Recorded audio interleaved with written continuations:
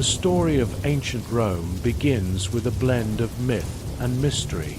In a land of rolling hills and winding rivers, the seeds of a great civilization were sown. This tale is one of wonder, struggle, and hope. For many centuries, people have whispered about the origins of Rome, a city that would one day rule the known world. The story is both simple and deep, told in gentle words and dramatic actions. It begins with legends of brave hearts, kind gods, and a destiny written in the stars. The early days of Rome were marked by the quiet beauty of nature and the powerful force of fate. In every rustling leaf and every flowing stream, there was a hint of the greatness to come. The land itself seemed to guide the people toward a future filled with promise and challenge. Long ago, in a time when gods and men walked together, a great tale was born. It is the story of two brothers, Romulus and Remus, whose lives were as intertwined as the branches of an ancient tree. Their mother, Rhea Silvia, was a princess of humble origins, forced into a life of hardship by fate. Their father was said to be a god, and from the moment of their birth, the twins were destined for greatness. However, their birth was seen as a threat by those who feared the power of the divine. In a cruel twist of fate, they were abandoned on the banks of the mighty Tiber River, placed in a small basket and set adrift. The helpless infants floated away on the gentle current, as if the river itself were carrying their hope into the unknown. Not long after, the fate of the twins took a wondrous turn. As the basket came to rest near a quiet grove, a large, caring she-wolf appeared. This wild creature, known in the lands for her strength and gentle heart, sensed the fragile life within the basket. With great care, she nudged the basket aside and discovered the two crying infants. Instead of harming them, she took them under her care. In the cool shade of the grove, the wolf nurtured the twins as if they were her own. Her soft fur and warm body became a symbol of protection in a harsh world. The wolf would return each day to check on them, sharing what little food she could find and offering comfort with her presence. It was as if nature herself had decided to look after these special children. As the days turned into weeks, and the weeks into months, the twins grew stronger under the watchful eyes of their unlikely guardian. The wild lands, filled with rustling leaves and chirping birds, served as their playground and classroom. They learned to walk, to run, and soon to mimic the sounds of the forest. The she-wolf was always near, a constant reminder of the kindness that can be found even in the wild. Her care was not just about survival, but about nurturing a spirit that would one day lead to greatness. In those early days, the twins began to understand the rhythms of nature, the balance between danger and beauty, and the deep bond that ties all living things together. This bond, forged in the heart of the wilderness, would be a guiding light for their future endeavors. After the care of the she-wolf, the twins began a new chapter in their lives. As they grew older, they knew that they had a special destiny. The wild lands around them called out to them, inviting them to build a home. Together, Romulus and Remus set out to find a safe place where they could start a new community. They walked along the banks of the Tiber River, feeling the cool water and watching the life that flowed by. They looked up at the sky, where the birds soared high, and listened to the whisper of the wind. It was clear to them that this land was a gift from the gods, a place where hope and promise lay waiting. The twins found a gentle hill that overlooked the river, a spot that felt both peaceful and strong. They chose this hill as the heart of their new home. With a simple plan and a shared dream, they began to mark out the future city. They cleared the land, gathered stones, and began to lay the foundations of a settlement that would one day become a great city. The work was hard, but the twins and the few followers who joined them worked with determination and faith. Every stone placed was a step towards a future filled with potential. As the city grew, people began to come from nearby lands. They brought with them stories of distant places and skills that added to the growing community. The new settlement became a place of gathering, a small beacon of light in a vast wilderness. The energy of new beginnings filled the air, and the promise of a bright future shone like the morning sun over the Tiber River. It was in these humble beginnings that the spirit of Rome was born. As the small settlement grew, the story of its origins spread among the people. They remembered the miraculous care of the she-wolf and the bravery of the twins. These tales became a part of the culture, taught to children and sung by elders. The people of the new Rome believed that the gods had watched over them from the very start. They saw the image of the she-wolf in the gentle breeze and felt the strength of the twins in every stone of the city.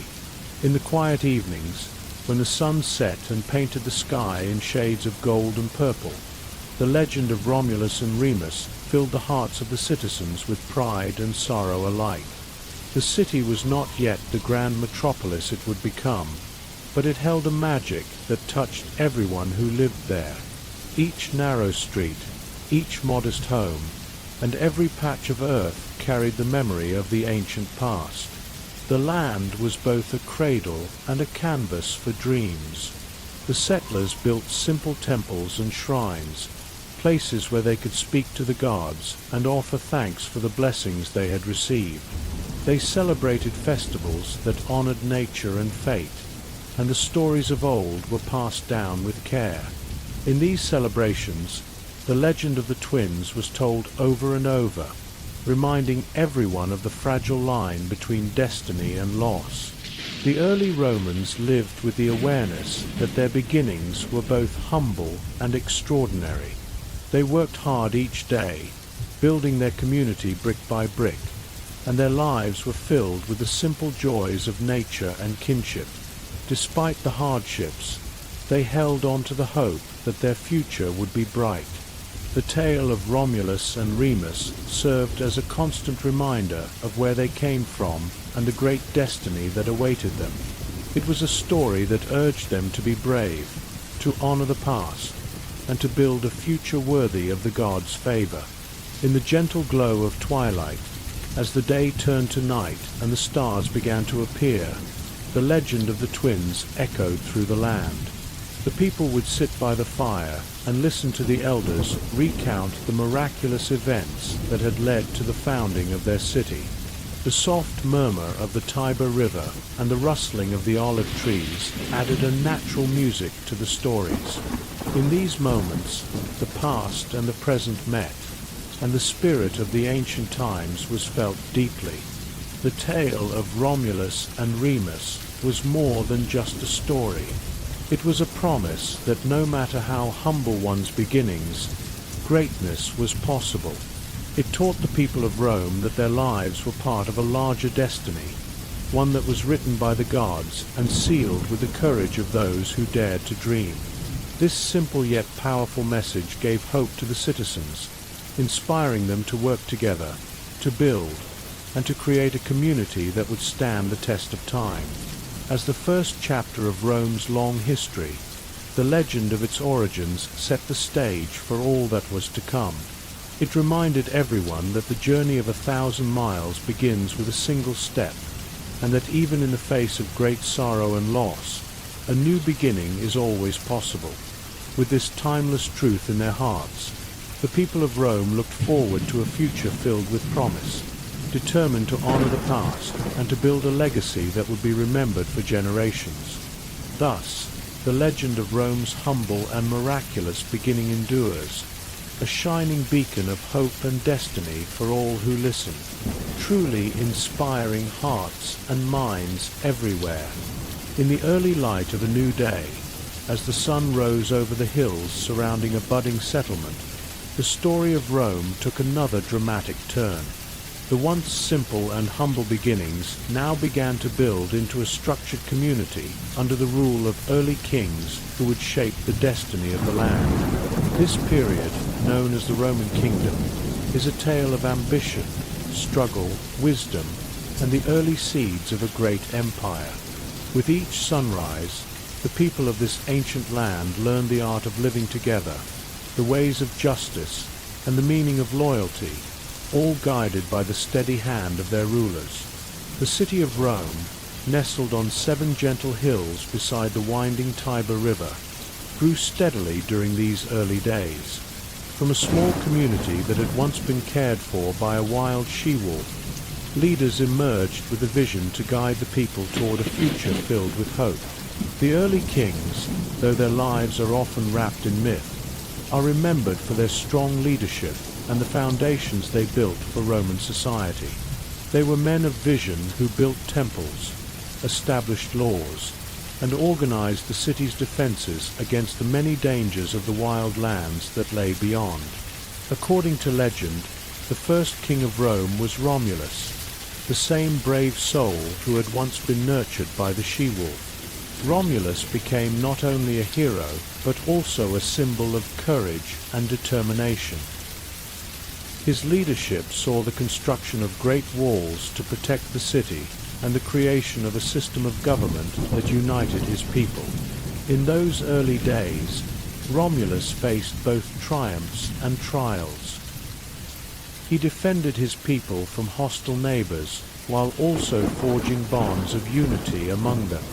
To help him in making wise decisions, he established the Senate, a council of elders whose advice was held in high esteem. This Senate was the first sign that Rome would be more than just a collection of families. It was becoming a community built on shared values. Under Romulus's guidance, the small settlement grew into a lively city where people gathered not only to work, but also to celebrate. Public feasts and festivals filled the streets with music, dance, and the vibrant stories of old heroes. These celebrations were more than moments of joy. They were a way to honor the gods and remember the brave deeds of warriors. Every stone laid in the city and every building raised carried a hint of destiny. The citizens felt a deep pride in the community they were building, and the strong bonds among them made the city feel like a large, extended family. Romulus's legacy was not just in the mighty walls or the organized government, but in the hope and unity that lit up the hearts of his people. After Romulus, a line of kings took over, each adding a layer to the story of Rome. One of the most gentle and wise among these was King Numa Pompilius. Unlike his predecessor, who had shown a warrior's strength, Numa was known for his peaceful nature. His rule brought about changes that focused on the spiritual and cultural growth of the people. Numa introduced many religious practices that became a core part of Roman life. He built temples, set up rituals, and encouraged the citizens to celebrate the gods through festivals. Under his guidance, the people learned that life was a blend of hard work and deep respect for nature and the divine. This balance of mind and heart would later become a lasting tradition in Rome. Numa believed that the gods lived in every part of nature, from the whispering leaves of ancient trees to the sparkling flow of the river. With great care, he taught his people to honor these forces by building small shrines and sacred groves. People began to see nature not as something to be conquered, but as a friend to be respected. The quiet prayers offered at these shrines and the simple songs sung under starlight slowly wove a tapestry of faith and community spirit. These early acts of worship laid the groundwork for a rich cultural life that would one day inspire art, music, and literature throughout Rome. Yet, the story of the Roman kingdom was not without its challenges. As the city grew, so did its troubles. Rival tribes and neighboring communities coveted the fertile lands and safe haven that Rome offered. The kings had to be both wise rulers and brave warriors. King Tullus Hostilius, for instance, was known for his bold and daring nature. He led his people into battles that were both fierce and dramatic. Under his command, Rome expanded its borders and claimed new lands. The clash of swords and the brave cries of soldiers filled the air, and the battles left marks on the hills and valleys around the city. Yet even in the heat of war, there was honor among the Romans. They fought to protect their families and to secure a future where justice and unity would reign. The victories won by Tullus Hostilius were celebrated with grand feasts and heartfelt songs. Every victory was a reminder that strength and determination could overcome even the greatest challenges. The people cheered not only for the glory of battle, but also for the promise of a secure and united future. Even as the drums of war echoed, the lessons learned on the battlefield were carried back to the city. These lessons became part of the early laws and customs, guiding how disputes were settled and how honor was preserved. As Rome continued to grow, later kings brought new ideas and improvements to the city. King Ancus Marcius, who followed the martial kings, is remembered for his efforts to improve Rome's infrastructure and to foster trade. He built bridges to span the Tiber, created roads that reached into the surrounding lands, and opened the city to new ideas and peoples. With these bridges and roads, traders and travelers from distant lands began to arrive. They brought with them not only exotic goods, but also new customs and ideas. The city, once a small settlement, was becoming a melting pot where the old ways met fresh influences. Ancus Marcius showed that progress was not just built with a sword, but also with careful planning and a willingness to learn from others. Under Ancus Marcius's rule, Rome's growth was steady and sure. Every new bridge and road built was like a promise of connection and prosperity. The markets grew livelier, and artisans found a welcoming audience for their crafts. The community felt stronger with each passing day, and the city's walls came to symbolize not only defense, but also the spirit of unity and hope. The improvements in trade and communication helped everyone work together, turning the early struggles into a shared dream of a better tomorrow. The kings of the Roman kingdom were also the first to set down laws that would guide the people in times of peace and conflict. These early laws were simple but fair, made to ensure that everyone had a chance to be heard and that disputes were settled with care. The kings listened to their citizens, knowing that true strength came from the unity of the community. They worked to create a society where each person, whether a soldier, a farmer, or a craftsman, felt valued and respected. These early laws helped shape the future of Rome, teaching lessons about fairness, duty, and the power of working together. Alongside the growth of law and order, art and culture began to flourish. The early kings encouraged poets, musicians, and storytellers to share the rich history and legends of their people. In the evenings, as the sun dipped behind the hills and the cool air of night set in, people gathered around small fires to listen to tales of ancient heroes, of battles fought for honor, and of love that triumphed over hardship. These stories were passed down from generation to generation, growing richer with each telling. They were simple and heartfelt, meant to inspire and comfort the listeners.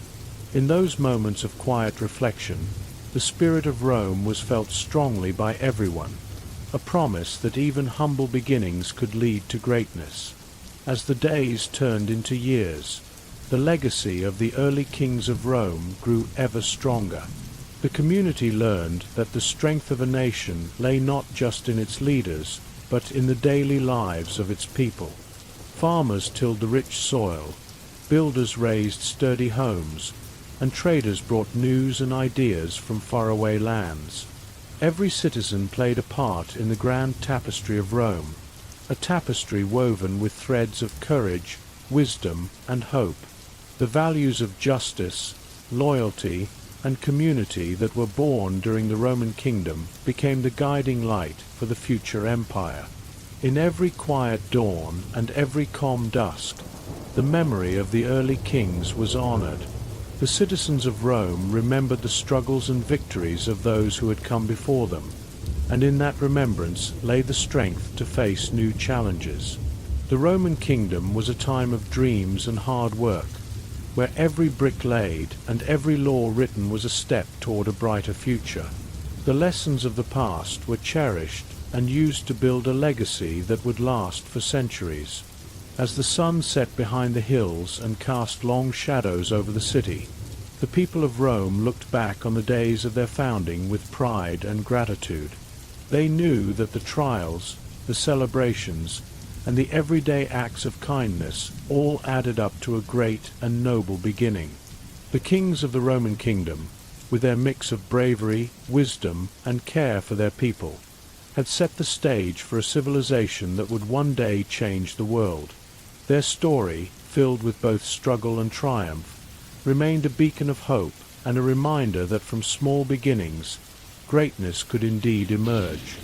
Thus, in the peaceful hours of night, when the stars shone bright above the ancient city, the legacy of the Roman kingdom lived on, a legacy built on the simple, enduring values of unity, justice, and hope.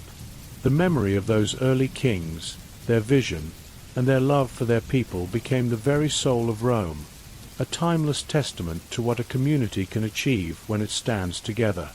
As the shadows of the old monarchy stretched long over the ancient land of Rome, whispers of change began to stir among the people.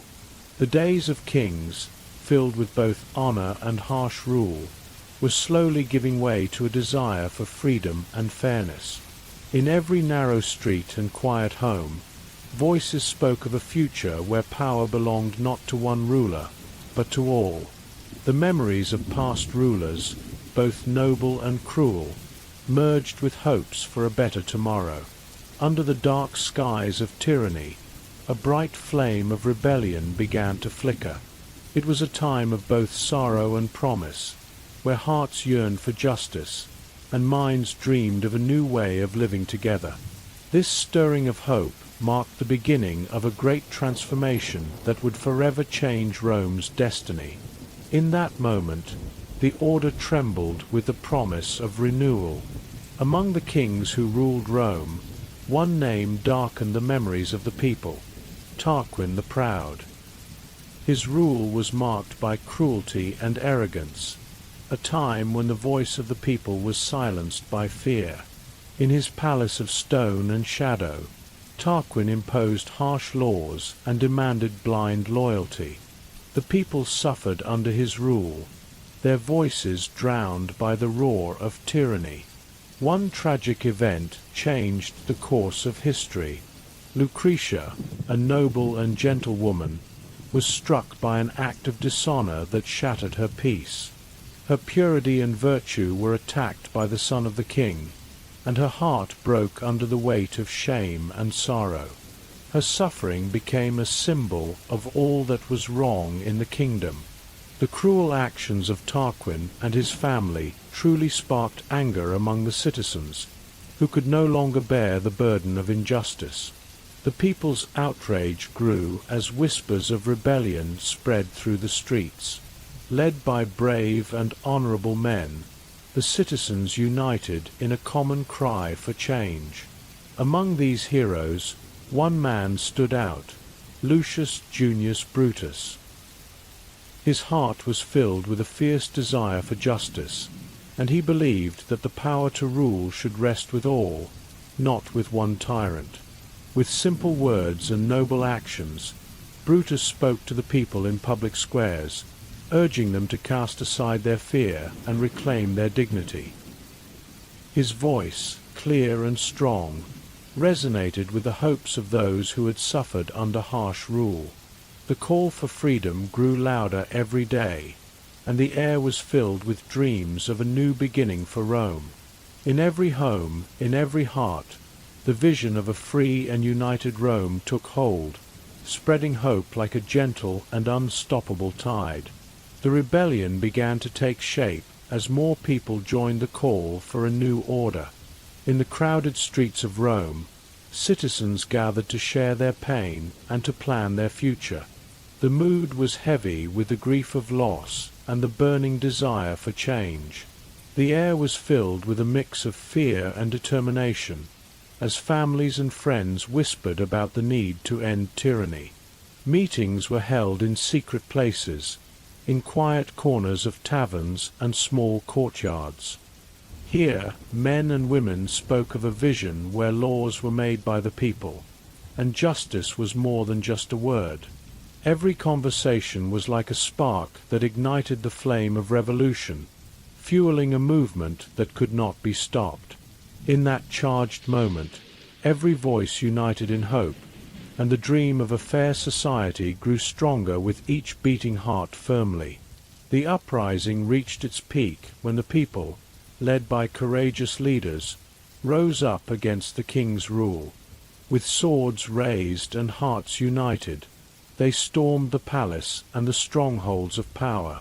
The air was filled with the clashing of weapons and the cries of defiance. In every corner of the city, the old order was challenged by the force of a new spirit. The soldiers of the king, caught off guard, could not withstand the flood of determined rebels.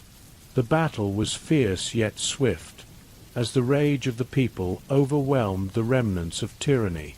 In that dramatic moment, the symbols of monarchy crumbled, and a new hope was born from the ruins of oppression. In the roar of battle, each falling stone and shattered chain echoed the people's yearning for liberty, lighting a spark that would ignite the flames of a new era beyond all measure. With the fall of the monarchy, the citizens of Rome gathered to decide their future. They realized that no one man should hold absolute power over their lives. In the aftermath of the uprising, leaders met in the open forum, discussing how to build a government that would serve everyone. They debated new ideas and principles that would replace the old ways of tyranny. The vision was clear: a government where power was shared, where laws were written by the people, and where every citizen had a voice. In this new spirit, the people chose to form a republic, a system based on collective wisdom and mutual respect. The promise of the republic shone like a beacon, guiding them toward a future of freedom and justice. Together, they vowed to uphold these ideals and to build a society where every life was cherished and every voice was heard without fail. In the early days of the Republic, many challenges emerged. The people had to learn how to govern themselves, to share power, and to resolve disputes peacefully. There were many debates and disagreements, but every conflict was seen as a chance to improve the new system. The idea of freedom was still young, and the art of compromise was a skill that needed practice. Citizens took turns leading small assemblies and councils, learning the value of dialogue and cooperation. With each meeting, the bonds of community grew stronger. Though the road ahead was uncertain, the determination to build a better Rome united all. In every discussion and every vote, the spirit of the Republic took root, promising a future where justice and equality would reign. Every citizen, from the humblest laborer to the wise elder, joined in the effort to shape a community built on shared honor and collective hope.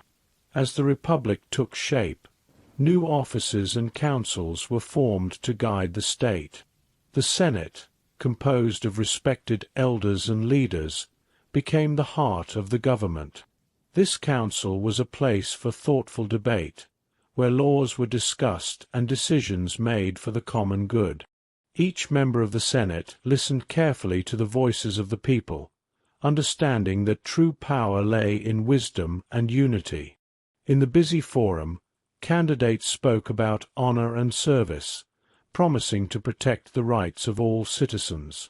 The structure of the new government was simple yet strong, built on rules that aimed to prevent any one person from seizing power again. Through careful planning and shared effort, Rome began to embrace the ideals of democracy.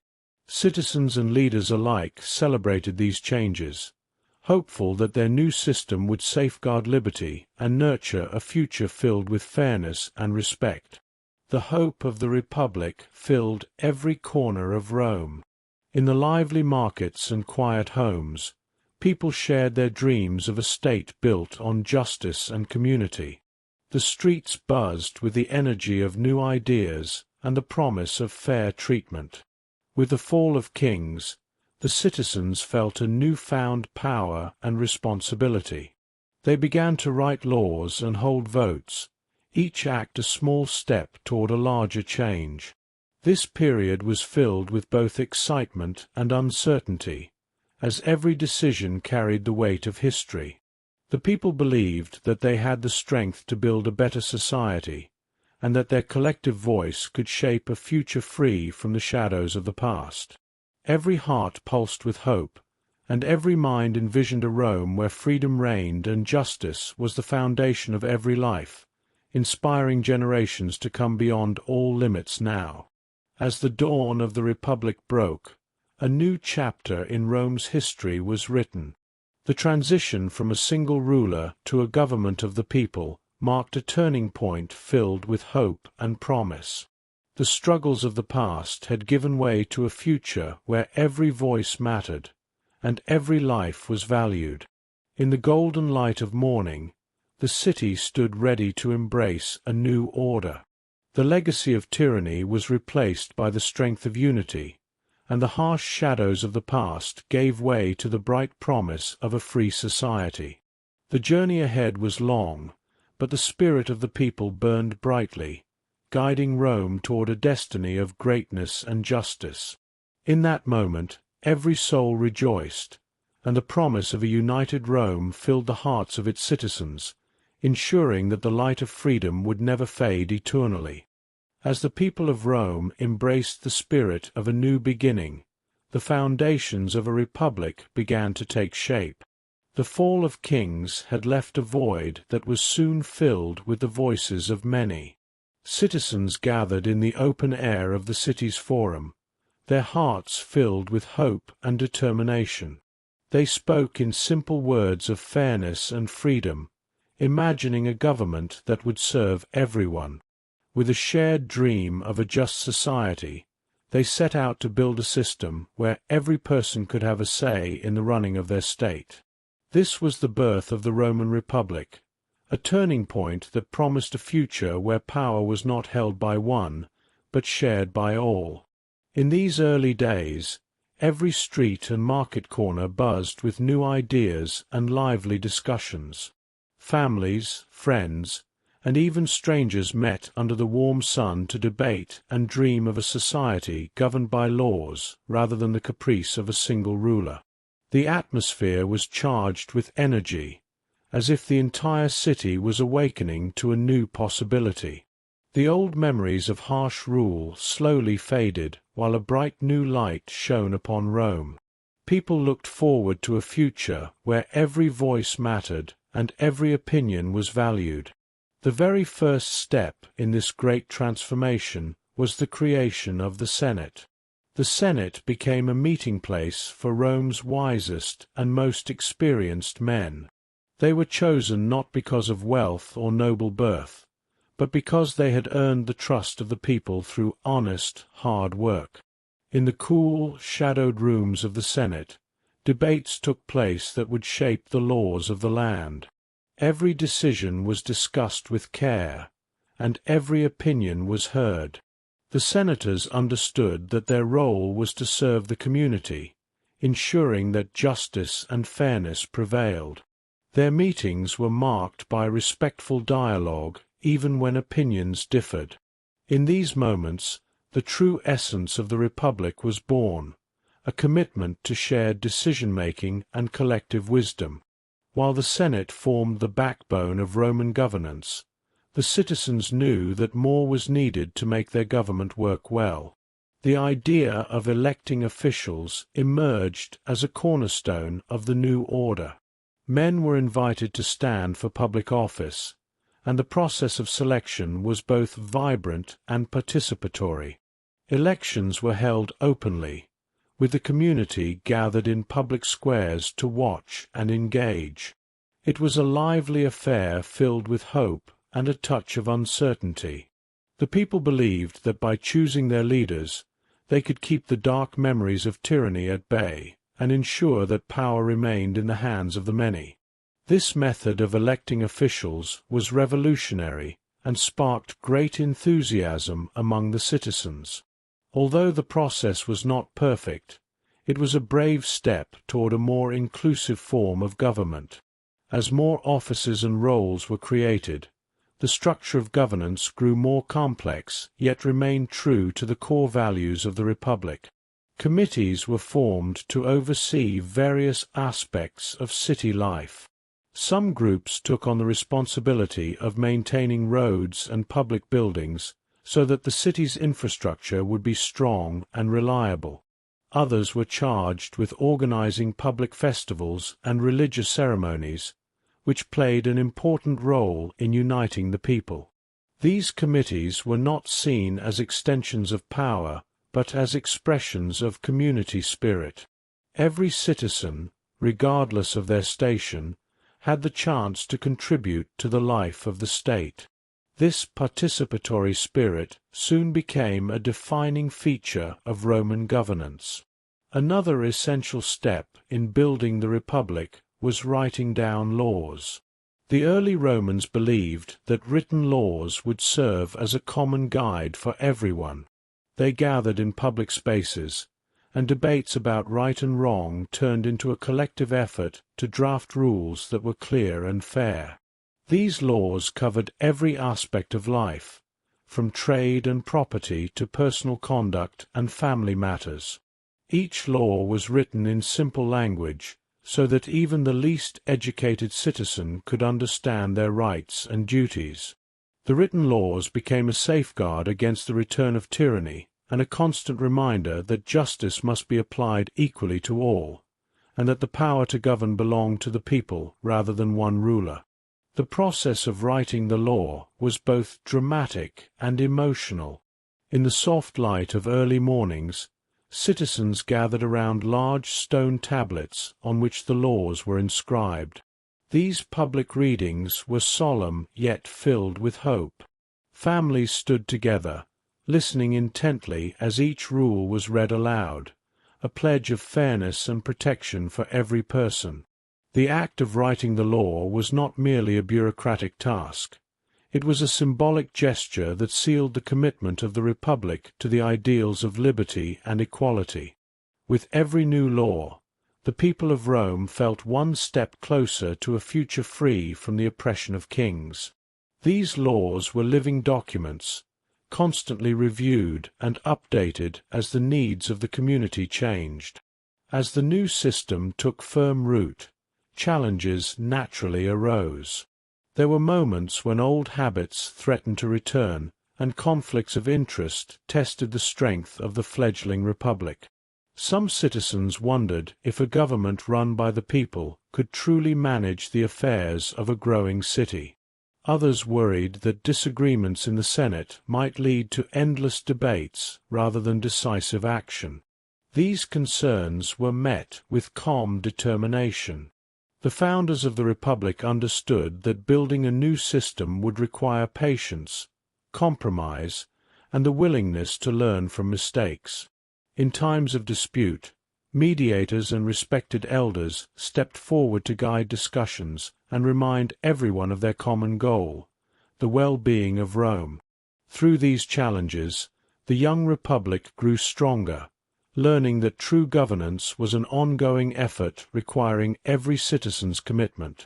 Education and tradition also played a key role in solidifying the new system. As children grew up in an environment of shared power and responsibility, They were taught the importance of civic duty and respect for the law. Simple schools became centers where young minds not only learned to read and write, but also to debate and reason. Elders in the community told stories of the old ways and of the brave actions that had led to the establishment of the Republic. These stories were passed down from generation to generation, ensuring that the spirit of the Republic would live on. The teachings of liberty, fairness, and public service became woven into the very fabric of Roman culture. In every lesson and every shared story, the values of the Republic were celebrated and cherished. Public spaces in Rome transformed into arenas of civic life. The Great Forum, once just a busy marketplace, became the heart of political discussion and community gathering. Here, citizens came together to listen, debate, and celebrate their collective achievements. The Forum echoed with the voices of ordinary people and their chosen leaders, all working toward the same dream, a city where justice and fairness reigned. The lively exchange of ideas in the Forum was a testament to the power of community and the strength of shared governance. It was a place where the hopes of the many were given life, and where every individual's voice mattered. This public engagement not only enriched the democratic process, but also fostered a deep sense of belonging and unity among the citizens. The establishment of republican governance in Rome was a journey marked by hard work, sacrifice, and unwavering hope. Every day brought new challenges, yet every obstacle was met with a spirit of determination and collective resolve. The early Romans understood that their dream of a fair and just society could only be realized through constant effort and mutual respect. In the glow of the setting sun, as the city's stone buildings bathed in soft light, the people of Rome reflected on their progress and looked to the future with pride. They knew that the road ahead might be long and filled with difficulties, but they also believed that together they could overcome any challenge. In the end, the story of establishing republican governance was more than a political transformation. It was a human story. It was the story of a community coming together to build a better world, of ordinary people rising to extraordinary heights through unity and shared purpose. The lessons learned in those early days echoed through the ages, reminding every citizen that the strength of a nation lies not in the power of one, but in the collective will of many. As the stars began to twinkle over ancient Rome, the promise of the Republic shone brightly, a beacon of hope for all who believed in the power of unity and the beauty of shared dreams. Thus, in every whispered word in the quiet corners of the city, the legacy of republican governance was celebrated. It was a legacy built on simple, honest actions and a deep belief in the value of every human life. With each passing day, the principles of fairness, equality, and justice grew stronger, weaving a tapestry of hope and resilience that would guide Rome for centuries to come. The dream of a government where every voice was heard and every person was valued had taken root, blossoming into a mighty force that would shape the future of an entire civilization. The dawn of the Roman Republic brought with it a spirit of ambition and unity that reached far beyond the city walls. In the years after the fall of the kings, the people of Rome turned their eyes to the lands around them. The Italian peninsula, with its rolling hills, winding rivers, and many small communities, became the next stage for Rome's unfolding destiny. The new republic was determined not only to govern the city, but also to spread its ideas of justice and shared responsibility among its neighbors. In those early days, Romans believed that their strength lay in unity. They saw that by coming together with other peoples, they could build a stronger, fairer society. With hope in their hearts, Roman leaders sent envoys to nearby towns. They spoke kindly and simply, inviting the people of those communities to join in a common cause. Many of the local tribes and settlements, proud of their independence yet curious about the promise of a better future, listened. Some chose to accept the friendship of Rome, while others remained cautious. Even so, the message was clear. Rome sought to build bridges and create a union of peoples. However, the path to unity was not always easy. Many local tribes were deeply attached to their old ways and traditions. They had long lived in small groups and were wary of giving up their customs. The Romans understood this and often approached with patience and respect. They did not force their ways on others, but showed that by working together, all could enjoy the benefits of peace and order. Yet, when talks failed and conflict seemed inevitable, Rome's legions were prepared to act. These soldiers, disciplined and brave, marched out to defend the ideals of the Republic. Their armor shone in the sunlight, and their steps echoed on the ancient roads as they met local warriors in battle. One memorable encounter occurred on a wide, grassy plain beneath a bright blue sky. The Roman soldiers faced a determined group from a neighboring tribe who wished to defend their land. The two sides met with the tension of rivals who respected each other's strength. The Romans fought using careful formations and clever tactics that had been developed in the new republic. As the battle raged, the clash of shields and the steady rhythm of marching feet filled the air. In the end, the Romans emerged victorious, but instead of exacting harsh punishment, they offered peace. They invited the defeated warriors to join the Republic, promising that together they could create a future where no one would live in fear. This act of mercy and honor was remembered for many generations as a turning point in how Rome treated its neighbors. As Rome expanded its influence over the Italian peninsula, it built many roads and bridges. These were not just practical constructions, but symbols of connection and unity. The new roads wound through small villages and over quiet hills, linking people who once lived apart. Along these roads, traders traveled with their goods, and ideas spread as quickly as the news of Rome's promise of fairness. Farmers, craftsmen, and merchants found that life improved when they could share their skills and work together. Markets began to flourish, and the sound of friendly haggling mixed with the laughter of children playing on dusty streets. In the towns that came under Roman influence, public forums emerged as centers of community life. In these open spaces, people gathered to discuss ideas, settle disputes, and plan celebrations. The simple language of the Romans made these meetings accessible to everyone. Elders would recount stories of Rome's early struggles, the fall of the kings, and the brave birth of the Republic. These tales, told under the soft glow of evening lamps or the natural light of the day, filled the hearts of young and old with hope. They spoke of a future where all men could share in the blessings of peace, justice, and unity. Yet, the integration of many different peoples was not achieved by force alone. The Romans recognized the value of local traditions. They allowed communities to keep many of their customs, as long as they respected the law and contributed to the common good. In some towns, local festivals continued as before, but now with added Roman elements.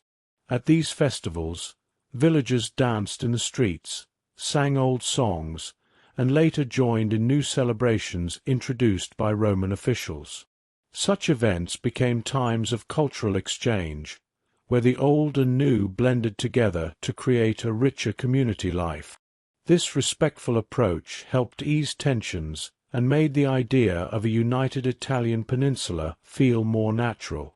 Alongside cultural integration, the practical challenges of daily life were met with Roman ingenuity. The Italian landscape, though beautiful, was full of obstacles. The region had rugged mountains, deep valleys, and rivers that could rise swiftly in the spring. To overcome these, the Romans built aqueducts that carried fresh water to towns and developed drainage systems to prevent floods from destroying crops. Roads were laid out in careful lines, designed to withstand the changing seasons. Every new structure was built with the hope that progress and protection would go hand in hand. These projects were often led by local volunteers and skilled workers, whose quiet determination helped forge the physical backbone of the Republic. As the Roman influence grew, so did its laws. The early Republic set out to write down rules that were simple and fair. These laws were not written in complicated language, but in clear words that everyone could understand. In public readings, the laws were recited aloud in town squares so that all could learn their rights and duties. These sessions were attended by people from every walk of life. They listened as the leaders spoke of justice, fairness, and the promise of a community built on respect. The written law was a powerful symbol of the new republic, a commitment that power would be shared and that every person, no matter how small or poor, would be protected by the same rules. The process of uniting the Italian peninsula under the Republic was not marked by one single great victory. Instead, it was the sum of many small acts of courage, hard work, and cooperation. Each treaty signed, each road built, and each festival celebrated added a new thread to the growing fabric of Roman life. The citizens learned that true strength was not measured by the size of an army or the might of a ruler, but by the willingness of people to work together for a better future. In the fields, in the workshops, and in the humble homes of the countryside, the ideals of the Republic took root. The people of these communities began to see themselves not as separate tribes, but as part of a larger family, a family that stretched from the heart of Rome to the farthest corners of the peninsula. The spirit of unity also brought changes to the way people thought about their own identities. No longer did they see themselves solely as members of a single tribe or clan. Instead, they started to embrace a new identity, that of being Roman. This identity was built on shared values such as courage, fairness, and respect for the law. It was a simple but powerful idea that made even the most humble citizen feel proud. As the years passed, this common identity helped to smooth over old divisions and build a sense of belonging that was greater than the sum of its parts. The success of the early Republic on the Italian peninsula was celebrated in many ways. In the evenings, people gathered around small fires to share stories of their ancestors and the great deeds of their forefathers. They spoke of battles fought with honor, of alliances forged with care, and of laws that brought peace to troubled lands. These stories, told in a simple language that everyone could understand, helped to keep the spirit of the Republic alive. They reminded each person that even in hard times, hope and unity could light the way forward. As the new day dawned over the Italian peninsula, the people looked to the future with brighter eyes and steady hearts. They knew that challenges still lay ahead, but they also believed that by standing together, they could overcome any obstacle. The legacy of the early Republic was not built on a single event or a single victory. It was built on the everyday actions of people who chose to work side by side. Every handshake, every shared meal, and every word of encouragement contributed to the growing strength of the community. In time, the Italian peninsula would become a land of many voices, each one contributing to the grand story of Rome. The lessons learned during these early years would guide future generations, showing them that unity, respect, and hard work were the true keys to lasting peace and prosperity. The early Republic's journey across the peninsula remains a powerful reminder that great change often begins with small, determined steps.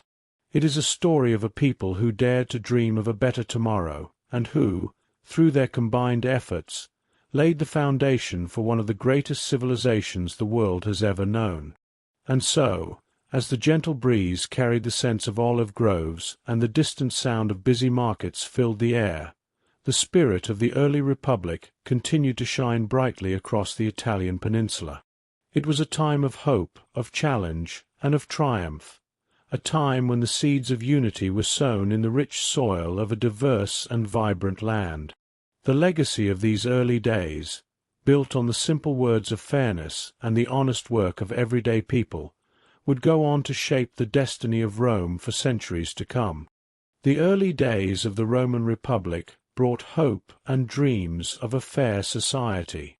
But as the city grew and its people multiplied, a deep divide began to show between two groups. One group was the patricians, wealthy families who claimed noble blood and held most of the power.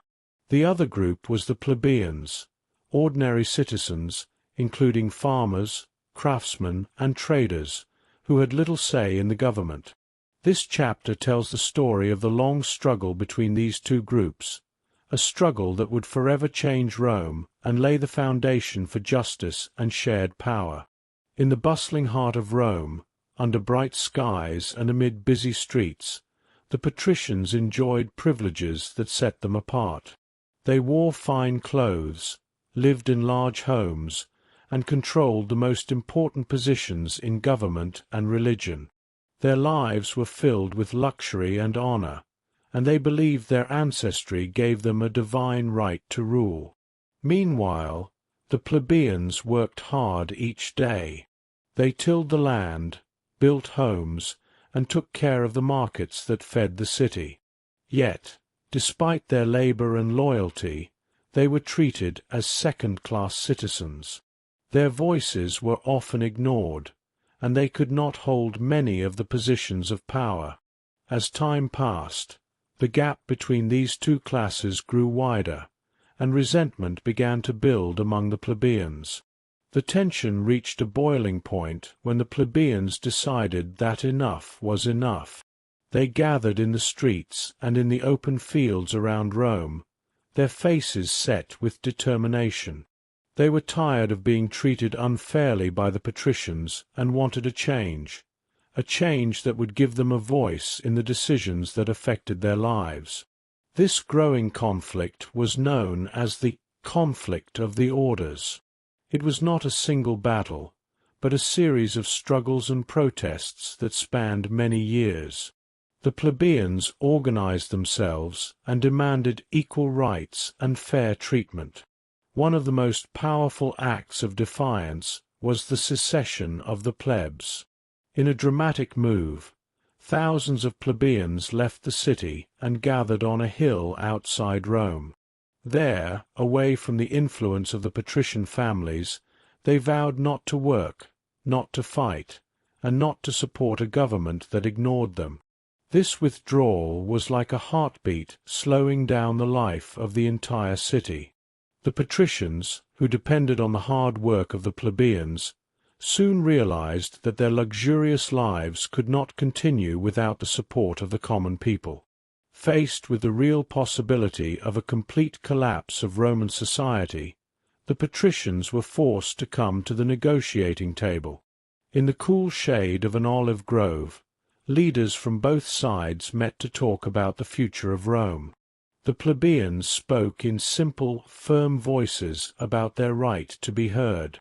They explained that without their labor and support, the republic would crumble. The patricians, although proud and set in their ways, slowly began to see that a compromise was needed. It was in these heated yet honest discussions that the first seeds of reform were sown. The plebeians demanded that laws be written down and made known to all citizens. They wanted rules that would protect everyone, regardless of birth or wealth. This call for written laws was a plea for fairness and transparency, and it marked a turning point in Roman history.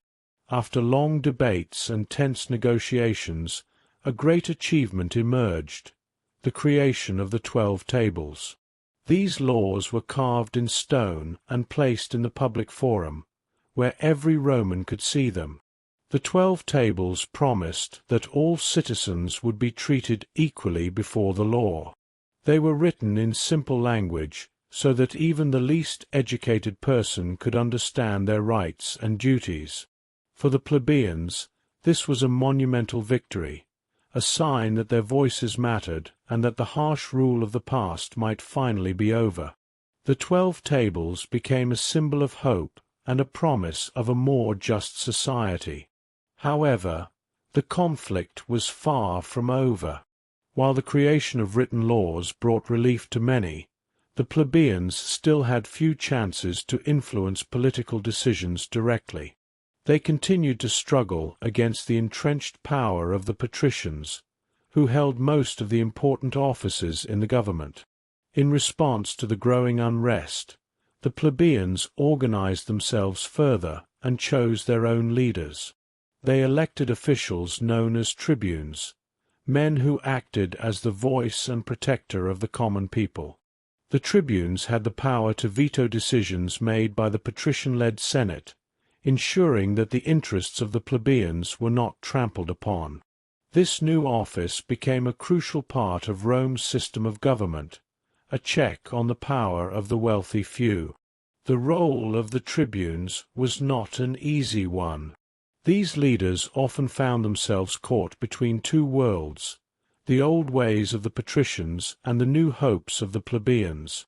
In the crowded streets of Rome, under the watchful eyes of statues and in the light of the public forum, tribunes spoke with passion and courage. They argued for reforms that would ensure every Roman, no matter how humble, had a chance to speak up. Their words resonated with the people who had long felt ignored. In many ways, the tribunes embodied the spirit of the conflict, a symbol of the people's determination to build a fairer society. Their struggles and victories became a part of the living history of Rome, passed down from one generation to the next. There were many challenges along the way. The patricians did not easily give up their power. They tried to hold on to the old ways, using their wealth and influence to resist change. In the halls of the Senate, heated debates often broke out. The patricians argued that the traditional system had worked for centuries, and that their leadership was essential for Rome's strength. But the plebeians countered with stories of injustice and hardship. They reminded everyone of the long hours of labor in the fields, the struggles in the marketplaces, and the quiet determination of those who had nothing but hope in their hearts. In these passionate exchanges, the truth emerged. A society built on fairness was the only way for Rome to truly thrive. As years passed, more reforms were slowly introduced. The office of the tribune grew in strength, and the plebeians' influence in the government increased. Some patricians, realizing that change was inevitable, even began to support reforms. Marriages between patricians and plebeians became more common, and over time, the strict divisions between the two classes began to blur. The conflict that had once threatened to tear Rome apart gradually evolved into a dialogue, a conversation between two sides that recognized the need for unity. Though the road was long and often painful, every step toward equality strengthened the bonds between all Romans. This period of conflict and reform was a time of great sacrifice and heroism. Many brave men and women gave their all in the fight for justice. Their struggles were not fought with grand armies or in epic battles on distant fields, but in the hearts and minds of everyday people. In the quiet moments of protest, in the long nights of secret meetings, and in the tearful joy of a hard-won vote, the spirit of the people shone through. Their courage was a quiet force that moved the destiny of Rome toward a brighter future. It was a future in which every voice could be heard, and every life, no matter how humble, had meaning. In the end, the conflict of the orders transformed Rome. It was a long, arduous journey from a system where birth determined one's worth to a society that valued the contribution of every citizen. The reforms achieved during these troubled times laid the foundation for a government that would endure for centuries. The lessons learned in those early struggles continued to influence Roman politics and law, echoing in every corner of the Republic. The legacy of the conflict was a reminder that true power comes not from wealth or noble birth, but from the strength of a united community. Under the warm light of a Roman sunset, as the city's streets filled with the sounds of life and laughter, the people of Rome looked back on those difficult times with a mix of sorrow and pride. They remembered the long nights of debate and the many sacrifices made by those who dared to challenge the old ways. And they also celebrated the victories, the creation of the 12 tables, the rise of the tribunes, and the gradual melding of two worlds into one. The story of the conflict of the orders was more than a tale of struggle. It was a story of hope, courage, and the belief that a better world was possible. It was a reminder that even in the face of deep division, unity could be forged through persistence and love for one's community. As the stars emerged over the ancient city and the cool night air whispered of promise and possibility, the people of Rome knew that the conflict had been a necessary step on the long road to justice. They understood that the journey toward fairness was never truly complete, and that every generation must continue the work of building a society that honors all its members. In the soft glow of the night, with the memory of hard-won battles and heartfelt victories warming their souls, the citizens of Rome embraced the future, a future built on the firm belief that every person had a role to play, and that the strength of the Republic lay in the unity of its people. And so, the conflict of the orders became a cherished chapter in Rome's grand history, a chapter that showed the power of perseverance, the beauty of compromise, and the enduring hope of a people determined to build a better world for all. The rise of Roman military might is a story of determination, innovation, and unity that transformed a small city into a dominant power in the ancient world. In the early days of the Republic, the citizens of Rome took up arms not as professional soldiers, but as defenders of their homes and families. Every Roman man was expected to serve when needed, forming a militia that gathered in open fields and training grounds. These early warriors, equipped with simple shields, spears, and the raw courage of youth, laid the foundation for what would become one of the most formidable military forces in history. The spirit of duty and the desire to protect their community fueled their every step. With each training session, the men grew stronger and more skilled, learning to fight together as one body. Their unity in the face of danger was the first spark of the discipline that would later define the Roman legion. As time passed, the nature of warfare changed, and the Roman military evolved into a more structured and professional force.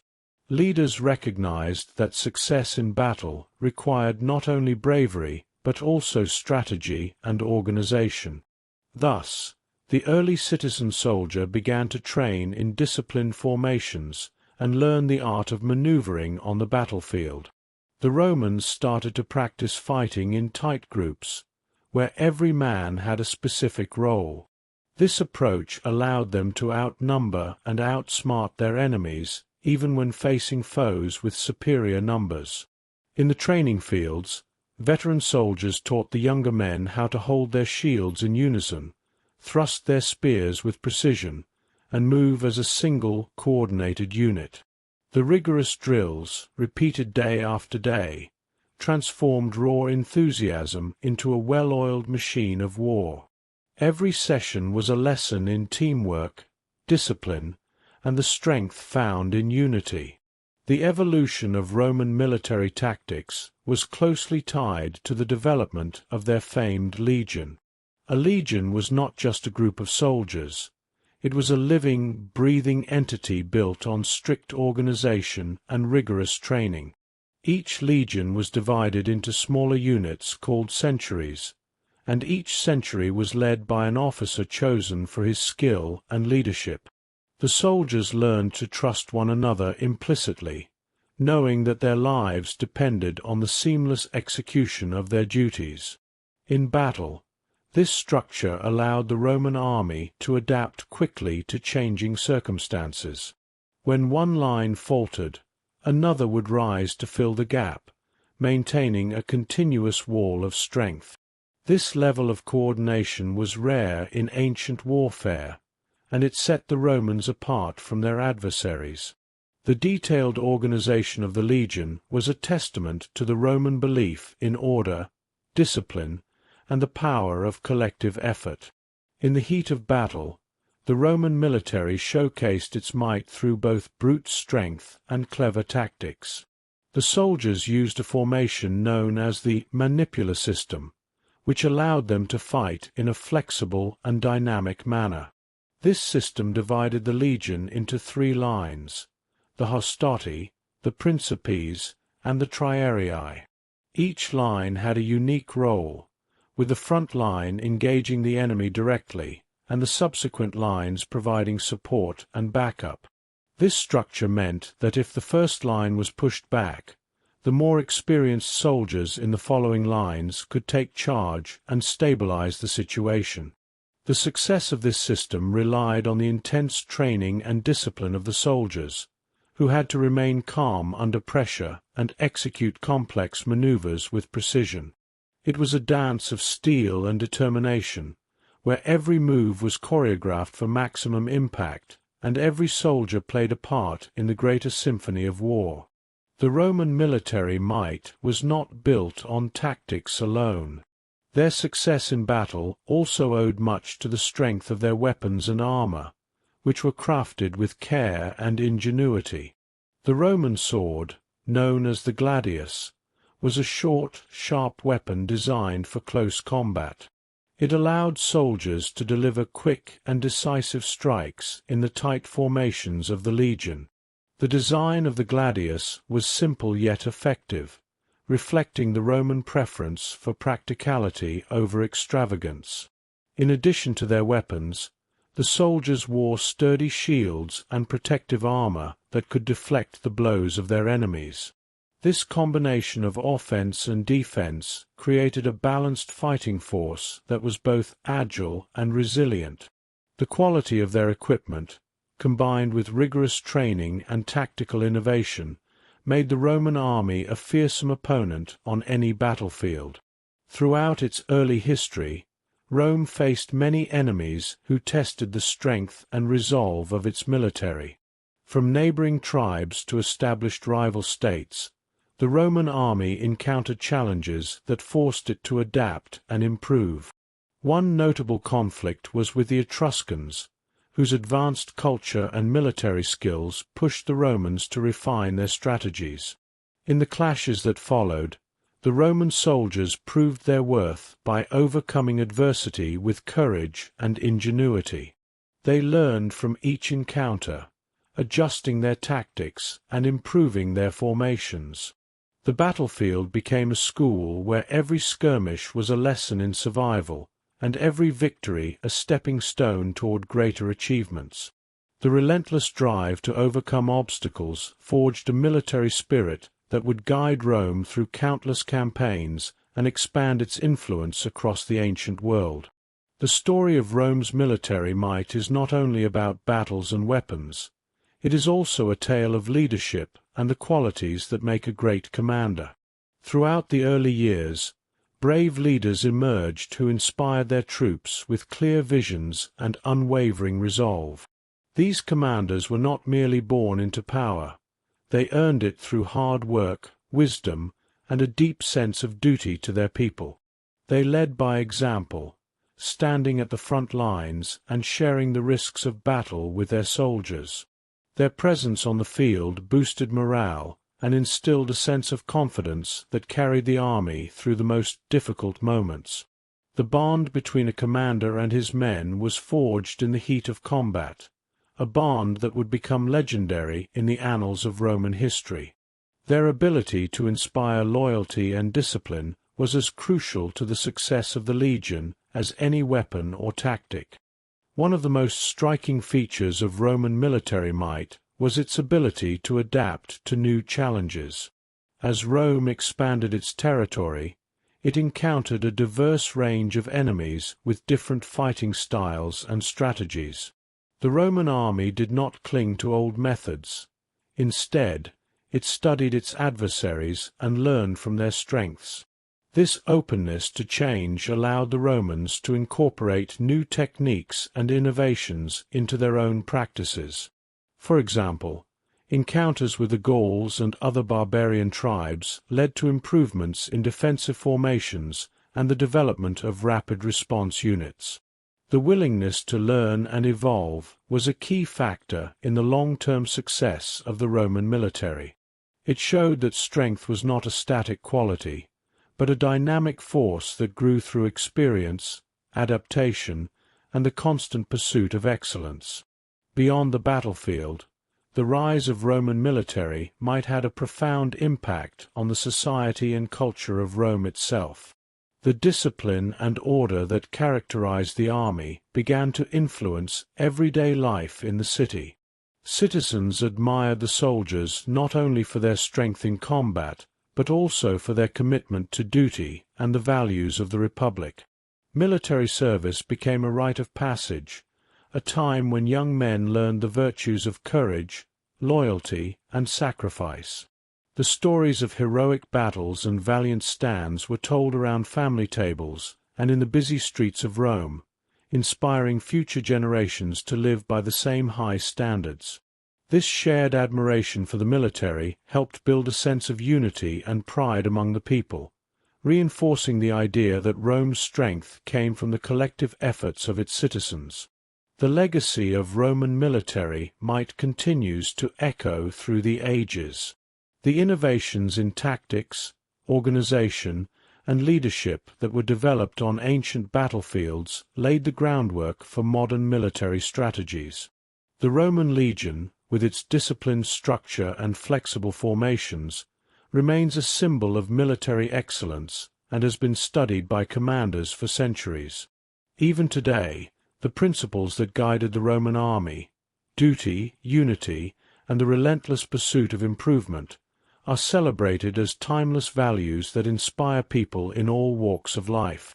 The rise of Roman military might is a testament to the power of human determination and the impact of collective effort in shaping history. In the grand tapestry of Rome's history, the rise of its military power stands out as a turning point that transformed a modest city-state into an empire that spanned continents. It was a journey marked by hardships and triumphs, where every battle and every training session contributed to a legacy of strength and resilience. The story of the Roman military is a reminder that great achievements are born from the willingness to learn, adapt, and work together toward a common goal. It is a story that continues to inspire, echoing through the corridors of time and reminding us of the enduring power of unity and discipline. As the Roman soldiers marched forward under clear skies and the steady beat of their marching feet, they carried with them the hopes and dreams of a people who believed in a future of peace and prosperity. Their journey was not just one of conquest and battles, but a profound expression of the human spirit, a spirit that dares to rise above challenges, to forge bonds in the heat of conflict, and to create a legacy that endures long after the clash of arms has faded. The rise of Roman military might is a story of strength, courage, and innovation, a story that continues to shine as a beacon of excellence and stands as a timeless example of what can be achieved when people unite for a common cause. In the ancient Mediterranean, two great powers rose to challenge each other with might and cunning.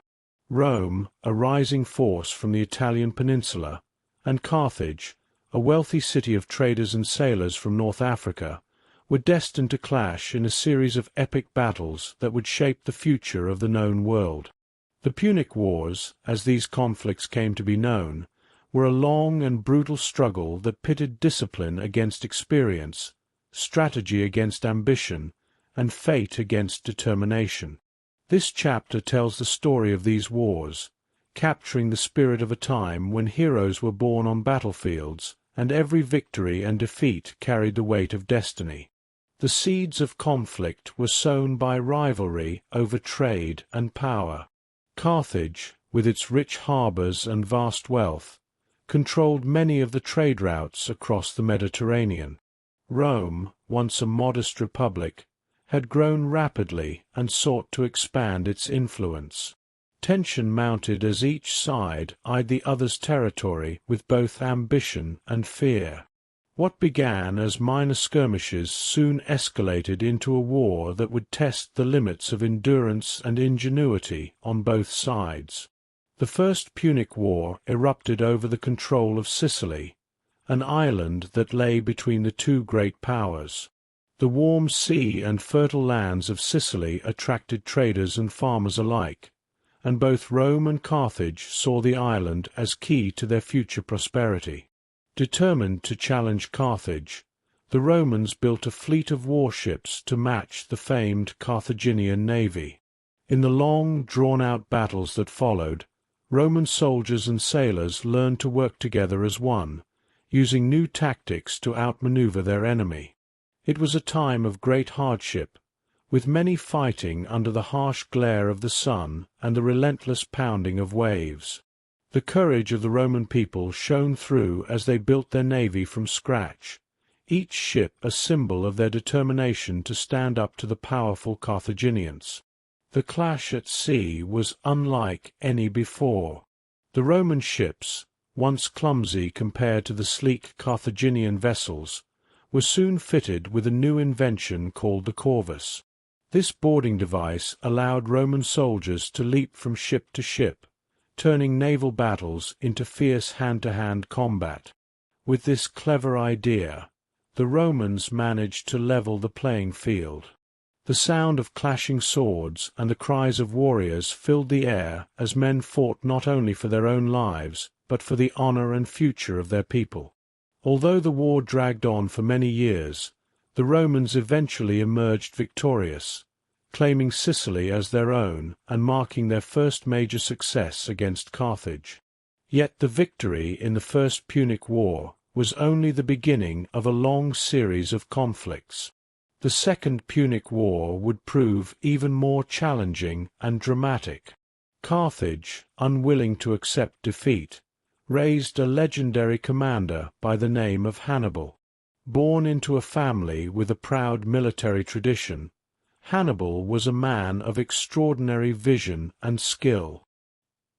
He believed that Carthage's strength could be restored by striking at the heart of Rome itself. In a daring and bold move, Hannibal gathered his army and led them on a journey that would become one of the most famous marches in history. Hannibal's march began in the rugged lands of Spain, where he assembled a diverse force of soldiers, war elephants, and experienced cavalry. His goal was to bring the fight directly to Roman soil, bypassing the safety of the Mediterranean and invading the Italian peninsula. The journey was long and treacherous.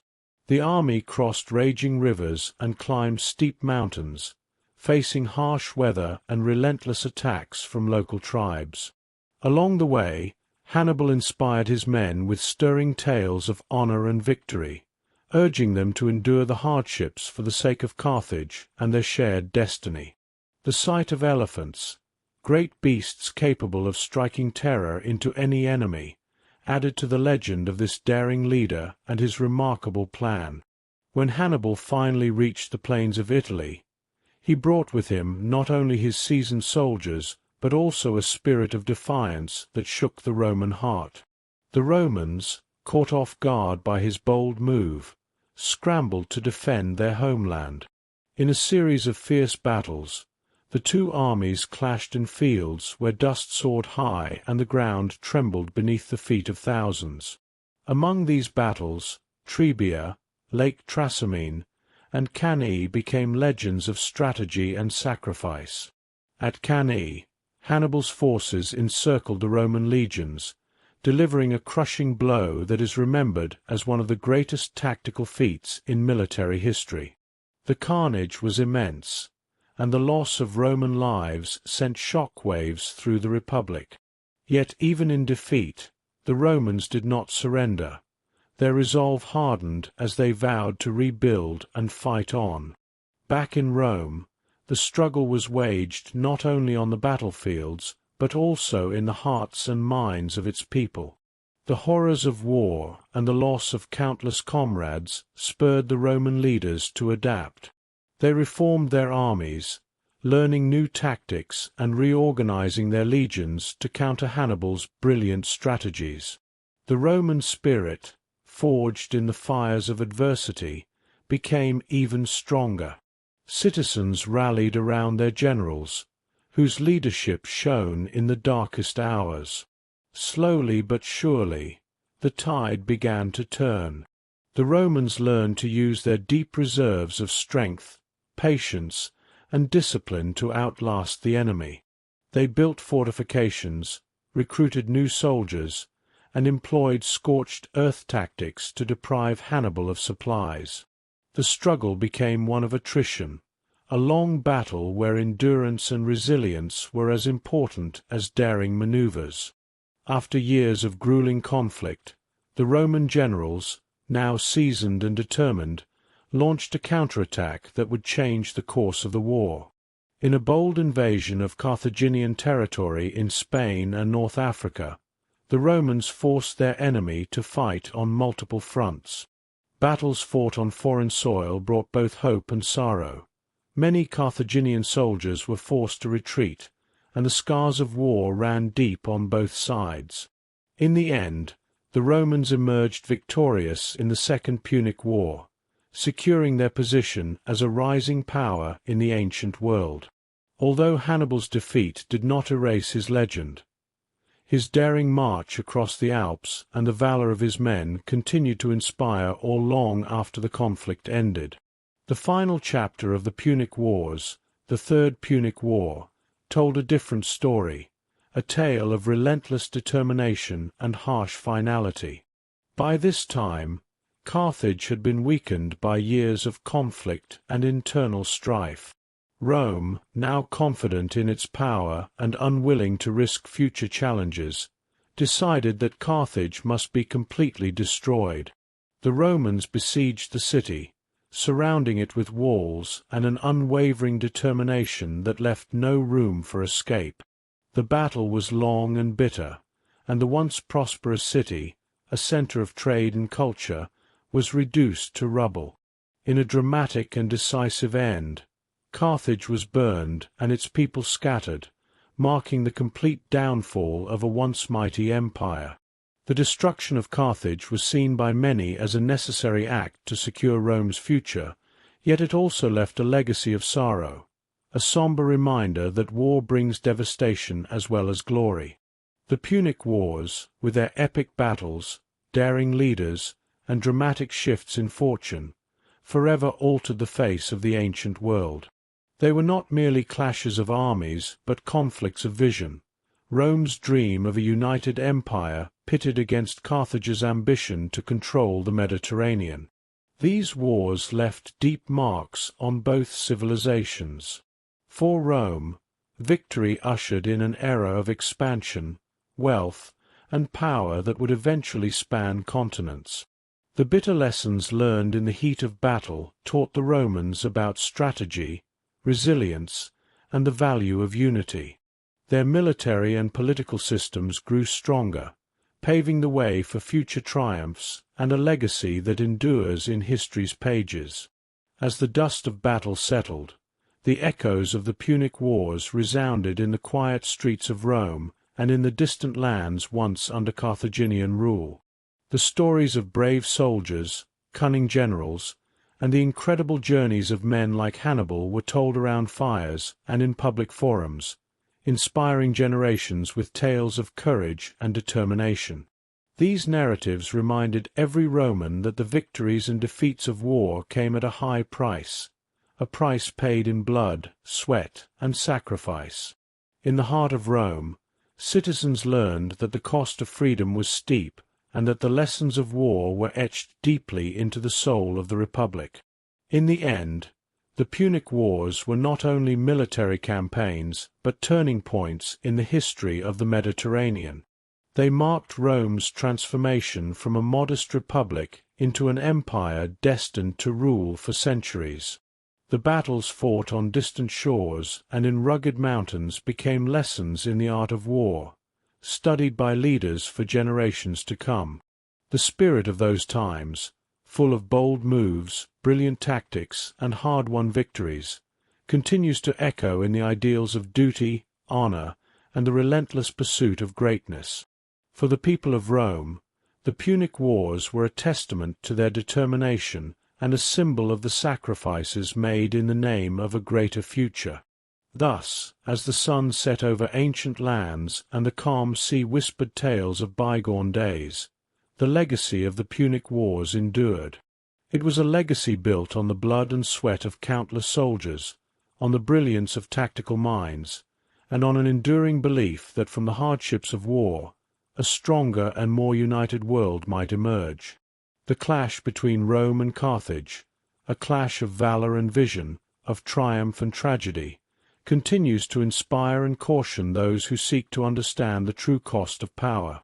In every stone of the ancient roads that connect far-off lands, and in every echo of history carried by the wind, the story of the Punic Wars lives on as a timeless reminder of what it means to fight for honor, to learn from defeat, and to rise again from the ashes of conflict. The early days of the Roman Republic brought hope and dreams of a fair society.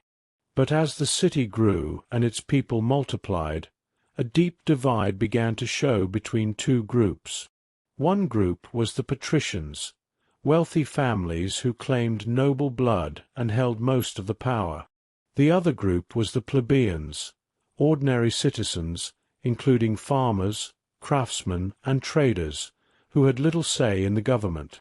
This chapter tells the story of the long struggle between these two groups, a struggle that would forever change Rome and lay the foundation for justice and shared power.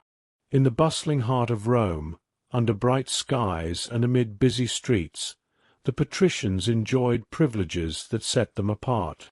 They wore fine clothes, lived in large homes, and controlled the most important positions in government and religion. Their lives were filled with luxury and honor, and they believed their ancestry gave them a divine right to rule. Meanwhile, the plebeians worked hard each day. They tilled the land, built homes, and took care of the markets that fed the city. Yet, despite their labor and loyalty, they were treated as second-class citizens. Their voices were often ignored, and they could not hold many of the positions of power. As time passed, the gap between these two classes grew wider, and resentment began to build among the plebeians. The tension reached a boiling point when the plebeians decided that enough was enough. They gathered in the streets and in the open fields around Rome, their faces set with determination. They were tired of being treated unfairly by the patricians and wanted a change that would give them a voice in the decisions that affected their lives.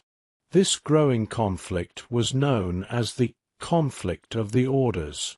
It was not a single battle, but a series of struggles and protests that spanned many years.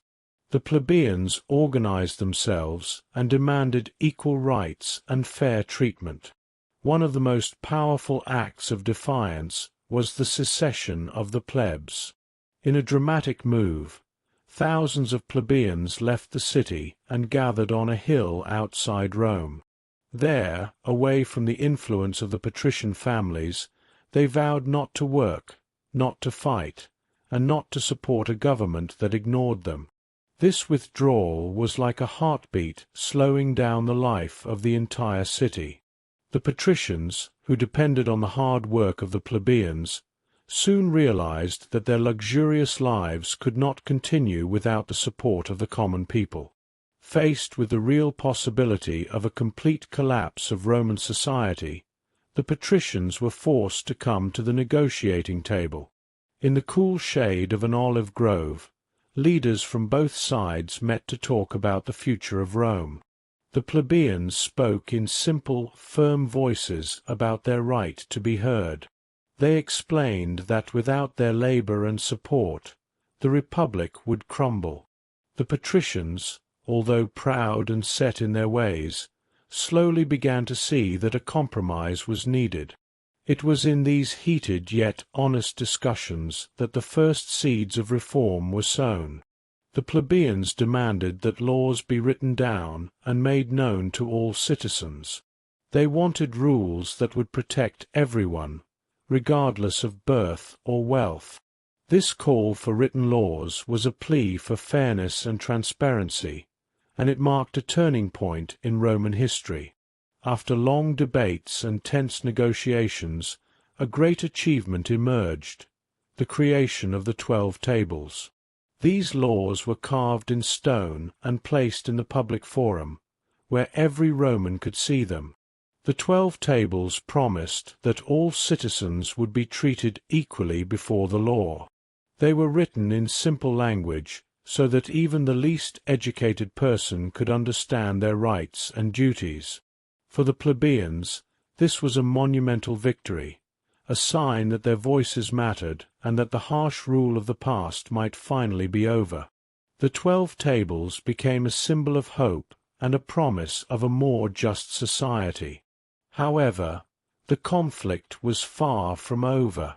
While the creation of written laws brought relief to many, the plebeians still had few chances to influence political decisions directly.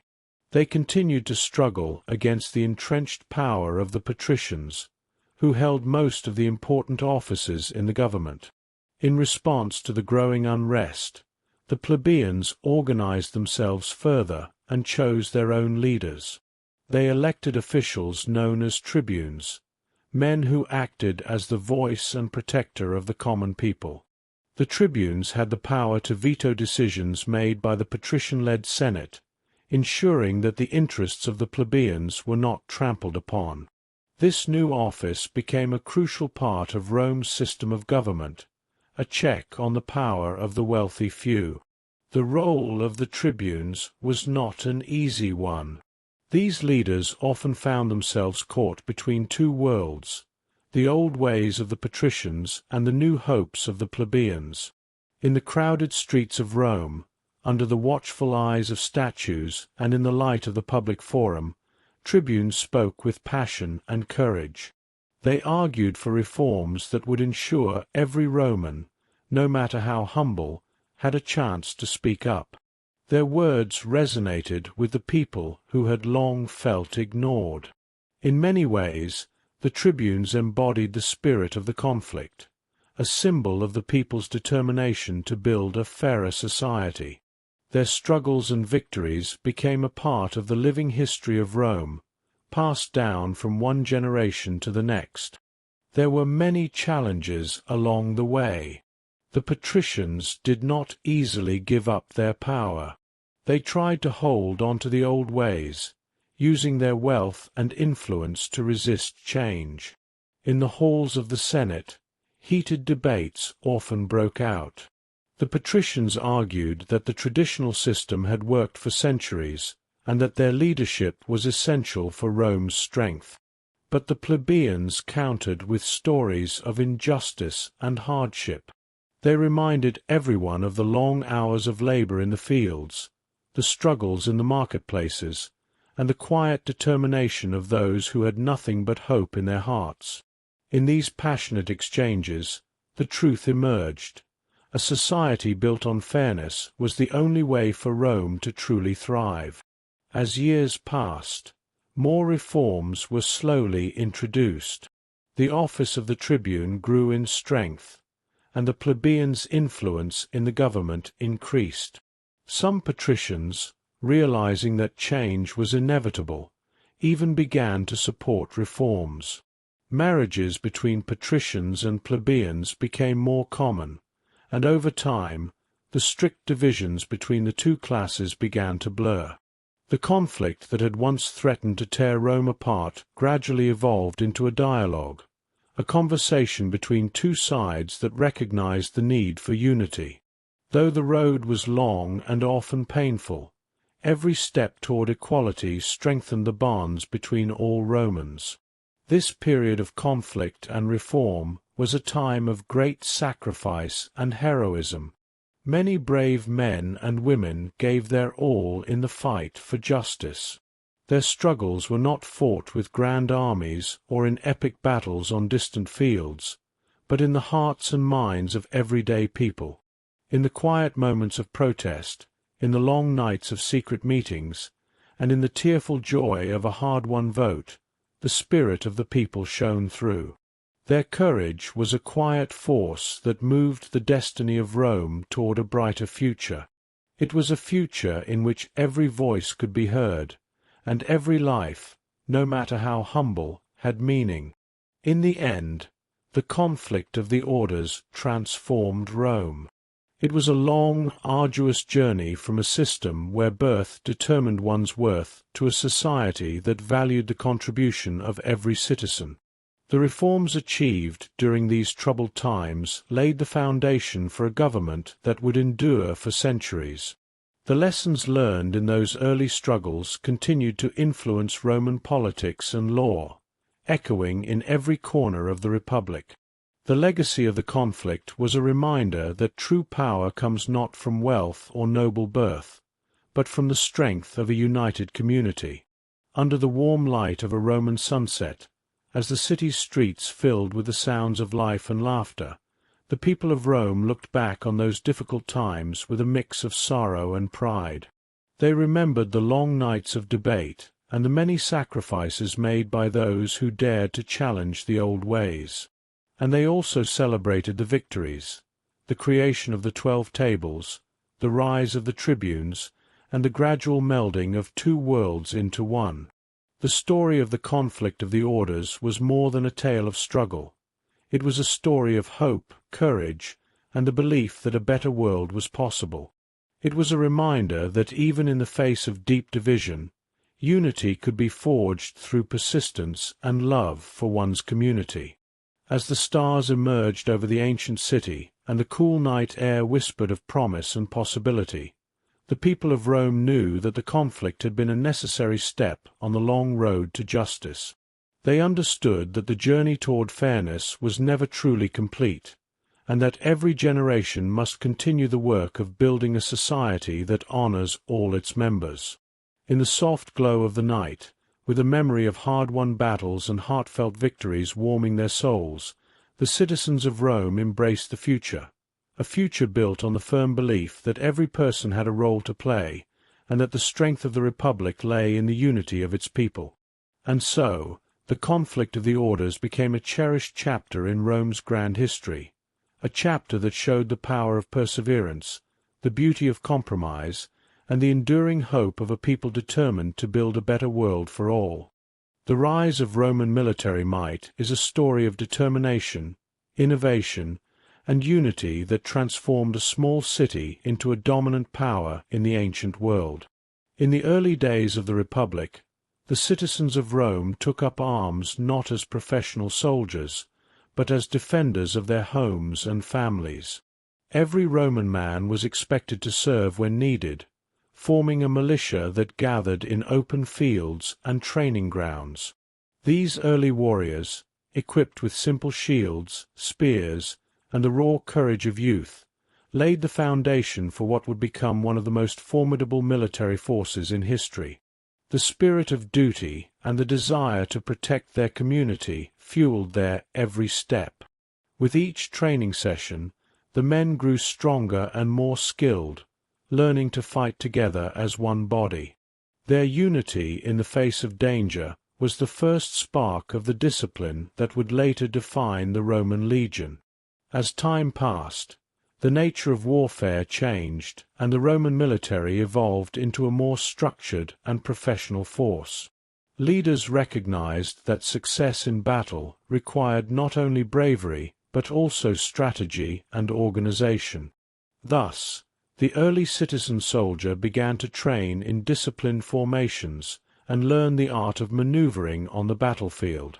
The Romans started to practice fighting in tight groups, where every man had a specific role. This approach allowed them to outnumber and outsmart their enemies, even when facing foes with superior numbers. In the training fields, veteran soldiers taught the younger men how to hold their shields in unison, thrust their spears with precision, and move as a single, coordinated unit. The rigorous drills, repeated day after day, transformed raw enthusiasm into a well-oiled machine of war. Every session was a lesson in teamwork, discipline, and the strength found in unity. The evolution of Roman military tactics was closely tied to the development of their famed legion. A legion was not just a group of soldiers. It was a living, breathing entity built on strict organization and rigorous training. Each legion was divided into smaller units called centuries, and each century was led by an officer chosen for his skill and leadership. The soldiers learned to trust one another implicitly, knowing that their lives depended on the seamless execution of their duties. In battle, this structure allowed the Roman army to adapt quickly to changing circumstances. When one line faltered, another would rise to fill the gap, maintaining a continuous wall of strength. This level of coordination was rare in ancient warfare, and it set the Romans apart from their adversaries. The detailed organization of the legion was a testament to the Roman belief in order, discipline, and the power of collective effort. In the heat of battle, the Roman military showcased its might through both brute strength and clever tactics. The soldiers used a formation known as the manipular system, which allowed them to fight in a flexible and dynamic manner. This system divided the legion into 3 lines: the hostati, the principes, and the triarii. Each line had a unique role, with the front line engaging the enemy directly, and the subsequent lines providing support and backup. This structure meant that if the first line was pushed back, the more experienced soldiers in the following lines could take charge and stabilize the situation. The success of this system relied on the intense training and discipline of the soldiers, who had to remain calm under pressure and execute complex maneuvers with precision. It was a dance of steel and determination, where every move was choreographed for maximum impact, and every soldier played a part in the greater symphony of war. The Roman military might was not built on tactics alone. Their success in battle also owed much to the strength of their weapons and armor, which were crafted with care and ingenuity. The Roman sword, known as the gladius, was a short, sharp weapon designed for close combat. It allowed soldiers to deliver quick and decisive strikes in the tight formations of the legion. The design of the gladius was simple yet effective, reflecting the Roman preference for practicality over extravagance. In addition to their weapons, the soldiers wore sturdy shields and protective armor that could deflect the blows of their enemies. This combination of offense and defense created a balanced fighting force that was both agile and resilient. The quality of their equipment, combined with rigorous training and tactical innovation, made the Roman army a fearsome opponent on any battlefield. Throughout its early history, Rome faced many enemies who tested the strength and resolve of its military. From neighboring tribes to established rival states, the Roman army encountered challenges that forced it to adapt and improve. One notable conflict was with the Etruscans, whose advanced culture and military skills pushed the Romans to refine their strategies. In the clashes that followed, the Roman soldiers proved their worth by overcoming adversity with courage and ingenuity. They learned from each encounter, adjusting their tactics and improving their formations. The battlefield became a school where every skirmish was a lesson in survival and every victory a stepping stone toward greater achievements. The relentless drive to overcome obstacles forged a military spirit that would guide Rome through countless campaigns and expand its influence across the ancient world. The story of Rome's military might is not only about battles and weapons. It is also a tale of leadership and the qualities that make a great commander. Throughout the early years, brave leaders emerged who inspired their troops with clear visions and unwavering resolve. These commanders were not merely born into power. They earned it through hard work, wisdom, and a deep sense of duty to their people. They led by example, standing at the front lines and sharing the risks of battle with their soldiers. Their presence on the field boosted morale and instilled a sense of confidence that carried the army through the most difficult moments. The bond between a commander and his men was forged in the heat of combat, a bond that would become legendary in the annals of Roman history. Their ability to inspire loyalty and discipline was as crucial to the success of the legion as any weapon or tactic. One of the most striking features of Roman military might was its ability to adapt to new challenges. As Rome expanded its territory, it encountered a diverse range of enemies with different fighting styles and strategies. The Roman army did not cling to old methods. Instead, it studied its adversaries and learned from their strengths. This openness to change allowed the Romans to incorporate new techniques and innovations into their own practices. For example, encounters with the Gauls and other barbarian tribes led to improvements in defensive formations and the development of rapid response units. The willingness to learn and evolve was a key factor in the long-term success of the Roman military. It showed that strength was not a static quality, but a dynamic force that grew through experience, adaptation, and the constant pursuit of excellence. Beyond the battlefield, the rise of Roman military might have had a profound impact on the society and culture of Rome itself. The discipline and order that characterized the army began to influence everyday life in the city. Citizens admired the soldiers not only for their strength in combat, but also for their commitment to duty and the values of the Republic. Military service became a rite of passage, a time when young men learned the virtues of courage, loyalty, and sacrifice. The stories of heroic battles and valiant stands were told around family tables and in the busy streets of Rome, inspiring future generations to live by the same high standards. This shared admiration for the military helped build a sense of unity and pride among the people, reinforcing the idea that Rome's strength came from the collective efforts of its citizens. The legacy of Roman military might continues to echo through the ages. The innovations in tactics, organization, and leadership that were developed on ancient battlefields laid the groundwork for modern military strategies. The Roman legion, with its disciplined structure and flexible formations, remains a symbol of military excellence and has been studied by commanders for centuries. Even today, the principles that guided the Roman army, duty, unity, and the relentless pursuit of improvement, are celebrated as timeless values that inspire people in all walks of life.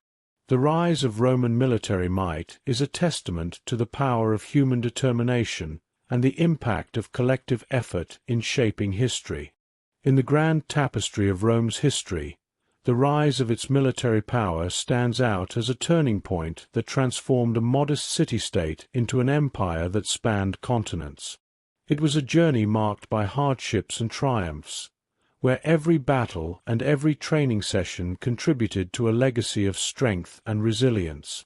The story of the Roman military is a reminder that great achievements are born from the willingness to learn, adapt, and work together toward a common goal. It is a story that continues to inspire, echoing through the corridors of time and reminding us of the enduring power of unity and discipline. As the Roman soldiers marched forward under clear skies and the steady beat of their marching feet, They carried with them the hopes and dreams of a people who believed in a future of peace and prosperity. Their journey was not just one of conquest and battles, but a profound expression of the human spirit, a spirit that dares to rise above challenges, to forge bonds in the heat of conflict, and to create a legacy that endures long after the clash of arms has faded. The rise of Roman military might is a story of strength, courage, and innovation, a story that continues to shine as a beacon of excellence and stands as a timeless example of what can be achieved when people unite for a common cause. In the ancient Mediterranean, two great powers rose to challenge each other with might and cunning. Rome, a rising force from the Italian peninsula, and Carthage, a wealthy city of traders and sailors from North Africa, were destined to clash in a series of epic battles that would shape the future of the known world. The Punic Wars, as these conflicts came to be known, were a long and brutal struggle that pitted discipline against experience, strategy against ambition, and fate against determination. This chapter tells the story of these wars, capturing the spirit of a time when heroes were born on battlefields, and every victory and defeat carried the weight of destiny. The seeds of conflict were sown by rivalry over trade and power. Carthage, with its rich harbors and vast wealth, controlled many of the trade routes across the Mediterranean. Rome, once a modest republic, had grown rapidly and sought to expand its influence. Tension mounted as each side eyed the other's territory with both ambition and fear. What began as minor skirmishes soon escalated into a war that would test the limits of endurance and ingenuity on both sides. The First Punic War erupted over the control of Sicily, an island that lay between the two great powers. The warm sea and fertile lands of Sicily attracted traders and farmers alike, and both Rome and Carthage saw the island as key to their future prosperity. Determined to challenge Carthage, the Romans built a fleet of warships to match the famed Carthaginian navy. In the long, drawn-out battles that followed, Roman soldiers and sailors learned to work together as one, using new tactics to outmaneuver their enemy. It was a time of great hardship, with many fighting under the harsh glare of the sun and the relentless pounding of waves. The courage of the Roman people shone through as they built their navy from scratch, each ship a symbol of their determination to stand up to the powerful Carthaginians. The clash at sea was unlike any before. The Roman ships, once clumsy compared to the sleek Carthaginian vessels, were soon fitted with a new invention called the corvus. This boarding device allowed Roman soldiers to leap from ship to ship, turning naval battles into fierce hand-to-hand combat. With this clever idea, the Romans managed to level the playing field. The sound of clashing swords and the cries of warriors filled the air as men fought not only for their own lives, but for the honor and future of their people. Although the war dragged on for many years, the Romans eventually emerged victorious, claiming Sicily as their own and marking their first major success against Carthage.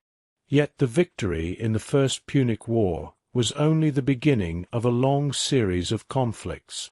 The Second Punic War would prove even more challenging and dramatic. Carthage, unwilling to accept defeat, raised a legendary commander by the name of Hannibal. Born into a family with a proud military tradition, Hannibal was a man of extraordinary vision and skill. He believed that Carthage's strength could be restored by striking at the heart of Rome itself. In a daring and bold move, Hannibal gathered his army and led them on a journey that would become one of the most famous marches in history.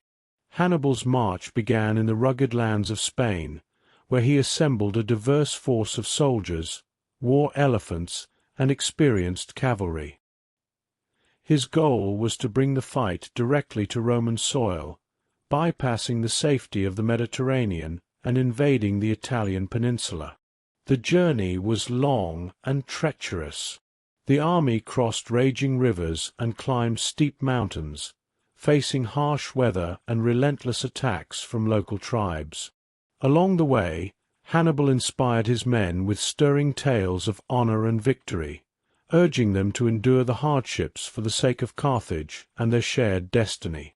The sight of elephants, great beasts capable of striking terror into any enemy, added to the legend of this daring leader and his remarkable plan. When Hannibal finally reached the plains of Italy, he brought with him not only his seasoned soldiers, but also a spirit of defiance that shook the Roman heart. The Romans, caught off guard by his bold move, scrambled to defend their homeland. In a series of fierce battles, the two armies clashed in fields where dust soared high and the ground trembled beneath the feet of thousands. Among these battles, Trebia, Lake Trasimene, and Cannae became legends of strategy and sacrifice. At Cannae, Hannibal's forces encircled the Roman legions, delivering a crushing blow that is remembered as one of the greatest tactical feats in military history. The carnage was immense, and the loss of Roman lives sent shock waves through the Republic. Yet even in defeat, the Romans did not surrender.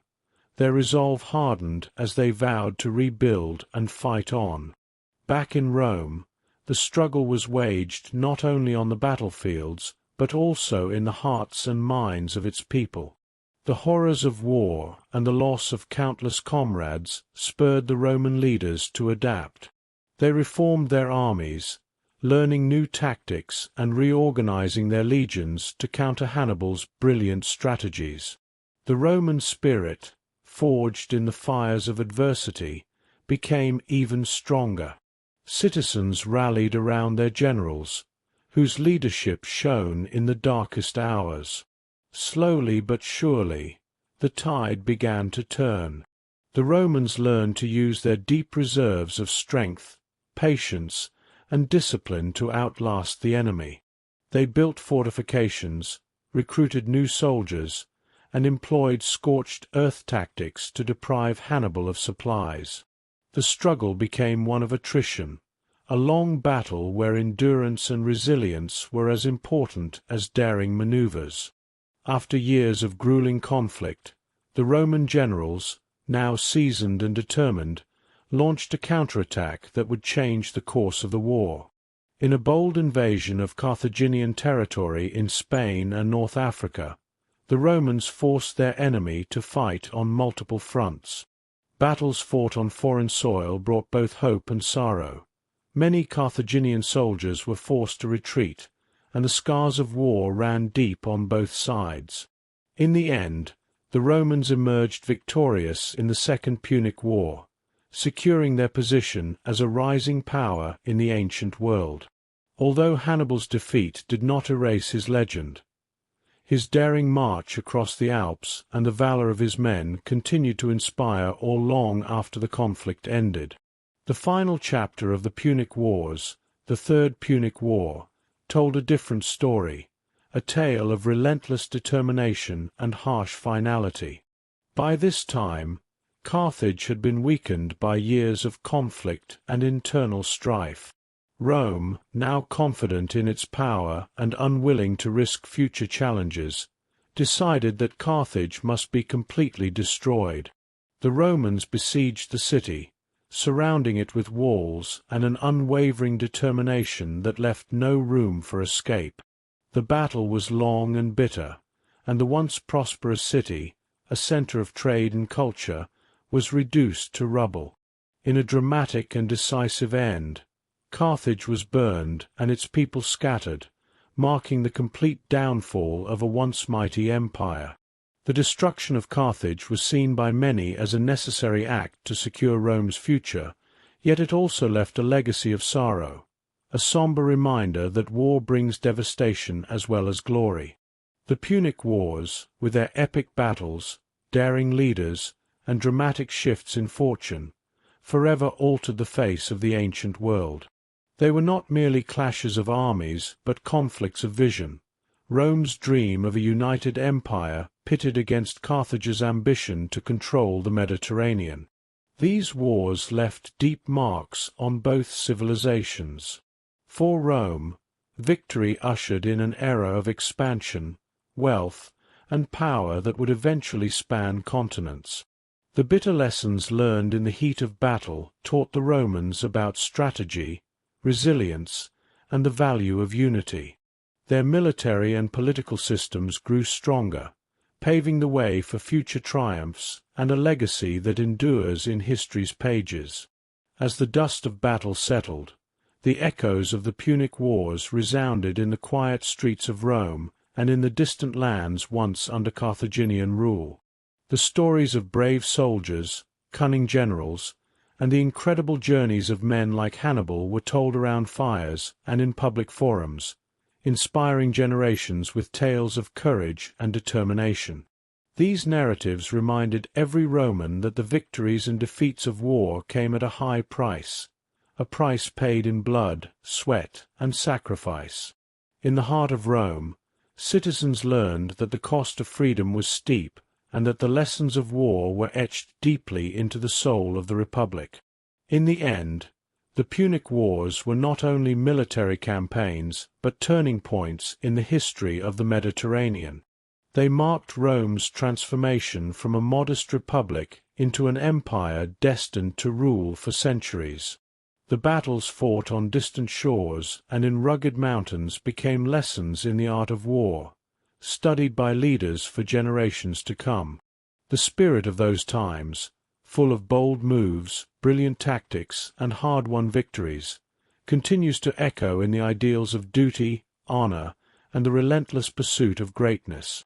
For the people of Rome, the Punic Wars were a testament to their determination and a symbol of the sacrifices made in the name of a greater future.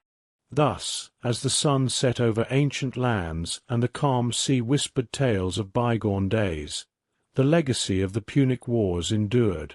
It was a legacy built on the blood and sweat of countless soldiers, on the brilliance of tactical minds, and on an enduring belief that from the hardships of war, a stronger and more united world might emerge. The clash between Rome and Carthage, a clash of valor and vision, of triumph and tragedy, continues to inspire and caution those who seek to understand the true cost of power. In every stone of the ancient roads that connect far-off lands, and in every echo of history carried by the wind, the story of the Punic Wars lives on as a timeless reminder of what it means to fight for honor, to learn from defeat, and to rise again from the ashes of conflict. As the echoes of conflict faded into memory, the Roman Republic turned its determined gaze outward. No longer satisfied with the hard-won victories of war, Rome now set about uniting the Mediterranean under one banner. The Punic Wars had proven that Rome was a force to be reckoned with, but the real challenge lay in bringing together a vast and diverse collection of peoples and lands. In this chapter, we follow Rome's journey as it transformed from a regional power into a unifying empire, one that wove together different cultures, laws, and traditions into a single grand tapestry. The first steps toward consolidation began with careful administration. Conquered territories from Spain in the west to North Africa in the south were organized into provinces with clearly defined boundaries and responsibilities. Local leaders were allowed to continue their customs and traditions, provided they respected the overarching authority of Rome and the rule of law. Roman governors were appointed to oversee these provinces, ensuring that taxes were fairly collected, disputes were settled, and the Pax Romana, a long period of peace, could flourish.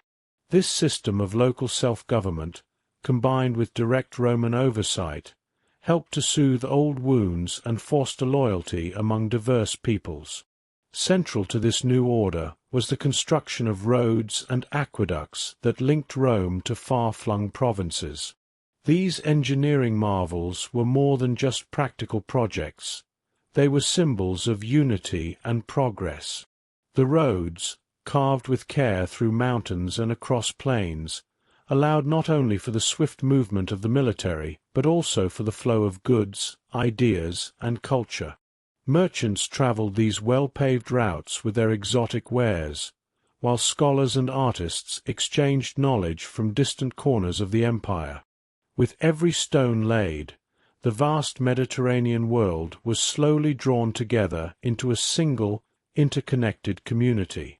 The spread of Roman law played an equally crucial role. The legal system of Rome, built on the principles of fairness and clarity, was introduced in every province. Laws were carved into stone and set up in public spaces so that every citizen, from the richest patrician to the humblest plebeian, could know their rights and duties.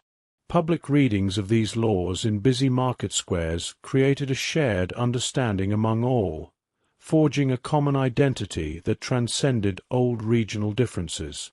This uniformity of law ensured that no one was above the rules, and it became the glue that held the many parts of the empire together. Trade and commerce also flourished under this new order. With secure roads and a stable legal environment, markets thrived as never before. Goods such as olive oil from Spain, grain from Egypt, and fine pottery from Greece were traded freely across the empire. Towns and cities along the coastlines buzzed with activity as merchants and artisans brought together the best of their regions. The wealth generated by this trade improved the quality of life for countless citizens and provided the resources needed for further public works. Temples, theatres, and public baths were built not only to display Rome's power, but also to offer leisure and cultural enrichment to the people. In this vibrant exchange of commerce and art, the Mediterranean became a place where differences were celebrated and unity was born through shared prosperity. Yet, the process of unification was not without its challenges. Many conquered peoples were proud of their ancient traditions and hesitant to abandon their way of life. The Romans, however, were both pragmatic and respectful in their approach. Rather than force assimilation, they offered a choice: adopt the benefits of Roman citizenship, with its protections and privileges, or maintain local customs while still participating in the larger framework of the empire. In many cases, this gentle integration worked wonders. In the Greek cities of the East, for example, local art, philosophy, and science flourished under Roman patronage. The blending of Greek culture with Roman administration produced a legacy that would influence generations to come. In Egypt, too, the ancient traditions were honored even as the country became a vital province of Rome, its grand monuments standing side by side with new public buildings and forums. The military, which had once been the engine of conquest, evolved into a stabilizing force that safeguarded these gains. Roman legions, now stationed in every major province, acted as both protectors and builders. They maintained the peace by deterring rebellion and ensuring that trade routes remained safe for travelers and merchants. In times of unrest, the disciplined soldiers were quick to restore order, their presence a constant reminder that the strength of Rome was at hand. Yet even as they guarded the borders of the empire, these soldiers often turned their skills to constructive tasks, building roads, fortifications, and public buildings that further knit the regions together. Their dual role as warriors and builders was a testament to Rome's commitment to lasting peace and unity. Cultural exchange blossomed as a natural byproduct of this integration. Festivals, religious rituals, and public celebrations were organized in a spirit that combined local traditions with Roman ideals. In the bustling forums of newly integrated cities, citizens gathered not only to debate politics, but also to share stories, music, and dance. This confluence of cultures led to the rise of new art forms and literature that reflected the diversity of the Mediterranean world. The grand amphitheatres, where plays were performed in languages from Latin to Greek, became arenas of shared cultural expression. Here, The people of Rome and its provinces could see their own histories celebrated alongside the tales of Rome's great victories, creating a sense of belonging that was both local and imperial. The success of Rome's consolidation of power was also measured by its ability to resolve conflicts peacefully.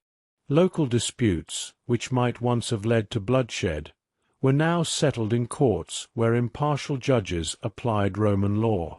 The idea that every citizen deserved equal treatment under the law was a revolutionary one, and it helped to quell dissent and build trust in the government. In many ways, the legal reforms of Rome were as significant as its military victories. They established a precedent for fairness and accountability that resonated through the ages, setting the stage for future generations to build on these foundations of justice. Despite these achievements, tensions occasionally flared. Some communities resisted the changes, holding fast to old rivalries and customs that predated Roman rule. In response, Roman administrators and military commanders showed both firmness and flexibility.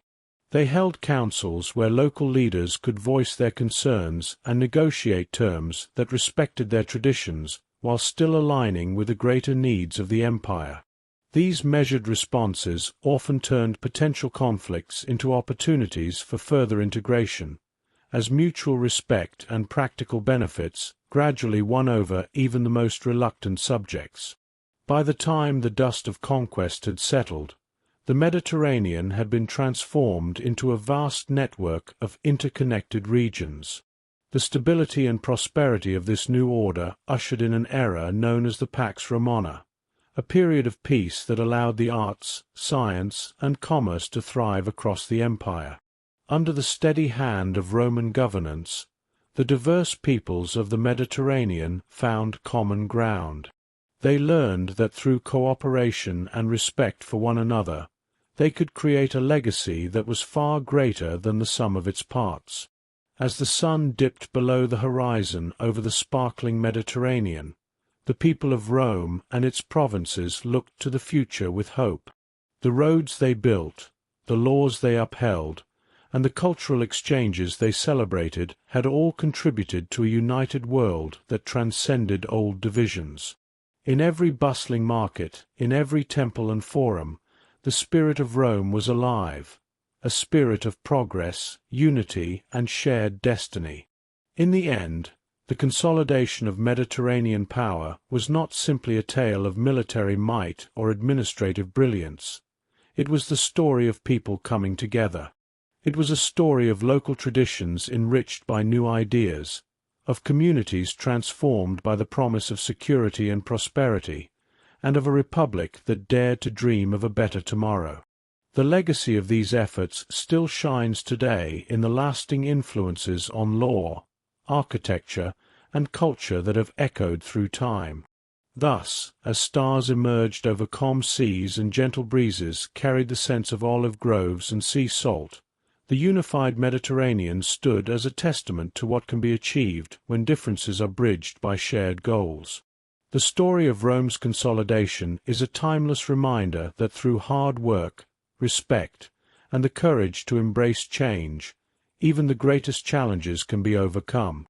The Roman Republic, once a beacon of shared power and civic duty, began to buckle under the strain of rapid expansion, internal strife, and the ambitions of powerful leaders. As Rome grew larger, its old system struggled to meet the needs of a state that now stretched from the rugged hills of Italy to the distant lands of Spain, Greece, and the Near East. In this era of change, a new order was ready to emerge, a shift from a government of many to the rule of one. This chapter tells the story of how Rome transformed into an empire under the leadership of a single man, forever changing the course of history. In the decades following the triumphant wars that had brought vast territories under Roman control, the Republic began to show signs of stress. The Senate, which had once been the pride of Rome, became a forum for endless quarrels among the wealthy elites. These powerful men fought not for the good of the people, but for personal glory and control over land and wealth. Meanwhile, the rapid expansion of Rome led to deep economic and social inequalities. Large estates owned by the rich were worked by slaves, while small farmers and ordinary citizens found themselves struggling to make ends meet. As more people flocked to the city, the gap between the rich and the poor widened, and discontent simmered just beneath the surface. The seeds of change were sown in these troubled times. Ambitious generals, who had won great battles on distant fields, began to build personal loyalties among their soldiers. These men, such as Gaius Marius and later Lucius Cornelius Sulla, reformed the army by recruiting landless citizens, offering them hope and the promise of rewards on the battlefield. With these reforms, the army became less a force loyal to the state and more an instrument of personal ambition. Soldiers began to follow their commanders with unwavering dedication, even when their loyalty was tested by the demands of the Senate. This shift in allegiance laid the foundation for the rise of a new kind of leader, one who could command both the loyalty of the people and the might of the military. Among these rising figures, Julius Caesar emerged as a brilliant general and charismatic politician. His conquests in Gaul expanded Rome's borders and brought immense wealth into the Republic. Caesar's military campaigns were marked by daring strategies, fierce battles, and a bold vision of what Rome could become. With every victory, he grew more popular with the common people, who admired his strength and the promise of change he represented. However, Caesar's growing power also alarmed the old guard of the Senate. They saw in him a threat to the Republic's cherished traditions, a fear that one man could upset the delicate balance of power that had long been maintained. The tension reached its breaking point in 49 BCE, when the Senate ordered Caesar to disband his army and return to Rome as a private citizen.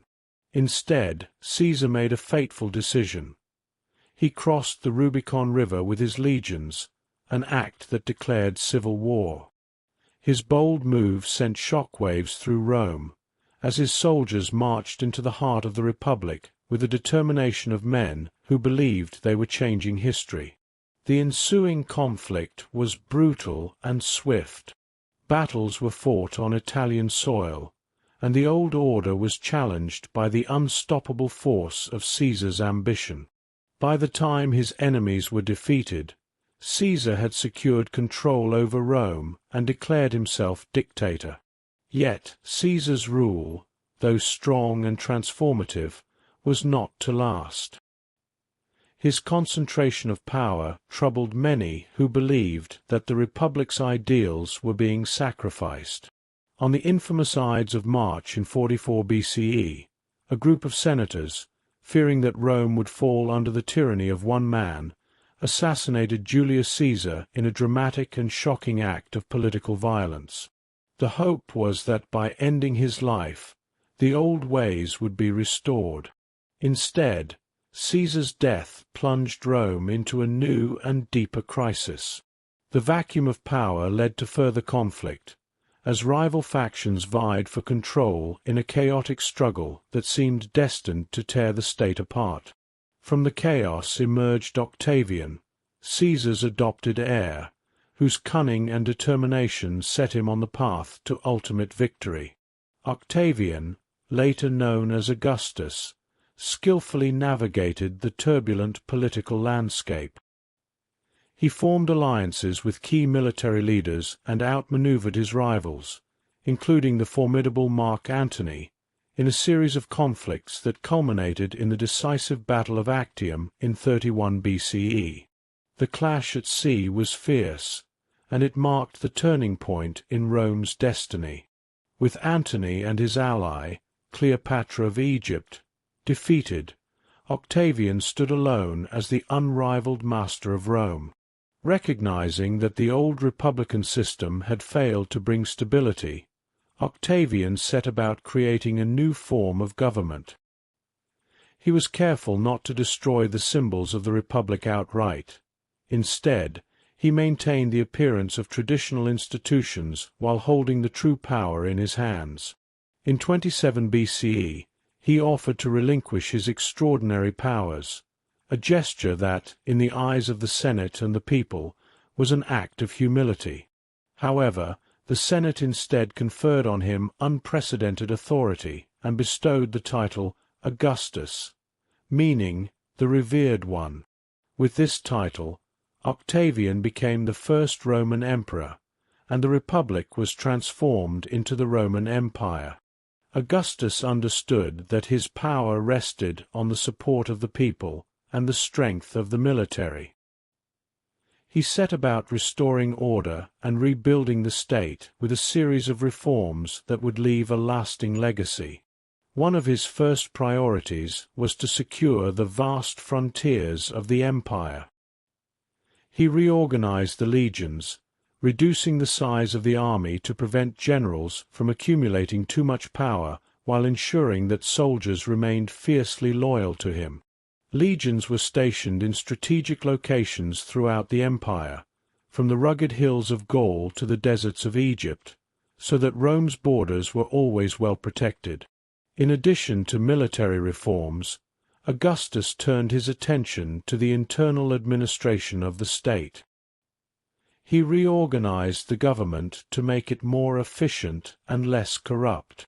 A new bureaucracy was established to manage the provinces, and a professional civil service was put in place to collect taxes, build roads, and maintain public order. Public works projects flourished under his reign.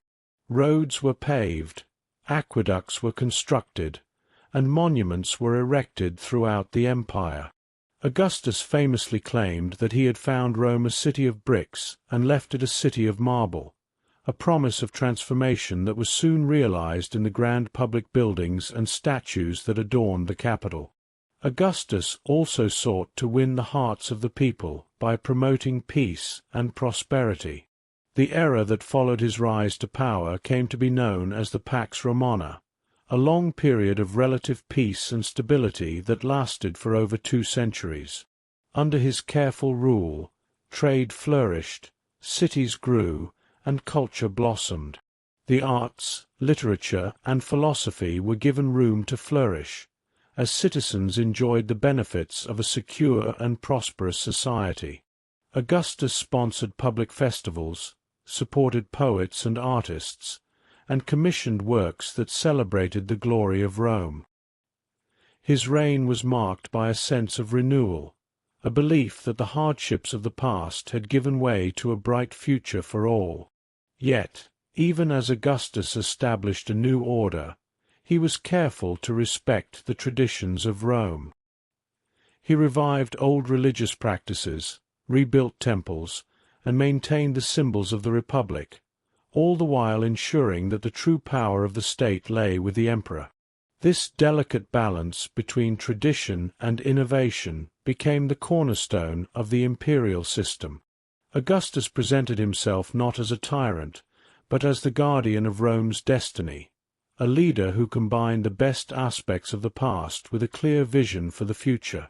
The rise of imperial Rome was a gradual process, a transformation wrought through years of war, political maneuvering, and social change.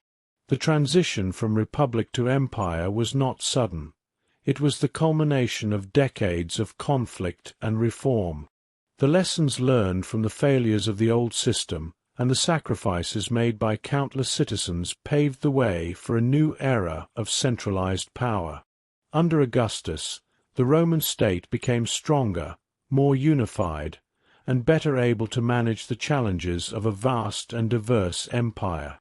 In the grand tapestry of history, the rise of imperial Rome stands as a turning point that reshaped the ancient world.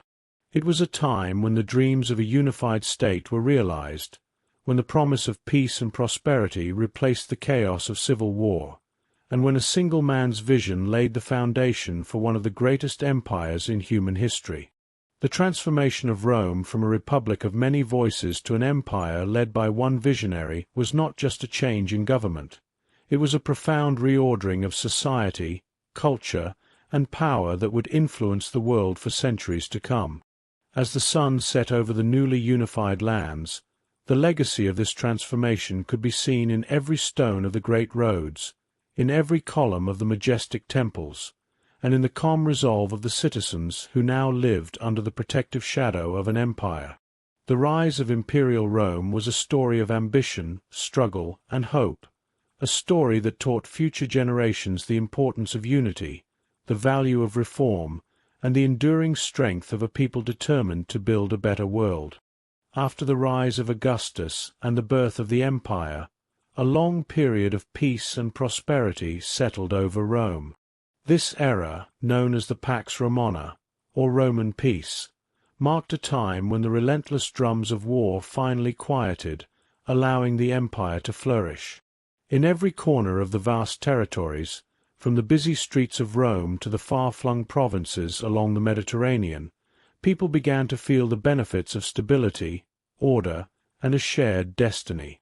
The Pax Romana was not simply the absence of conflict.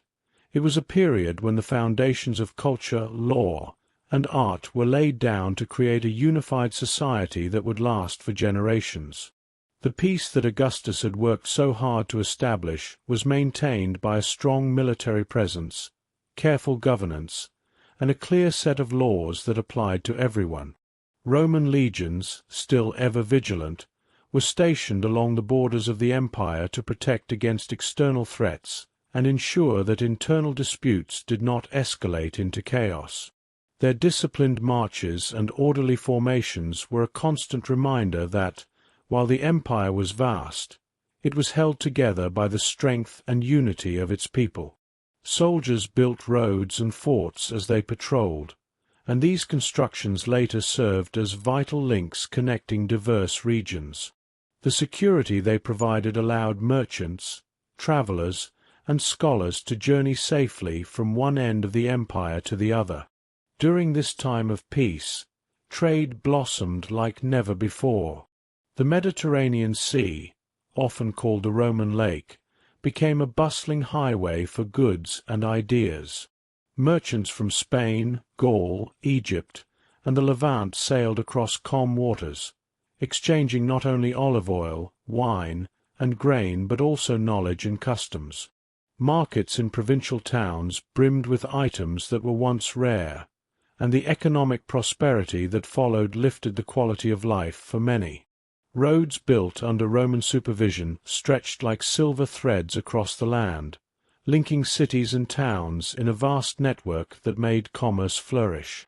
This economic revival helped bring people from different backgrounds closer together, creating an environment where cultural exchange could thrive. The Pax Romana was also a time of great cultural and artistic achievement. With the constant threat of war removed, artists, poets, and philosophers found the freedom to create works that celebrated life and the beauty of the human spirit.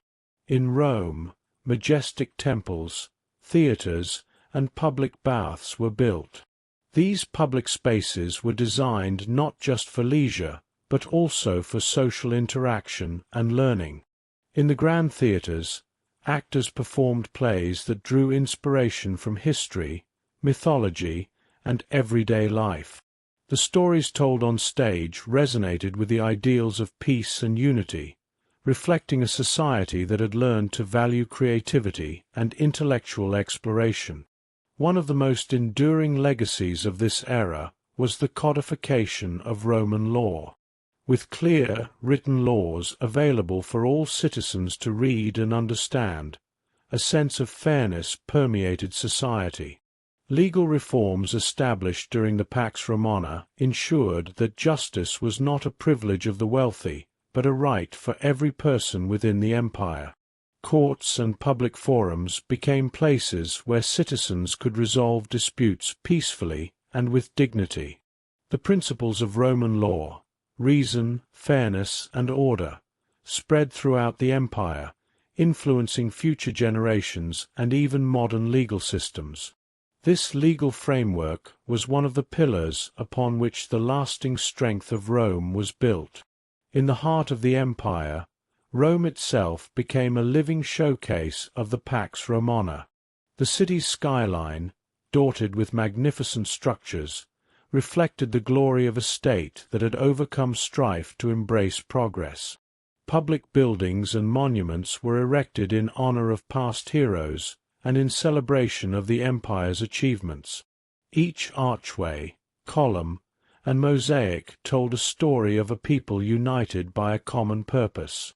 The streets of Rome were alive with the buzz of daily life, traders calling out their wares in busy marketplaces, families gathering at public fountains to chat, and children running along stone pathways.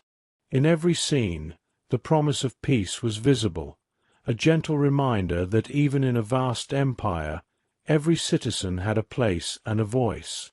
The stability of the Pax Romana also allowed for the spread of knowledge and the growth of education. Libraries were established in major cities, filled with scrolls and texts from Greece, Egypt, and beyond. Scholars and philosophers gathered in public halls to debate ideas and record the events of the day for future generations. The exchange of ideas was not limited to the elite. Even ordinary citizens were encouraged to learn, and many took part in public readings and discussions. This spirit of inquiry helped spark scientific and technological advancements, from improvements in agriculture to new architectural techniques that would shape the world for centuries. Religious life during the Pax Romana was equally enriched. While the Romans maintained a pantheon of traditional gods, they also absorbed the customs and deities of the peoples they encountered. Temples dedicated to Jupiter, Mars, and Venus stood side by side with shrines honoring local gods and goddesses from far-off lands. This blending of religious traditions promoted tolerance and unity, reinforcing the idea that diversity was not a threat but a strength. Festivals and religious ceremonies brought people together in celebrations of the harvest, the changing seasons, and the blessings of peace. The shared rituals provided a common ground for people of different backgrounds to honor the divine and find comfort in the continuity of life. Yet, the Pax Romana was not without its challenges. Maintaining such a vast and diverse empire required constant vigilance. The weight of bureaucracy and the complexities of governing far-flung provinces sometimes led to tensions and local uprisings. However, these were often met with swift and fair responses from a well-organized system of governance. Local leaders, many of whom had been integrated into the Roman administrative system, worked together with officials from Rome to resolve conflicts and address the concerns of their communities. This collaborative spirit helped keep the peace intact and allowed Rome to adapt to changing circumstances without resorting to violence. In the countryside, the benefits of peace were evident in the steady rhythms of agricultural life. Fields of wheat, barley, and olives stretched across the fertile lands of the empire, tended by farmers who had the security to invest in their harvests. The prosperity of the rural areas fed into the cities, ensuring that even in times of political uncertainty, the people would not go hungry. Rural communities flourished under Roman law and infrastructure, as roads and aqueducts made it easier to transport goods and water to where they were needed most. This agricultural stability was a cornerstone of the Pax Romana, underscoring the connection between peace and prosperity. Perhaps the most enduring legacy of the Pax Romana was the sense of shared identity it fostered among the peoples of the empire. Despite differences in language, culture, and customs, citizens from across the Mediterranean began to see themselves as part of a greater whole. The unifying power of Roman law, infrastructure, and culture helped build bridges between distant lands, creating a sense of belonging that transcended regional differences.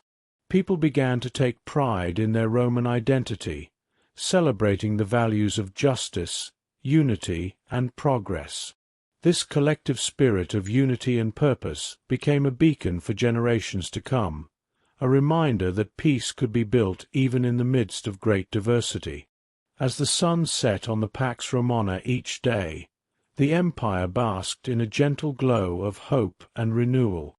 The quiet hum of activity, from the clatter of chariots on cobblestone streets to the soft murmur of voices in busy forums, spoke of a society at peace with itself and its destiny. The legacy of this era was not just measured in grand monuments or vast conquests, but in the everyday lives of millions who found security, dignity, and opportunity under the protective banner of Rome. In time, the Pax Romana would become a symbol of what could be achieved when a people set aside their differences and worked together for the common good. It would serve as an inspiration for future generations, reminding them that even the mightiest of empires could thrive on the principles of justice, unity, and respect. The lessons learned during these peaceful years, of tolerance, civic responsibility, and the power of shared ideals, would resonate far beyond the borders of the ancient world. Thus, as the stars emerged over calm Mediterranean waters and gentle breezes carried the scents of olive groves, the legacy of the Pax Romana endured. It was a time of hope, progress, and quiet determination, a time when the promise of peace allowed a civilization to reach its highest heights and leave an indelible mark on history. The story of the Pax Romana is a timeless reminder that peace is not merely the absence of war, but the presence of opportunity, justice, and the unwavering belief in a better tomorrow. After the Pax Romana was established by Augustus, Rome entered an era that would shape its destiny for generations. This period, known as the Julio-Claudian dynasty, is a tale of power, ambition, and dramatic change.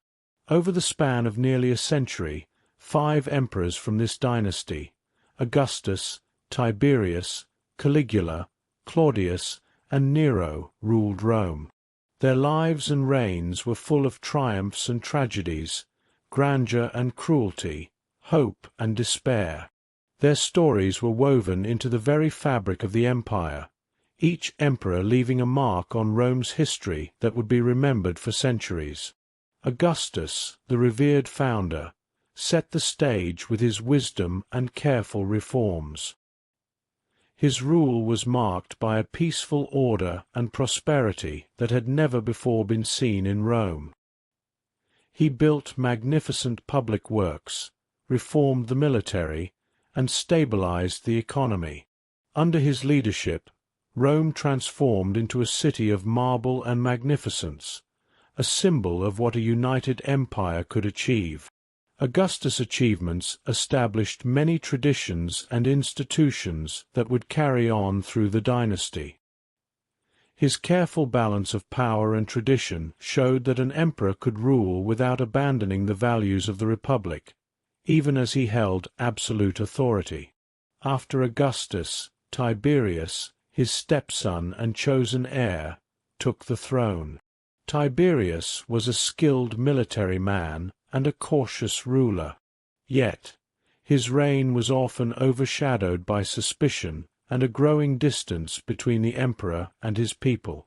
Tiberius spent many of his later years withdrawn from the public eye, governing from the remote island of Capri, while his trusted officials handled affairs in Rome. Although his policies maintained the stability Augustus had created, the loss of personal connection with the citizens left a mark on his legacy. Many in Rome whispered about his reclusive nature and the secret trials conducted in the name of state security. The people of Rome began to feel that the warmth of a caring ruler was slowly fading, replaced by the cold mechanics of administration. Then came Caligula, whose reign started with hope but soon descended into chaos. The nickname Caligula, meaning little boot, was given to him during his childhood when he had served in the army. However, as emperor, his behavior turned unpredictable and often cruel. Caligula's rule was marked by extravagant spending, bizarre orders, and acts of brutality that shocked the Senate and the people alike. In one instance, He was said to have declared war on the sea, ordering his soldiers to attack the waves, a display that symbolized his descent into irrationality. His reign is remembered as a time when the mighty engine of Roman governance seemed to sputter under the weight of a madman's whims. The once stable legacy of Augustus and Tiberius was threatened by Caligula's erratic behavior, and his short rule left a deep impression of instability and fear. The tragic and tumultuous period of Caligula's rule, however, paved the way for a new beginning when Claudius ascended to the throne. Claudius was a surprising choice. He had been considered weak and even an unlikely candidate for leadership due to his stutter and physical disabilities. Yet, once in power, Claudius proved to be an able and intelligent ruler. He took it upon himself to reform the government, streamline the bureaucracy, and expand the empire's borders. Claudius showed that strength could be found in unexpected places. His military campaigns extended Rome's territory, notably into Britain, and his careful administration helped restore order after the chaos left by his predecessors. Claudius also worked to improve the lives of ordinary citizens by undertaking public works and improving the legal system. His rule was a blend of personal modesty and effective governance, a stark contrast to the excesses of Caligula. Through his actions, Claudius helped mend the rifts that had grown in the Roman heart and reasserted the importance of rational, just leadership. Yet, even in an era of reforms and careful administration, power can breed both loyalty and corruption. Nero, the last emperor of the Julio-Claudian dynasty, inherited a legacy full of promise, but his reign would prove to be one of the most controversial in Roman history. Nero's early years were marked by a period of generosity and artistic patronage. He was known to enjoy the arts, singing, acting, and even composing music, an unusual pastime for an emperor. For a time, many Romans looked upon him with hope, believing that his creative spirit might bring a new era of cultural enlightenment. However, as time passed, Nero's love for the spotlight began to overshadow his responsibilities as a ruler.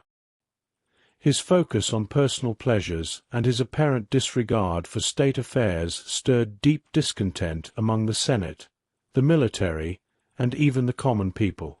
Under Nero's rule, rumors of extravagance and cruelty spread throughout the empire.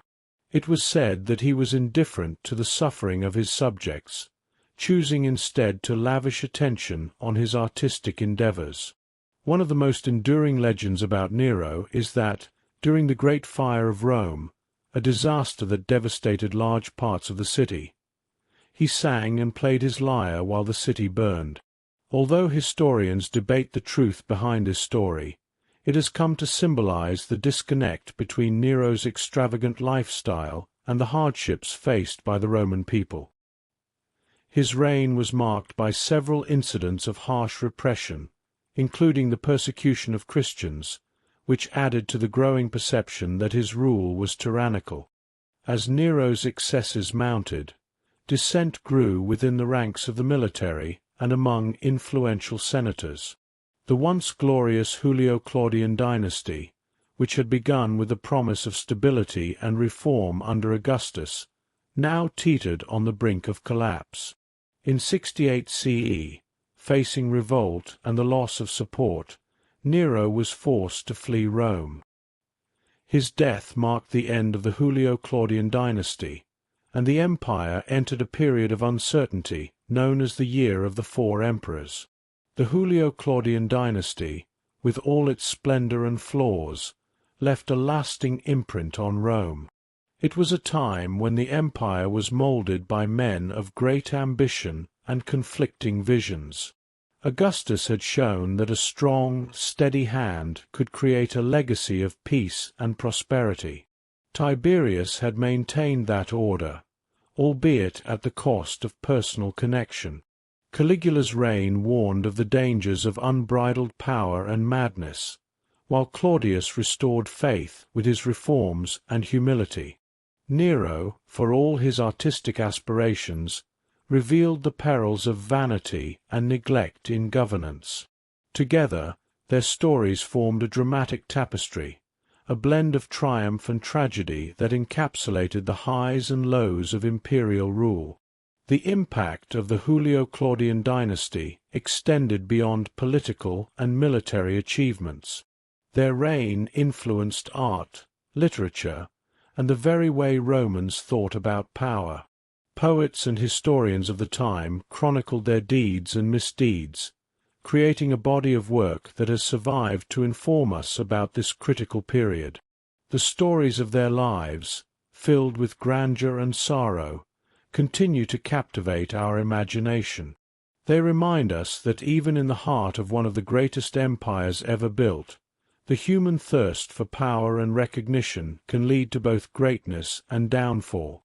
As Rome continued to grow and evolve, the lessons of the Julio-Claudian dynasty served as both a guide and a caution. Future emperors would look back on this era, learning from the successes and failures of their predecessors.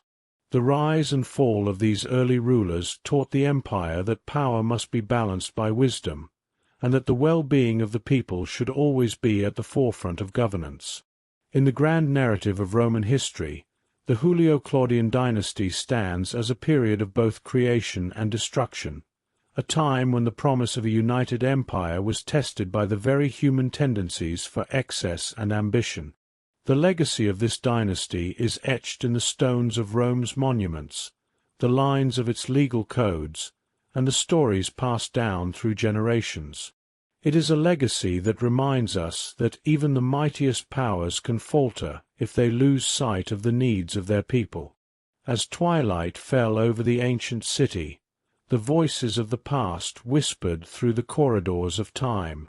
In the ruins of once mighty palaces and in the echoes of triumphal arches, the memories of Augustus, Tiberius, Caligula, Claudius, and Nero still lingered. Their lives, marked by both brilliance and brutality, formed the foundation upon which Rome would build its future. The Julio-Claudian dynasty remains a timeless chapter in the saga of imperial Rome, a vivid reminder of the heights that can be reached when leadership is wise and just, and the depths to which a society can fall when it strays from these principles. In the wake of the turbulent Julio-Claudian years, Rome emerged from a period of uncertainty with fresh hope and a new vision for its future. The Flavian dynasty, rising from the ashes of civil strife, brought with it a promise of stability, renewal, and a transformation of the city's very heart. This era is not only remembered for the military victories that helped secure the empire's borders, but also for the sweeping changes in urban life, changes that turned a battered city into one of the most magnificent capitals of the ancient world. The Flavian era began with Vespasian, a man of humble origins who rose through the ranks thanks to his keen mind and steadfast courage. Unlike some of his predecessors, Vespasian understood that to heal a nation divided by internal strife, one must rebuild from within. He took charge at a time when Rome was still recovering from years of political chaos and the heavy burden of excesses that had left parts of the city in ruins. Vespasian's vision was clear. He sought to restore order, bring back fiscal discipline, and reinvigorate Rome's urban spirit. One of Vespasian's first priorities was to address the city's financial woes. The coffers were nearly empty after years of extravagant spending and the instability of previous regimes. With a practical and determined approach, he introduced new taxes and reformed the state treasury. These measures, though sometimes unpopular, laid the foundation for Rome's economic revival. With restored finances, the emperor could invest in large-scale public works that would benefit not only the elite but all Roman citizens. Vespasian's successor, Titus, inherited this renewed sense of purpose. Titus is best remembered for his strong leadership during times of crisis, including the eruption of Mount Vesuvius and a terrible fire that ravaged parts of the city. In the face of natural disasters, Titus proved to be a compassionate and effective ruler. He organized swift relief efforts, rebuilding homes, temples, and public spaces with a sense of urgency and care that resonated deeply with the people of Rome. His actions not only restored buildings but also revived the public's faith in their government. Following Titus, Domitian continued the legacy of the Flavian dynasty by taking urban renewal to new heights. He understood that a city's true strength lay in its infrastructure and the quality of life it could offer to its citizens. Under Domitian's rule, vast construction projects were initiated. Roads were repaved, aqueducts were repaired and extended, and public baths were built or restored to ensure that even the poorest citizens could enjoy the comforts of a well-ordered urban life. The urban renewal projects of the Flavian dynasty transformed Rome from a city scarred by civil wars and neglect into a bustling metropolis brimming with energy. Streets that once lay in disrepair were now lined with new stone sidewalks and well-maintained public forums where people gathered to discuss, celebrate, and share their daily lives. The city's skyline began to change as magnificent structures, both functional and symbolic, rose from the rubble. Triumphal arches, public libraries, and grand temples celebrated not only the might of Rome but also its resilience and capacity for rebirth. One of the most celebrated achievements of this era was the construction of the Colosseum. Standing as a colossal amphitheatre, it was more than just a venue for gladiatorial games and public spectacles. It was a symbol of Rome's enduring spirit and a testament to the Flavian commitment to urban renewal. The Colosseum's grandeur was not merely for show. It was built to bring together people from all walks of life in shared experiences of drama, sport, and art. Its arches and vaults echoed with the cheers of thousands, uniting the citizens under the banner of a revitalized city that cherished public life and community celebration. Beyond monumental architecture, the Flavian dynasty also focused on practical improvements to daily life.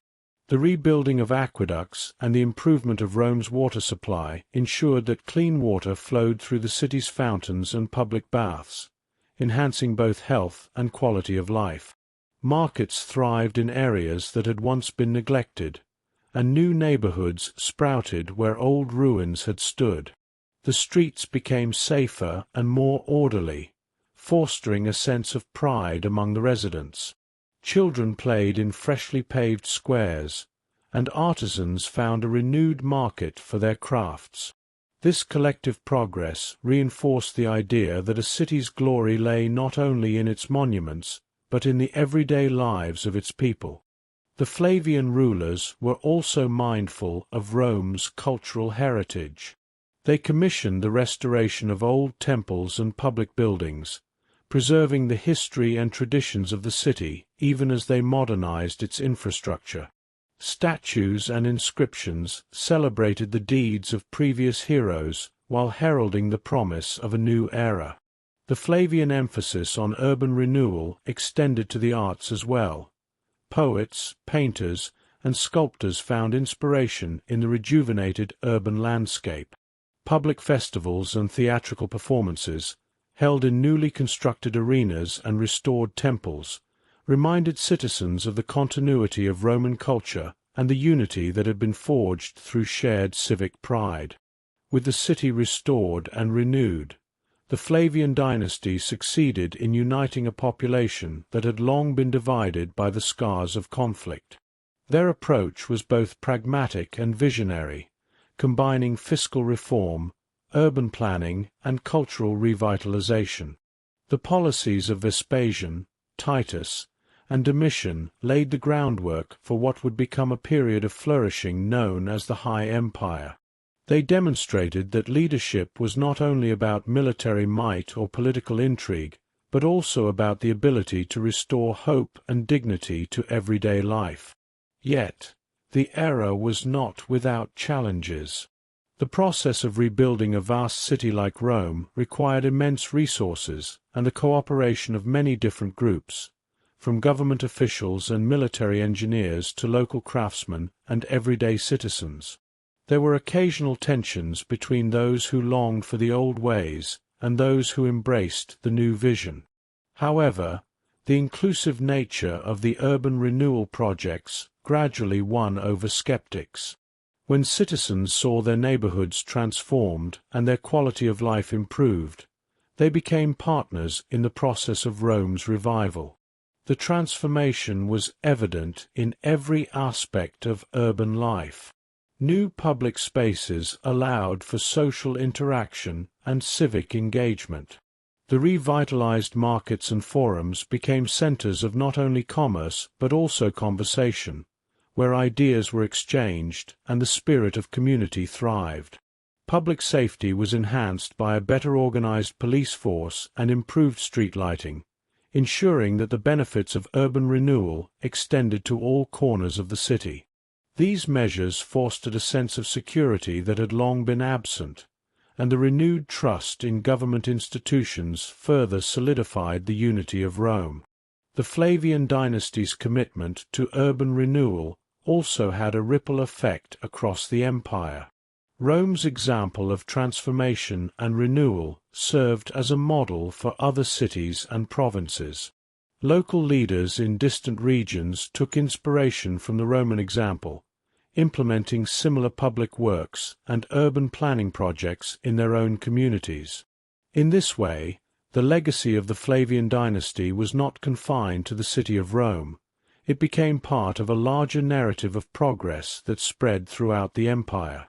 As the Flavian era advanced, the citizens of Rome began to look forward with a renewed sense of optimism. They saw in their restored city a symbol of what could be achieved through unity, determination, and wise leadership. The scars of past conflicts faded in the glow of new marble structures, and the lively chatter in the rebuilt forums spoke of a people ready to embrace a brighter future. The urban renewal projects of the Flavian dynasty, with their focus on practical improvements and cultural preservation, demonstrated that even the deepest wounds could be healed by the collective will of a determined people. In the twilight of this era, as the warm Mediterranean sun cast its glow over the newly transformed city, Rome stood as a beacon of resilience and progress. The Flavian dynasty had not only secured the empire's borders with military strength, but had also restored the soul of its capital through visionary urban renewal. Their legacy is etched into the stones of rebuilt temples, the arches of the Colosseum, and the quiet satisfaction of everyday Romans who found in their restored city a place of belonging and hope. Thus, the Flavian dynasty and its era of urban renewal remain a timeless chapter in the history of Rome, a chapter that teaches us about the power of renewal, the importance of civic pride, and the enduring strength of a city that can rise again, no matter how deep the wounds of the past may be. In the long and winding journey of Rome, there came a time when leadership shone like a beacon over the empire, a time known as the era of the 5 good emperors. This period marked a rare chapter in Roman history when 5 successive rulers led with wisdom, fairness, and humility. Their names, Nerva, Trajan, Hadrian, Antoninus Pius, and Marcus Aurelius, became synonymous with good governance and the hope of a better future for all citizens. The air in Rome was filled with optimism, as the people witnessed a stable, prosperous, and peaceful society flourish under these enlightened rulers. The story begins with Emperor Nerva, who took office at a time when Rome had just come out of bitter civil strife. Nerva was a man of great compassion, chosen not for his military might, but for his sincere desire to heal the wounds of a troubled nation. He knew that to restore Rome's soul, the needs of the common people had to be heard. Nerva introduced reforms that gave relief to the poor, distributed lands to those in need, and raised the voices of those who had long been ignored by the powerful. His gentle manner and willingness to listen earned him the trust of both the Senate and the people. In the public squares of Rome, citizens spoke in hopeful tones about how Nerva's rule represented a fresh start, one where justice and fairness were the pillars of society.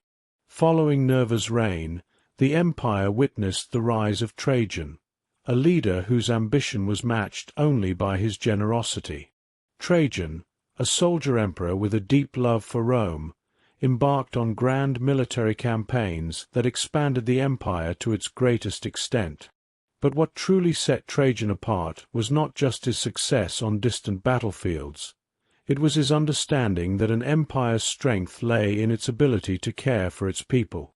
As he marched his legions to far-off lands, Trajan also paid close attention to the needs at home. He built new roads, bridges, and public buildings that improved daily life for millions of Romans.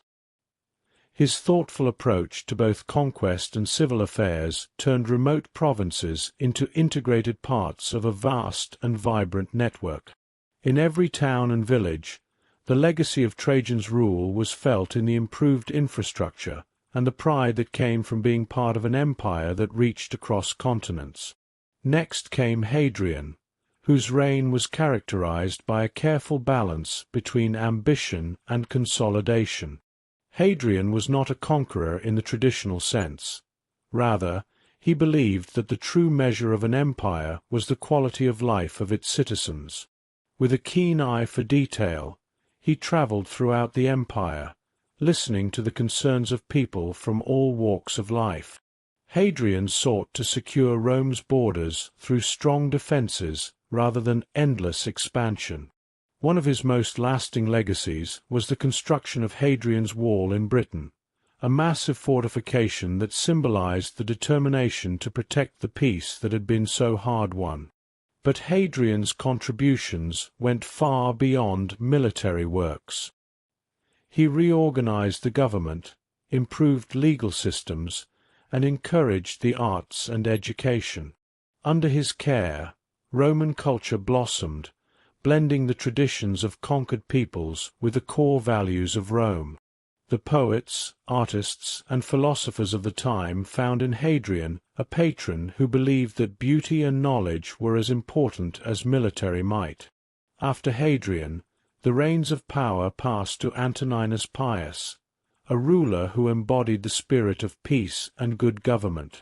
Antoninus Pius was known for his calm demeanor and his unwavering commitment to fairness. His rule was marked by stability and a careful management of state affairs. Unlike some emperors who sought glory on the battlefield, Antoninus Pius focused on nurturing the inner life of the empire. He reformed tax laws, ensured that justice was administered impartially, and maintained a steady flow of resources to all corners of Rome. In the courts of law and in the everyday interactions of citizens, the impact of his thoughtful policies was evident.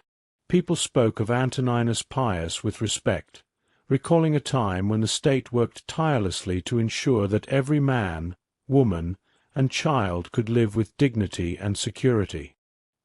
His era was one of quiet progress, a slow but steady march toward a more equitable society. The final, and perhaps the most philosophically inclined of the five, was Marcus Aurelius. Known as the philosopher-emperor, Marcus Aurelius ruled during a time when challenges still loomed large over the vast territories of Rome. Plagued by external threats and internal strife, the empire faced hardships that tested its resilience. Yet Marcus Aurelius faced these challenges with a calm and thoughtful spirit. His personal writings, later compiled as the Meditations, reveal a man who sought wisdom above all else, a man who believed that duty, honor, and self-discipline were the highest virtues. Despite the burdens of war and the pain of loss, Marcus Aurelius strove to govern with compassion and clarity. He spent long hours in reflection, seeking answers in the quiet moments before dawn, and his gentle leadership helped sustain the empire through times of crisis. In the campfires of distant battlefields and the bustling forums of Rome, his steady presence was a source of comfort and inspiration to all who yearned for peace and order. Together, these 5 emperors forged an era that many would later call the Golden Age of Rome. Their collective rule brought a unique blend of military strength, wise governance, and cultural flourishing that lifted the empire to unprecedented heights. During these years, Rome experienced a sense of unity and shared destiny that transcended the boundaries of language, region, and class. Roads built under their orders linked the farthest corners of the empire, while laws written in clear and simple language ensured that every citizen, from the wealthiest patrician to the humblest farmer, was treated with fairness. Public works transformed cities into centers of art and learning, where grand libraries and theaters echoed with the sounds of debate and performance. The empire was not merely a collection of conquered lands. It was a community bound together by common values and a deep pride in its heritage. Yet the story of the 5 good emperors was not just one of smooth governance and endless prosperity. Their reign was also a reminder of the challenges that come with great power. In their successes, we see the importance of listening to the people, of embracing reform, and of knowing when to build and when to defend. Their leadership was a constant balancing act, between expansion and consolidation, between military might and civil order, and between the legacy of the past and the promise of the future. The challenges they faced were many: invasions at the borders, economic pressures, and the ever-present threat of internal discord. But each emperor, in his own way, met these challenges with resolve, drawing on the lessons of their predecessors and the wisdom of their own hearts.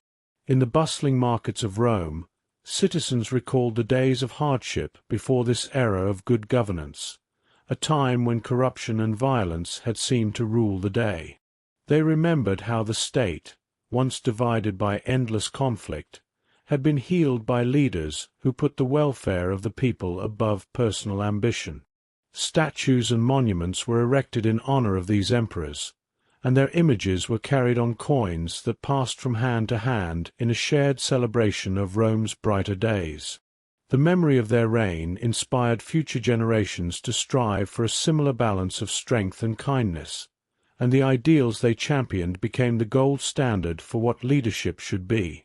The legacy of the 5 good emperors was not limited to their own time. Their influence spread far beyond the borders of the empire, inspiring rulers in distant lands and later generations to emulate their wisdom and benevolence. The legal reforms, public works, and cultural achievements of their era laid the groundwork for many modern ideas of justice, governance, and civic responsibility. In every well-maintained road, every carefully preserved monument, and every written law, the spirit of their rule continued to guide the actions of those who inherited the mantle of leadership. Their lives taught that true power is measured not by the might of one's sword, but by the strength of one's character and the ability to serve the people with honor. As the sun set on this remarkable chapter in Roman history, the empire stood united under a legacy of stability and progress. In the quiet moments of reflection, when the sounds of the city softened and the stars emerged above the ancient marble columns, the people of Rome could feel the lasting impact of the 5 good emperors. Their era was a time when hope was rekindled, when the hardships of the past gave way to dreams of a better tomorrow, and when a single ruler's commitment to the common good could change the course of history.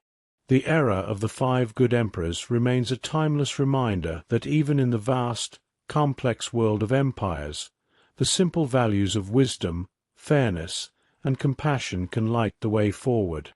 It is a story told by the whispers of ancient ruins, the faded inscriptions on monuments, and the enduring traditions passed down through generations. This chapter of history is not only about the emperors themselves, but also about the people who believed in a future built on hope and unity. Their shared journey through turbulent times to a period of unparalleled peace and prosperity is a lesson for all who dream of a better world. Thus, as night fell over the eternal city and the gentle breeze carried the echoes of long-ago celebrations, the legacy of Nerva, Trajan, Hadrian, Antoninus Pius, and Marcus Aurelius lived on. In every corner of the empire, from the grandest forum to the smallest village, the spirit of their rule continued to inspire, a testament to an era when Rome truly shone as a beacon of good governance and human achievement. As Rome's power and glory spread far beyond the Italian peninsula, the empire's borders stretched like a vast, unyielding frontier. This chapter tells the story of how Rome expanded its reach across diverse lands and peoples, and how that very expansion soon revealed the limits of its strength. The triumphs of military conquest and the promise of prosperity went hand in hand with new challenges that tested the limits of Roman endurance. For many years, Roman legions marched onward with an unstoppable force. The military might that had been refined through countless battles now pushed Rome's boundaries into distant lands. From the rolling hills of Gaul to the scorching deserts of North Africa, and from the fertile fields of Egypt to the rugged highlands of the East, Rome's conquests brought together a mosaic of cultures, languages, and customs. Each new province added to the empire's wealth and prestige, while also posing fresh challenges to governance and unity. In the early days of expansion, victory came with the clang of swords and the roar of battle cries. The disciplined legions, trained in precise formations and armed with a gladius, overcame fierce opponents and claimed new territories. In the heat of battle, the Roman soldier was more than a warrior. He was a symbol of Rome's resolve and the promise of a better life under Roman rule. Local leaders, once hostile or divided by internal strife, gradually came under Rome's sway, drawn by the benefits of peace, trade, and Roman law. Yet, as the empire grew, so did the complexities of its administration. The vast new lands were rich in resources, but they also spanned great distances and included peoples with very different traditions. Rome's early success in creating order depended on a system of local governance, a network of governors, tax collectors, and military commanders who reported to Rome. But as new provinces multiplied, the strain on this system became evident. Communication across the empire was slow, and decisions made in the Senate often took months to reach the farthest corners of Roman rule. The further Rome expanded, the more difficult it became to maintain unity. In distant provinces, local customs and ancient traditions still held strong. While some communities embraced the benefits of Roman law and infrastructure, others resisted changes that threatened their way of life. In some regions, proud peoples clung to their old gods and rituals, even as Roman temples and statues were raised nearby. The challenge for Rome was not only to conquer, but also to integrate, melding different cultures into one common identity while respecting their unique heritage. Economic pressures soon followed. The influx of wealth from conquests created a surge in trade and commerce, and Rome's roads and ports buzzed with the movement of goods. Yet, this same wealth also brought inequality. Rich landowners and merchants flourished, while small farmers and local artisans often struggled under heavy taxes and competition from imported products. In the busy markets of provincial cities, the clamor of traders was accompanied by whispers of discontent. Many began to question whether Rome's endless expansion was truly benefiting everyone, or if it was sowing the seeds of future strife. At the heart of these challenges was the issue of defense.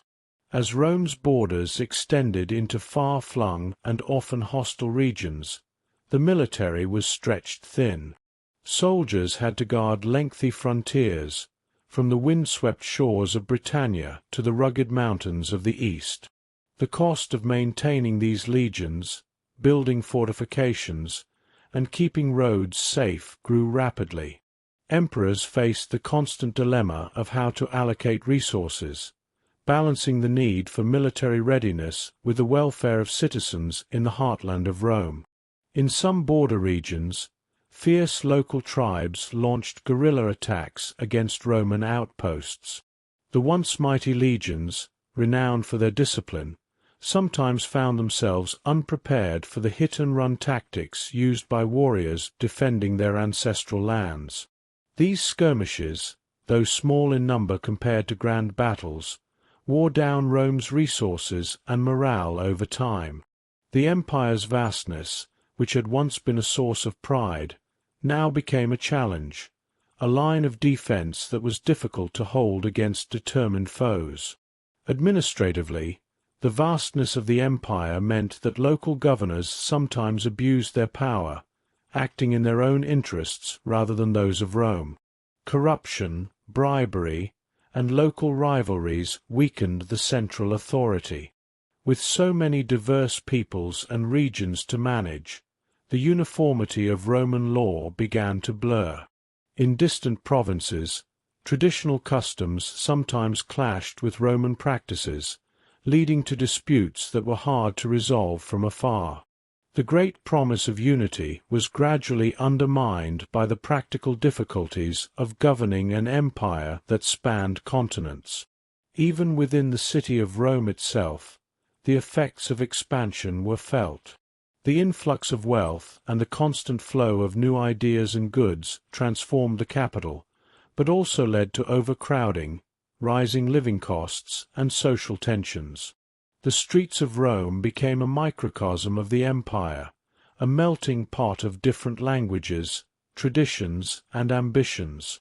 While many celebrated the diversity and dynamism of this urban life, others mourned the loss of a simpler past. The grandeur of new monuments and public works stood in stark contrast to the struggles of everyday life for many citizens. As emperors grappled with these challenges, some sought to halt further expansion. They realized that there was a limit to how far Rome could push its frontiers without risking overextension. Instead of endless conquest, a new strategy emerged, one focused on consolidation and defense. Emperors began to invest in fortifications, improving roads, and establishing clearer administrative boundaries. They worked to integrate local elites into the Roman system, offering incentives for loyalty and cooperation. This shift in strategy was not a sign of weakness, but a recognition that a sustainable empire needed strong internal foundations as well as impressive conquests. This period of consolidation brought a new understanding of what it meant to be Roman. The identity of the empire became less about the territories conquered and more about the shared values, laws, and traditions that united its citizens. Roman citizenship, once a rare privilege, was gradually extended to many peoples across the empire. The promise of legal rights, protection under Roman law, and the opportunity to participate in the empire's civic life helped to bind diverse communities together. With each new decree, the idea of a unified Roman identity grew stronger, even as the empire's borders continued to challenge its limits. Yet, the struggle to balance expansion and stability was an ongoing battle. The vast empire was like a great ship sailing through turbulent seas.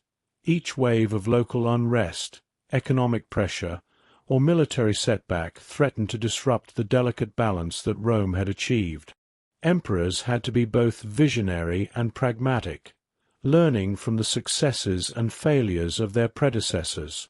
They recognized that true strength was not measured solely by the size of the empire, but by its ability to maintain peace, ensure justice, and provide prosperity for all its people.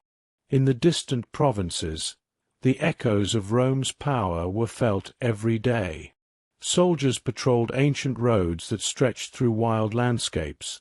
Merchants bargained in lively markets where Latin, Greek, and local tongues mingled, and in humble villages, families looked to the rule of law as a guarantee of their future.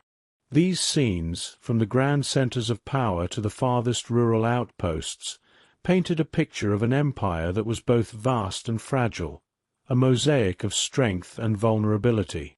As the sun set over these distant lands, the challenges of imperial expansion remained a powerful reminder of Rome's limits. The empire's greatness had been built on the achievements of brave soldiers, wise leaders, and hard-working citizens. But it was also clear that no matter how far Rome reached, its true power depended on the ability to govern, to integrate, and to care for every corner of its realm. The promise of conquest had given way to the promise of unity, a promise that required constant vigilance, adaptability, and a deep understanding of what it meant to belong to a single, diverse community.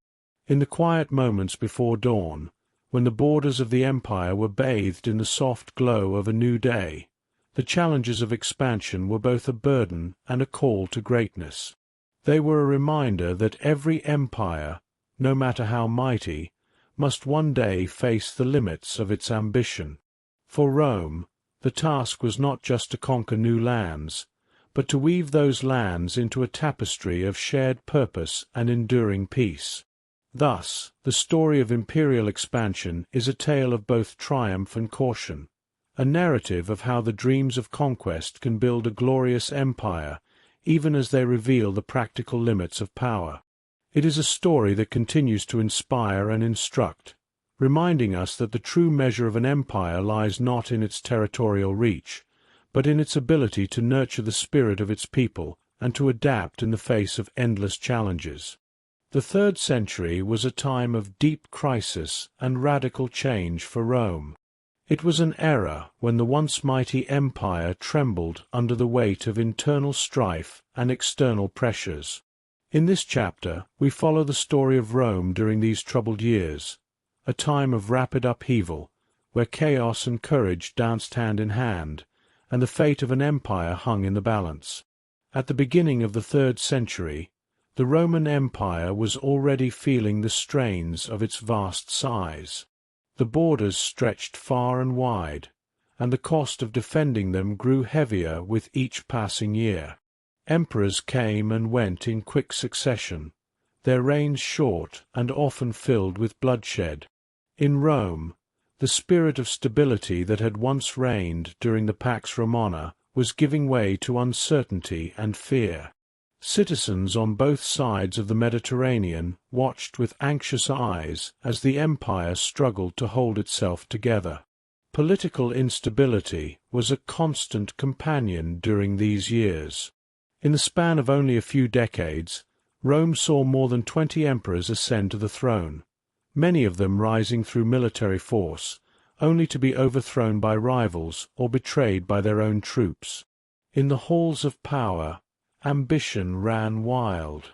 Generals, eager for glory and wealth, declared themselves emperor and marched on Rome, sparking civil wars that divided the land. The Senate, once a respected pillar of Roman governance, was reduced to a body of voices largely ignored amid the turmoil. Loyalty became a rare virtue, and trust in the central government began to wane. Amid the chaos, external threats emerged like shadows on the horizon. Barbarian tribes, long content to live beyond Rome's borders, sensed the weakening of the empire. Groups such as the Goths, Vandals, and Alemanni launched attacks along the frontiers. In the east, the Persian Sassanid Empire grew bolder, waging fierce wars against Rome for control over Armenia and Mesopotamia. These invasions were not grand, decisive battles, but relentless raids that wore down the empire's resources. The Roman legions, stretched thin and fighting on multiple fronts, found themselves struggling to defend vast and vulnerable borders. Every time a village was sacked or a city besieged, The shockwaves of loss and fear rippled through the heart of Rome. Economic troubles compounded the political and military crises. Inflation ran rampant as the government printed more money to pay for endless wars and military expenses. The value of Roman coinage fell, and prices soared in the markets of Rome and the provinces alike. Farmers, already burdened by heavy taxes, struggled to bring in enough produce to feed their families. Trade, which had once been the lifeblood of the empire, slowed down as merchants found the roads unsafe and the seas too treacherous. With fewer goods to trade and a weakened economy, the promise of prosperity faded, leaving behind a growing sense of despair. In the midst of this turmoil, ordinary Romans faced hardships that cut deep into their daily lives. Families who had once enjoyed the comfort of stable employment now found themselves uncertain of tomorrow. The streets of Rome, once bustling with life and vibrant markets, became shadowed by the fear of marauders and the instability of a collapsing economy. In small towns across the empire, the local people began to question whether the glory of Rome could ever return. Yet, even as despair threatened to overwhelm them, a quiet determination began to grow among the populace, a determination to survive, adapt, and rebuild. This period of crisis also sparked moments of great courage and transformation. Some emperors, even amid the chaos, tried to restore order and rebuild the state. One such leader was Emperor Aurelian, who rose from the ranks of the military during these troubled years. Recognizing that Rome could not survive on military might alone, Aurelian set out on a bold mission to reunite the fractured empire. His campaigns in the west and the east were marked by fierce battles and strategic brilliance. With a combination of discipline and reform, he managed to push back barbarian invaders and reassert Roman control over lost territories. Aurelian even took steps to improve the economy and secure the borders by reforming the currency and strengthening fortifications. His efforts brought hope to many, offering a glimpse of a future where Rome might emerge from the crisis stronger than before. Another noteworthy figure was Emperor Diocletian, who understood that radical change was needed to stabilize the empire. Diocletian introduced a series of reforms that restructured the very nature of Roman government. Recognizing that no single emperor could govern the sprawling empire alone, he divided Rome into two parts, each ruled by its own leader. Later, this idea evolved into the Tetrarchy, a system where 4 rulers shared power. The hope was that by splitting responsibilities, each part of the empire could be managed more effectively. Diocletian also reformed the tax system and reorganized the army, creating units that were better trained and more mobile. Although these changes were not popular with everyone, they marked a turning point in Rome's attempt to adapt to its new reality.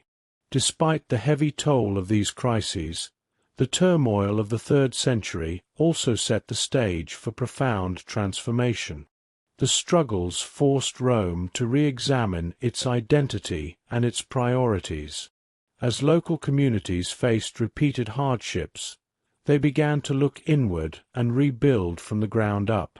The challenges of maintaining a vast empire forced administrators to delegate more responsibility to local leaders.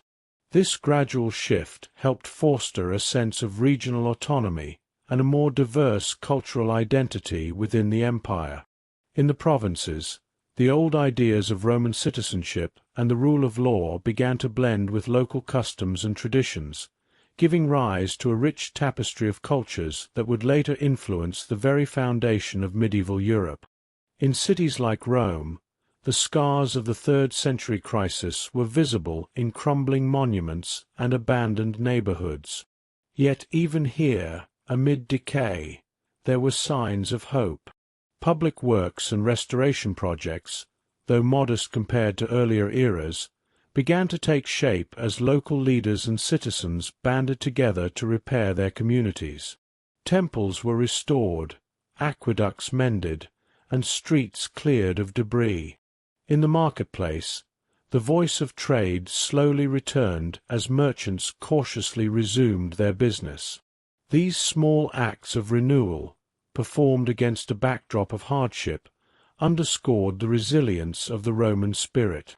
The crisis of the 3rd century was not merely a period of destruction, it was also a time of innovation and renewal. The administrative reforms introduced by Diocletian and others laid the groundwork for a more sustainable model of governance. Although the Tetrarchy would eventually give way to further conflicts, its legacy of shared power and decentralized administration influenced later emperors. This reorganization of power allowed the empire to better manage its vast territories and adapt to the changing realities of its time. Even as the 3rd century drew to a close, the lessons learned during these troubled years continued to shape Rome. The crisis had forced the empire to confront its weaknesses, its stretched resources, its overextended borders, and the discontent of its people. In facing these challenges head-on, Rome discovered that renewal was possible even in the face of overwhelming odds. The struggles of this period became a crucible in which new ideas about governance, military organization, and economic policy were forged. For the citizens of Rome, the 3rd century was a time of both pain and transformation. Families who had suffered the loss of loved ones in battle, who had seen their savings vanish under rampant inflation, or who had fled from marauding bands found within themselves a renewed determination to rebuild their lives. They turned to local traditions, community gatherings, and shared religious practices to find solace and strength. In the quiet moments of prayer at a local shrine or the bustling activity of a neighborhood market, the enduring resilience of the Roman people shone through. As the empire began to stabilize in the later years of the 3rd century, a cautious optimism emerged. The reforms and reorganizations introduced during the crisis paved the way for the eventual recovery of Rome. Although the empire would continue to face challenges in the centuries to come, the experiences of the 3rd century had reshaped its character. Rome was no longer the monolithic power of the past. It had become a complex, diverse society, capable of adapting to change and finding strength in its unity. In the end, the 3rd century stands as a testament to the power of crisis to bring about change. It was a time when the foundations of Rome were shaken, but from that shaking, new ideas and reforms took root. The trials of these years taught the empire the value of resilience, the importance of flexible governance, and the need for a united people. While the scars of the crisis would remain, they also served as reminders of a past overcome, a past that had prepared Rome for the challenges of the future. Thus, as the first light of a new century broke over the empire, Rome emerged from the darkness of the 3rd century not unscathed, but transformed. The challenges it faced had reshaped its institutions, its economy, and its very identity. And in the hearts of its citizens, amid the ruins and the rebuilt streets, burned the quiet flame of hope, a hope that even the deepest crises could be overcome, and that from the ashes of despair a stronger, wiser Rome might rise. As the centuries passed, the vast Roman Empire that had once been united under a single banner began to show signs of strain. New challenges arose from both within and beyond its borders. The great empire, once held together by shared ideals and common institutions, slowly split under the weight of its own size and the pressures of a changing world.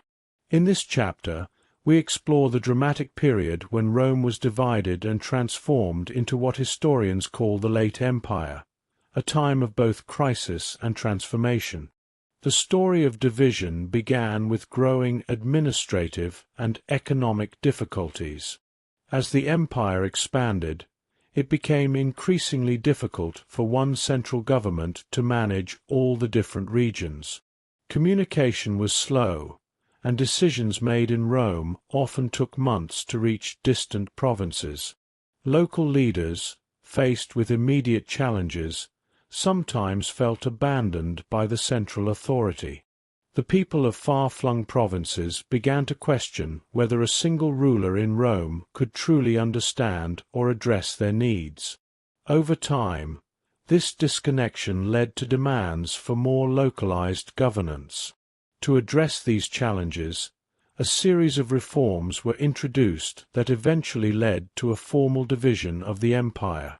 In the early years of the late empire, Emperor Diocletian, who had already reformed many aspects of government during the crisis of the 3rd century, took bold steps to reorganize the state.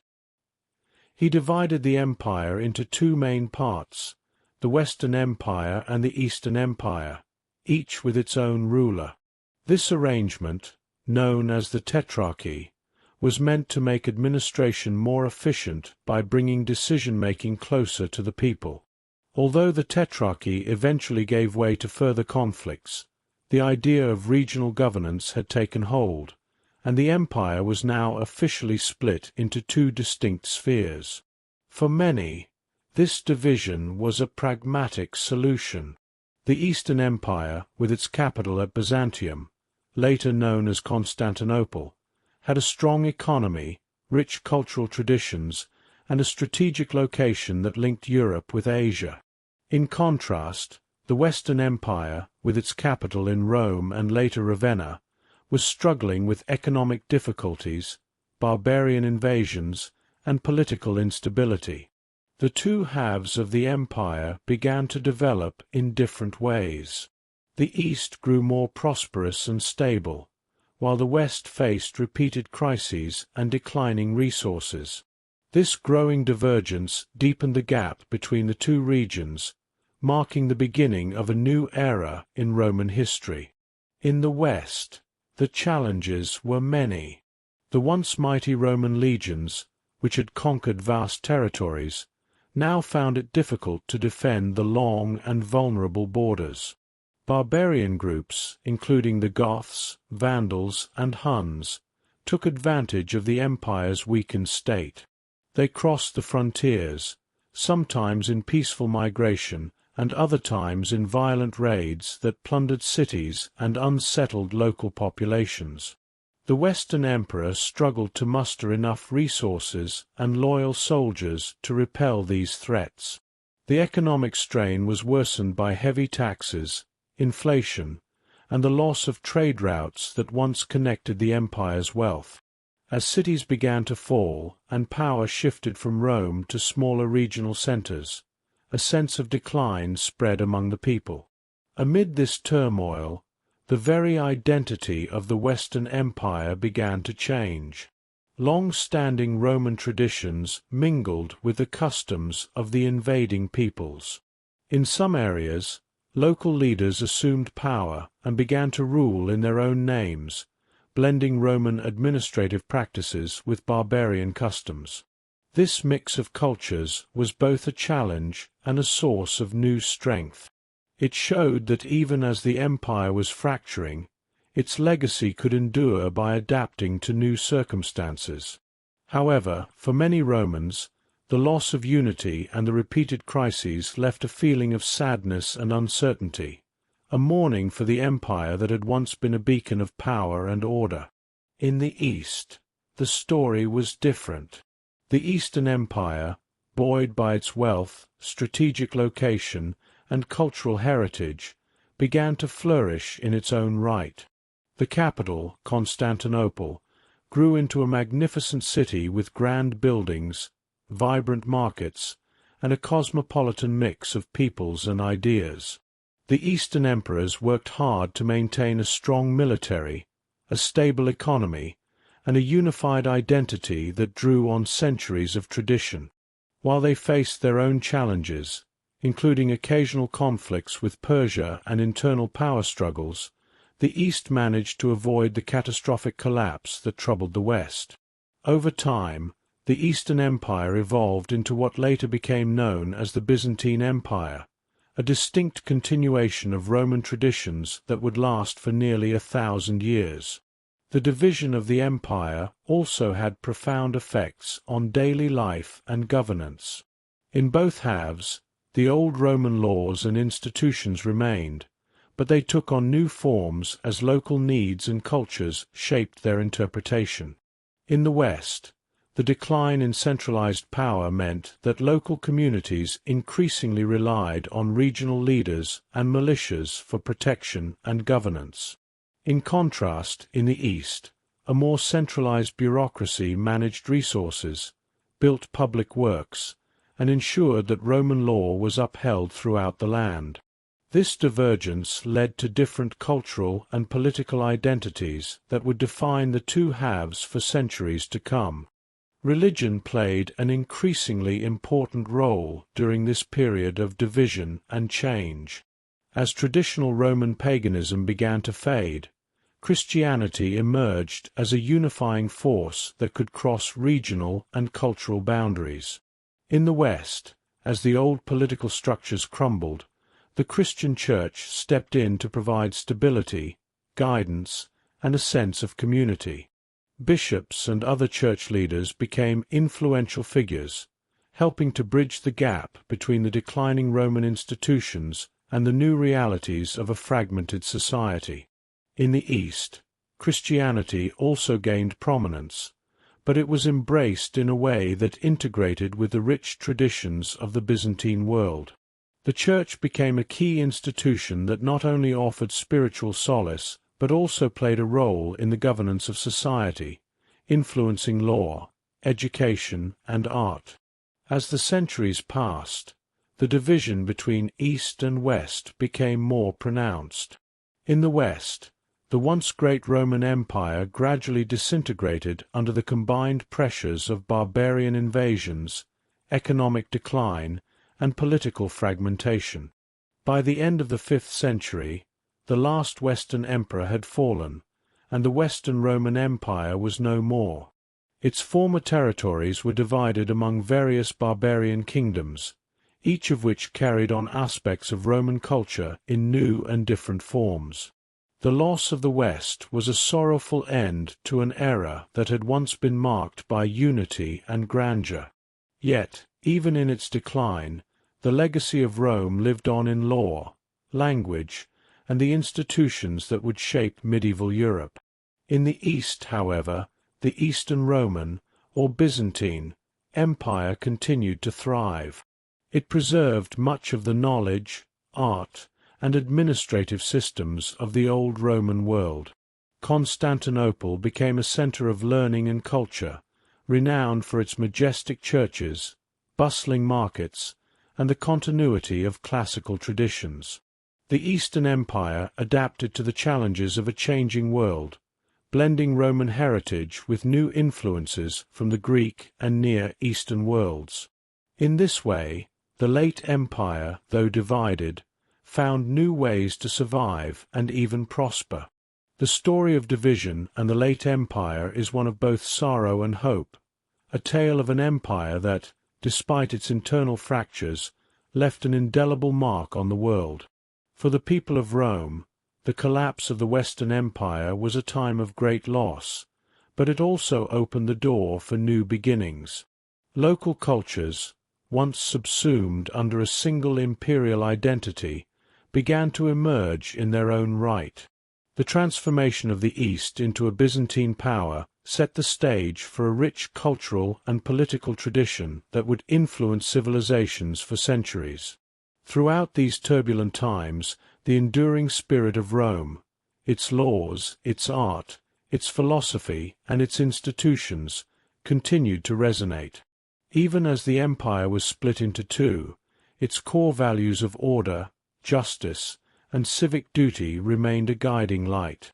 The lessons learned during these years of crisis and division served as a reminder that even the mightiest powers must adapt to survive. They also showed that from the ashes of collapse, new forms of society can emerge, ones that carry forward the best of the past while forging paths into the future. In every crumbling wall of a once glorious forum, in every manuscript preserved by monks in isolated monasteries, and in the continuing traditions of law and governance, the legacy of the Roman Empire endures. The division that once threatened to tear it apart became a crucible in which new identities were forged, identities that would shape the history of Europe and the Near East for generations to come. Thus, as the twilight of the ancient world gave way to the dawn of a new era, the story of the late empire stands as a testament to resilience, transformation, and the enduring power of human spirit. Even in its division, Rome's influence was far-reaching, reminding us that the fall of one empire can be the seedbed for another, a legacy of hope rising from the ruins of the old. In the vast tapestry of Roman history, the echoes of a mighty civilization continue to resound long after its political and military glory faded. This chapter tells the story of the enduring legacies left behind by Rome, its culture, its laws, and its engineering marvels. These achievements were not only the tools of statecraft and conquest, they became the very foundation upon which later generations built their own worlds. The splendor of Roman culture, the clarity of its legal principles, and the ingenuity of its engineering innovations transformed everyday life in ways that still touch our lives today. Imagine walking along a cobbled street in an ancient city, where every stone and arch tells a story. In Rome, art and literature were as vital as the swords of its legions. Poets recited verses under the shade of colonnades, and sculptors chiseled marble into statues that captured the ideal forms of gods and heroes. Roman culture blended the influences of the many peoples it embraced, from the refined arts of Greece to the practical wisdom of the Italian countryside. This cultural fusion gave birth to a unique identity, one that celebrated both beauty and discipline.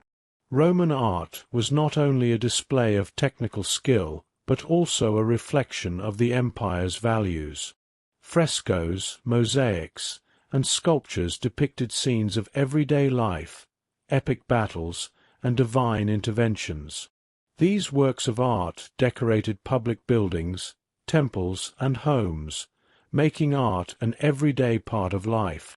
In the bustling forums, people would gather to admire the triumphal arches and public statues, which served as constant reminders of Rome's achievements. Even simple household items, like pottery and jewelry, bore intricate designs that celebrated life's abundance and the eternal power of the city. Through these creations, Romans celebrated their past and expressed hope for the future.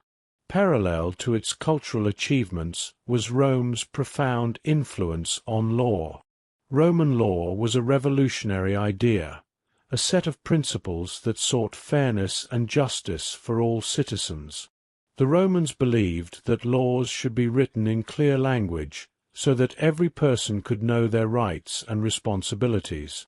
Over time, these laws evolved into a complex system that balanced the power of the state with the protection of individual freedoms. The 12 Tables, one of the earliest codifications of Roman law, were carved in stone and displayed publicly for all to see. They were the bedrock of a legal tradition that stressed equality and consistency. As centuries passed, Roman legal ideas spread far beyond the city of Rome. Courts in later European nations, and even modern legal systems, trace their roots to these ancient principles. Concepts like innocent until proven guilty, and the idea that every person is equal under the law are legacies that originated in Rome. These legal innovations helped to stabilize society by ensuring that no one, not even the most powerful, was above the law. They became a shield for the vulnerable and a guide for fair governance, a legacy that endures in modern democracies around the world. Yet, the marvels of Rome were not limited to art and law. They were equally evident in the world of engineering. The Romans were master builders who transformed the landscape with their innovative structures. Roads, aqueducts, bridges, and public buildings were constructed with such precision and durability that many still stand today. Roman engineers understood that the key to a thriving society was efficient infrastructure. Their network of roads stretched across the empire like arteries, connecting distant provinces to the heart of Rome. These roads allowed for the rapid movement of armies, the safe passage of merchants, and the spread of ideas that united a diverse empire. One of the most striking examples of Roman engineering is the aqueduct system. These remarkable structures carried fresh water from distant sources into the cities, ensuring that millions of citizens had access to clean water for drinking, bathing, and irrigation. The aqueducts were feats of both design and construction, using gravity and carefully calculated gradients to move water over long distances. Their arches and bridges not only performed a vital function but also stood as works of art, testaments to the skill and vision of Roman builders. In the public baths and fountains of Rome, the flow of water symbolized life itself, a constant reminder of the empire's ability to harness nature for the benefit of its people. The Romans also excelled in architecture. Public buildings such as the Colosseum, the Pantheon, and the Basilica of Maxentius were designed with both beauty and functionality in mind. The Colosseum, with its massive stone arches and intricate system of vaults, hosted spectacles that captivated audiences from all walks of life. It was a place where citizens could gather to witness feats of bravery and skill, where the spirit of Rome was celebrated in dramatic contests of strength and endurance. The Pantheon, with its vast dome and oculus that let in the light of the heavens, remains one of the best preserved buildings from antiquity, a symbol of the empire's eternal quest for perfection. These monuments were not built for the sake of vanity. They were constructed to serve the public, to inspire civic pride, and to stand as enduring symbols of Roman ingenuity. Beyond monumental structures, everyday Roman life was transformed by their engineering prowess. The invention of concrete, a revolutionary building material, allowed for the creation of structures that were both strong and versatile. Concrete enabled architects to experiment with new forms and designs, leading to innovations that reshaped urban life.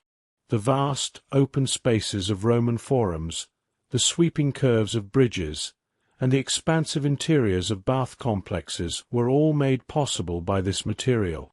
As a result, cities across the empire grew not only in size but in splendor, with urban centers that combined practicality with artistic beauty. The influence of Roman culture, law, and engineering extended far beyond the borders of the ancient empire. As the centuries passed, Roman ideas and techniques were adopted and adapted by subsequent civilizations. The Renaissance, for example, saw a revival of interest in classical Roman art and architecture, leading to a rebirth of artistic expression and scientific inquiry. European legal systems were shaped by Roman law, and the principles of justice established by the Romans continue to influence modern courts. Even today, when we drive on well-paved roads or drink clean water from a tap, we benefit from the legacy of Roman innovation. For many, the legacy of Rome is a reminder of the power of human ingenuity and the lasting impact of shared ideals. The achievements of this ancient civilization are not relics of the past. They are living influences that continue to shape our world. In museums, ancient sculptures and mosaics speak to the beauty and creativity of Roman art. In courtrooms, the echoes of Roman legal principles guide judges and lawyers in the pursuit of justice. In cities around the globe, the design of modern infrastructure reflects lessons learned from the roads, aqueducts, and bridges of Rome. The cultural, legal, and engineering legacies of Rome are a testament to a civilization that valued knowledge, innovation, and the well-being of its people. They show us that greatness is not measured solely by power or conquest, but by the ability to create systems that stand the test of time, systems that promote fairness, nurture creativity, and build lasting connections among people. Rome's achievements remind us that the ideas we leave behind can shape the future, long after the builders themselves have passed into history. As the golden light of the setting sun falls over ancient ruins and modern cities alike, one can almost hear the whispers of Roman voices, speaking of laws that uphold justice, of engineering feats that defied nature, and of art that captured the human spirit. Their legacy is a quiet, persistent force, urging us to build bridges of understanding, to draft laws that protect the vulnerable, and to create beauty in the everyday. It is a legacy that calls on us to remember that progress comes from the careful balance of strength and compassion, innovation and tradition. Thus, as we look back on the achievements of Rome, we see a civilization that transcended time, a society that, through its cultural brilliance, its legal clarity, and its engineering mastery, continues to inspire us to reach for greatness. The story of Rome is not only about battles and emperors. It is also about the enduring power of human creativity and the lasting impact of ideas. In every law written, every road built, and every work of art crafted, the spirit of Rome lives on, guiding us toward a future where the best of the past lights the way forward. Long after the fall of its emperors and the shifting of borders, the spirit of Rome continued to shine across time and space. In this final chapter, we explore how the legacy of Rome, its ideas, institutions, and art, has woven itself into the fabric of our modern world. Even though the mighty empire no longer exists, its influence can be seen in the laws we live by, the buildings that inspire us, and the very way we think about community and progress. The story of Rome is not just a tale of battles and emperors. It is a story of ideas that outlived the glory of an empire. When the Romans built their roads, bridges, and aqueducts, they were not only connecting cities, but also laying down principles of unity and cooperation. These engineering marvels, designed to last and built with practical brilliance, taught future generations that progress comes through careful planning and hard work. Today, modern highways, water systems, and public buildings carry echoes of Roman ingenuity. Every time we drive on a smooth road or drink clean water from a tap, we share in a legacy that began in ancient Rome. Roman law is another enduring treasure. The Romans believed that every person deserved fair treatment under a written set of rules, a revolutionary idea at the time. They carved the 12 tables in stone and shared them with the public, making sure that justice was available for all, not just the powerful. Over the centuries, Roman law has shaped many modern legal systems.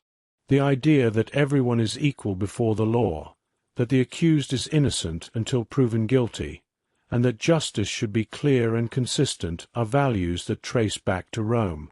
Today, these principles guide courts and lawmakers around the world, proving that the lessons of ancient Rome continue to help create fairer societies. Rome's cultural influence is as vast as its physical legacy. In art, literature, and philosophy, the Romans blended ideas from all the peoples they encountered, from the Greeks to the peoples of the Near East, and transformed them into something uniquely Roman. Their sculptures, mosaics, and frescoes captured the beauty of the human form and the drama of life. These works of art were not only decorative, they told stories of heroism, struggle, and hope. Today, museums and galleries around the globe celebrate Roman art, and the influence of classical aesthetics can be seen in everything from modern architecture to public monuments. In the echo of ancient statues and the lines of classical columns, we glimpse the enduring beauty and balance that the Romans so cherished. The Romans were also great storytellers and philosophers. Writers like Cicero, Virgil, and Seneca shaped the way people thought about duty, honor, and the nature of the human soul. Their works, written in clear and simple language, continue to be read and admired. The epic poems that celebrated the founding of Rome, the speeches that inspired citizens to serve their state, and the philosophical treatises that explored the meaning of life have all left an indelible mark on literature.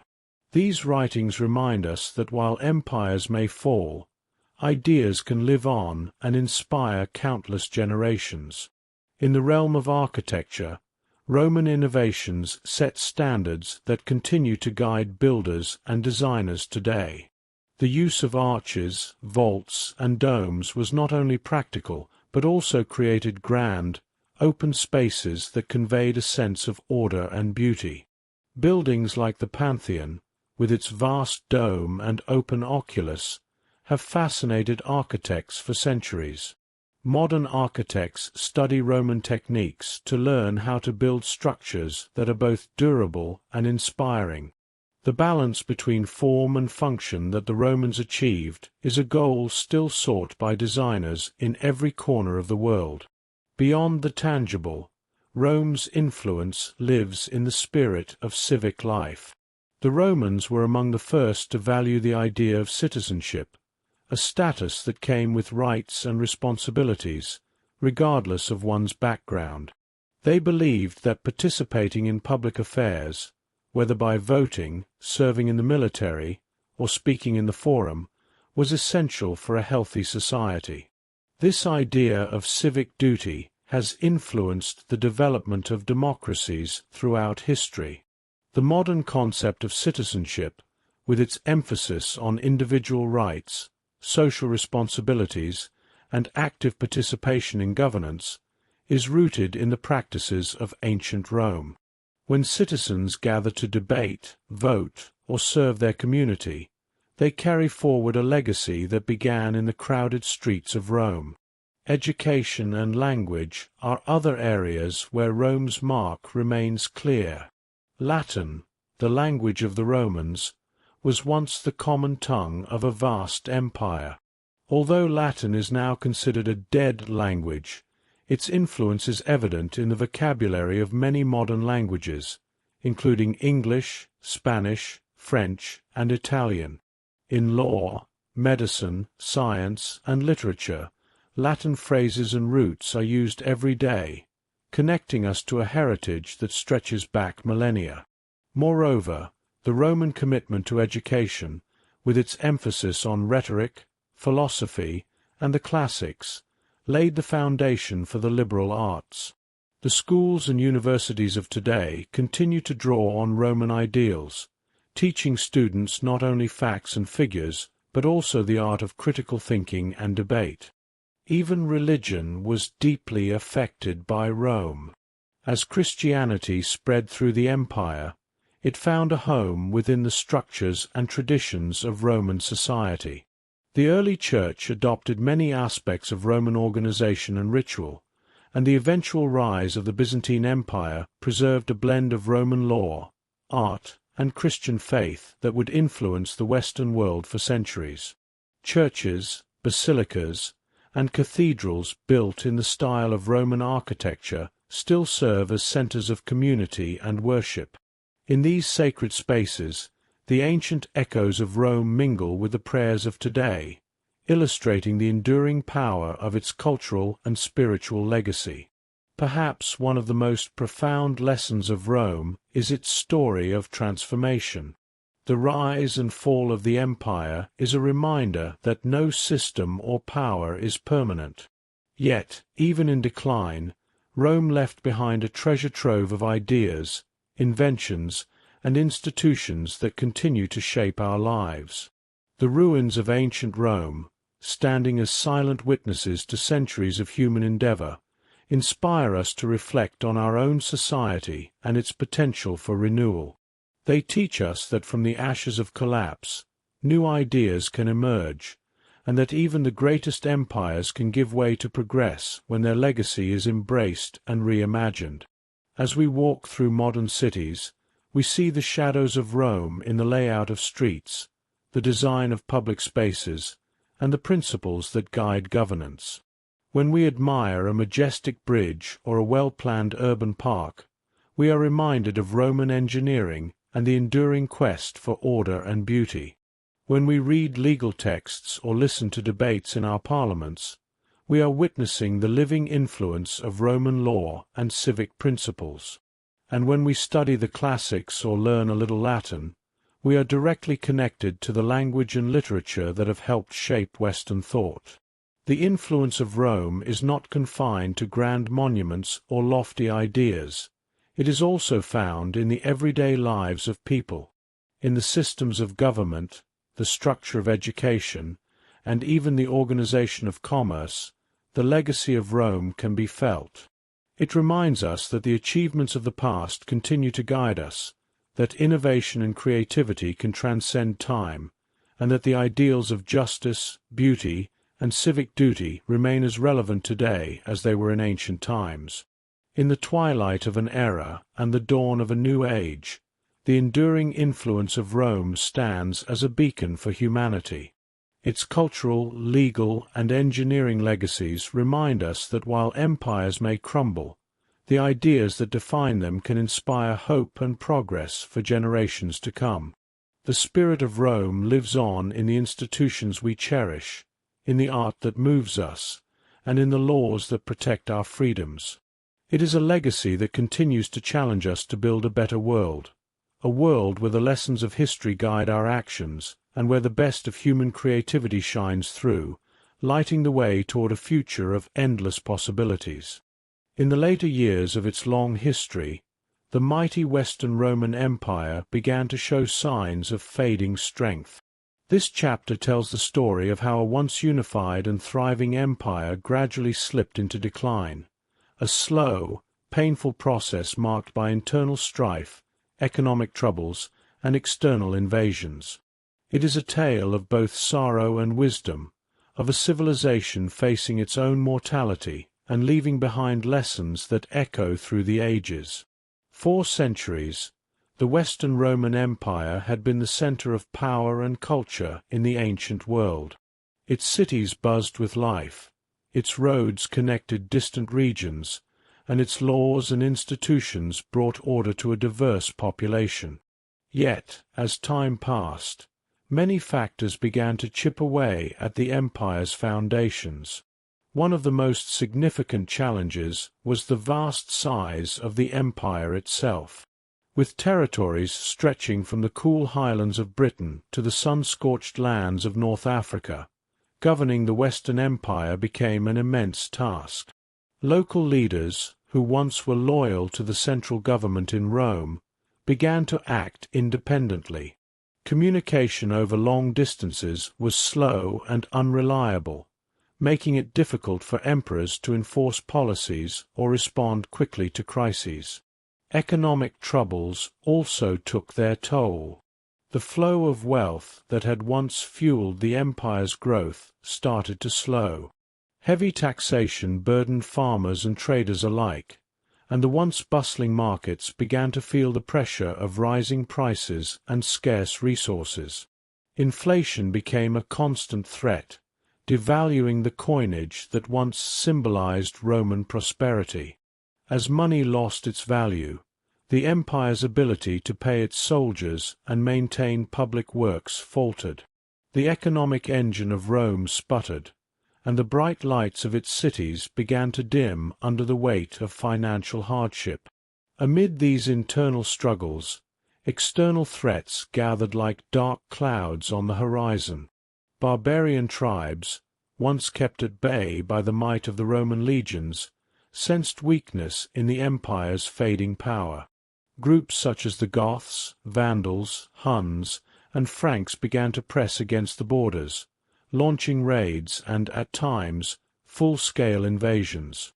The legions, now fewer in number and less well-equipped than in earlier times, found it increasingly difficult to hold the extensive frontiers. In many cases, local communities could only fend for themselves, and the sense of security that had long been a hallmark of Roman rule eroded with each successive attack. The decline was not sudden but a gradual process, a slow unraveling that affected every layer of society. In the urban centers of the West, the great public buildings and monuments that once testified to Rome's glory began to fall into neglect. The bustling forums grew quiet, and once proud streets became overgrown with weeds. With the weakening of central authority, law and order broke down in many cities. Rival groups vied for power, and corruption seeped into the administration. In the countryside, farmers struggled to produce enough food amid uncertain harvests and constant raids, while local rulers, known as barbarian chieftains, increasingly asserted their independence from Rome. Amid this slow decay, the political structure of the Western Empire became a shadow of its former self. Emperors were often weak, chosen more for their connections than for their ability to govern. Court intrigues, power struggles, and the influence of ambitious military commanders further undermined the authority of the central government. In many cases, a new emperor would be declared only to be overthrown or assassinated within a few short years. This constant turnover left the empire without a stable leadership to guide it through its darkest hours. One of the most dramatic events in the fall of the Western Empire was the sack of Rome itself. In 410 CE, the Visigoths, led by King Alaric, breached the ancient walls of Rome and plundered the city. For many, this event was a shock, a sign that even the eternal city could not escape the fate of decay. The image of Rome, once a symbol of unyielding power and order, in ruins, sent ripples of despair throughout the empire. Although Rome would be rebuilt, the psychological impact of the sack was profound. It marked a turning point, a moment when the people of the West began to accept that the days of Roman greatness were drawing to a close. In the years that followed, more barbarian groups poured into the crumbling Western Empire. The Vandals swept through North Africa, cutting off vital grain supplies to Rome, while the Huns pressed from the east, creating a domino effect of displacement among various tribes. These invasions further destabilized the region, as local communities struggled to defend themselves without the support of a strong central government. The once mighty legions, stretched thin by years of constant warfare, could no longer mount an effective defense across the vast expanse of the empire's borders. As the political and military situation worsened, many citizens began to look inward for stability and hope. The Christian Church, which had grown in influence over the previous centuries, emerged as a unifying force. Bishops and priests offered solace and guidance in troubled times, organizing communities and providing a semblance of order. While the Church did not have the power to restore the empire to its former glory, it played a crucial role in helping people cope with the chaos. In the absence of strong imperial leadership, the Church became a beacon of continuity, preserving not only spiritual traditions but also many of the cultural and intellectual achievements of Rome. The decline of the Western Roman Empire was marked by a gradual shift in power. By the end of the 5th century, the last emperor of the West, Romulus Augustulus, was deposed by the Germanic chieftain Odoacer. This event is often cited as the end of the Western Empire. Yet, even as the political structures of Rome crumbled, the legacy of Roman culture, law, and engineering continued to influence the new kingdoms that arose in its place. The barbarian rulers who took over the former territories of the West often adopted Roman customs, laws, and administrative practices, blending them with their own traditions. Thus, even in its fall, Rome left behind a legacy that would shape medieval Europe for centuries. For many historians, The fall of the Western Roman Empire is a story of transformation rather than simple collapse. The end of one era made room for a new world, a world in which the ideas, institutions, and achievements of Rome were reinterpreted and rebuilt. The ruins of ancient Rome became the foundation upon which new kingdoms were constructed. In the monasteries and courts of medieval Europe, scholars studied the remnants of Roman law and literature, preserving them for future generations. These texts, along with the architectural techniques of Roman builders, would later spark a revival during the Renaissance, when artists and thinkers looked back to Rome as a source of inspiration and wisdom. The story of Rome's decline is also a reminder that even the greatest empires are not immune to the forces of time. The challenges that led to the fall of the Western Empire, overextension, economic instability, political fragmentation, and external invasions, are lessons in the limits of power. They teach us that no matter how mighty a civilization may seem, it must continually adapt to changing circumstances or risk being overtaken by them. In the case of Rome, its decline was not caused by a single event, but by a series of gradual shifts that, over time, rendered its old ways unsustainable.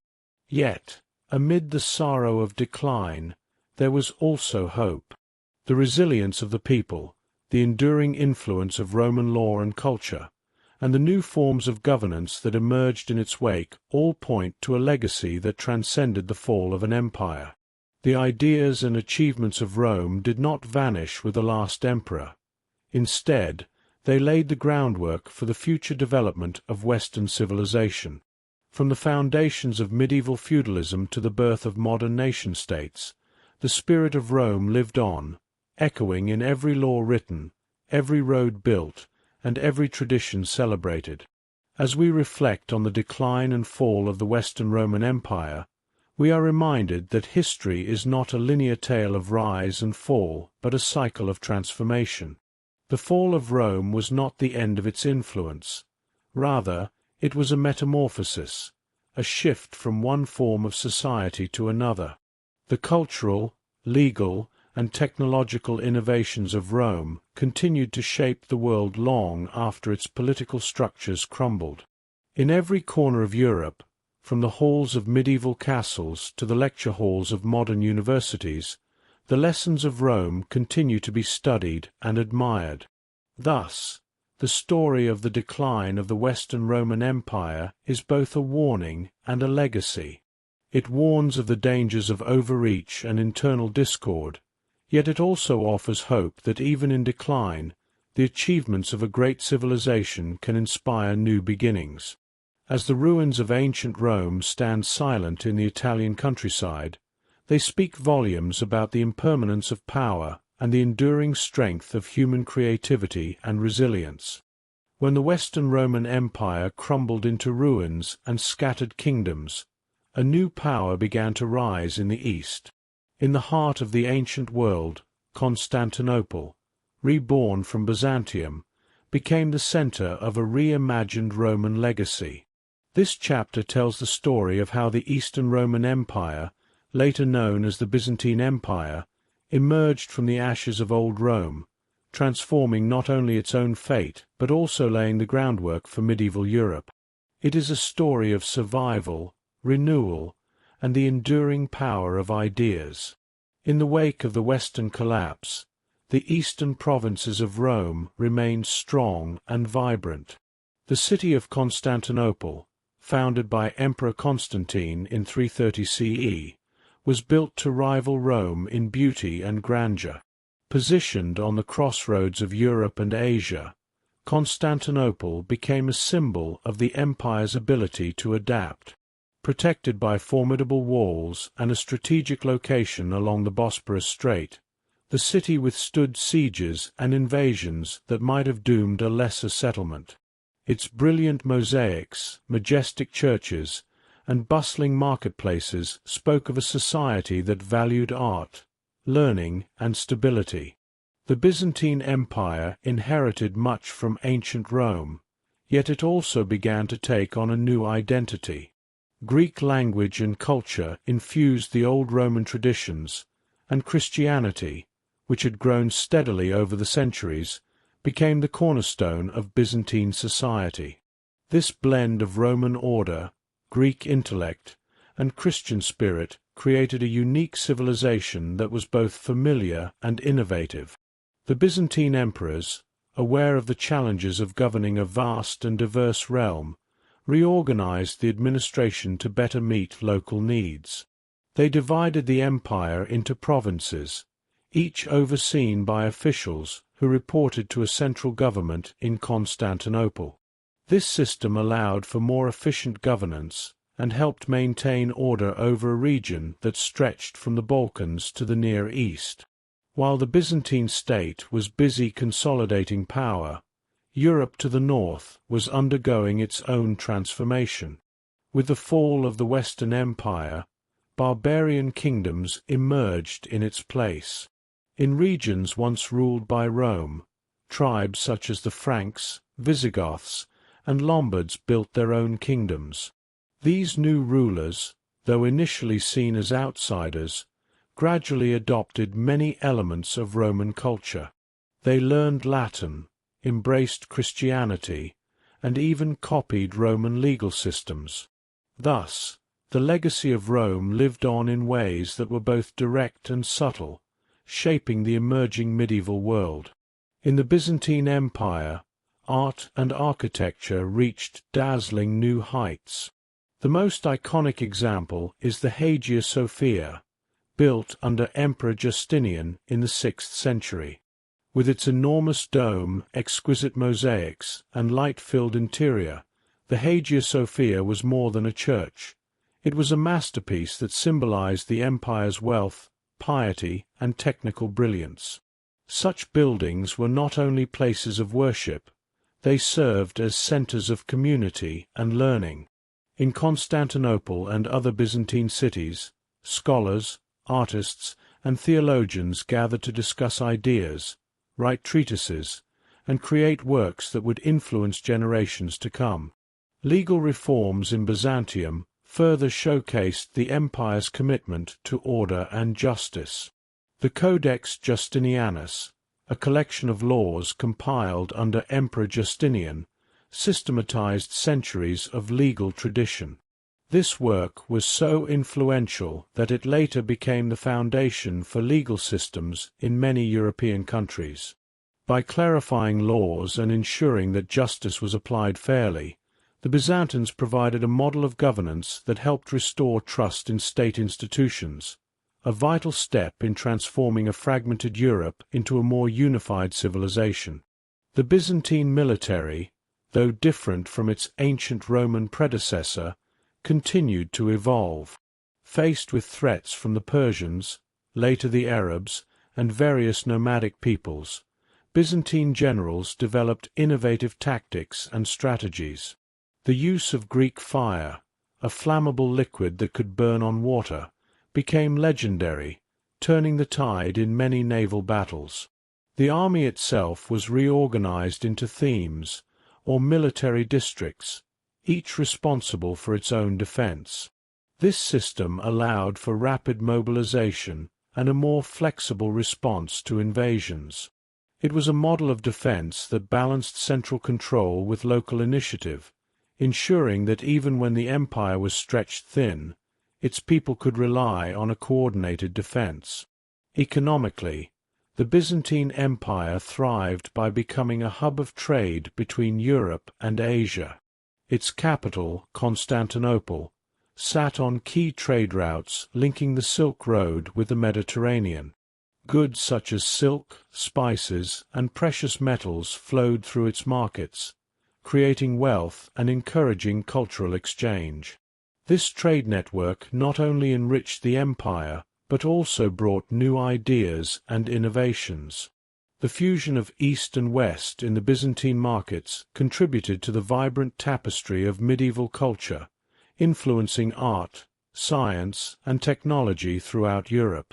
At the same time, the rise of the Byzantine Empire had a profound impact on the surrounding barbarian kingdoms. These new rulers, while initially outsiders, gradually became more Romanized as they adopted Byzantine customs, art, and governance. The spread of Christianity, in particular, united many disparate peoples under a common faith and set of ethical principles. Missions led by Byzantine saints and scholars carried both religious teachings and elements of Roman culture into the heart of Europe. Over time, this helped to forge a new identity among the former enemies of Rome, a blended culture that valued both the old Roman ideals and the new Christian spirit. The transformation of Europe continued in the centuries that followed.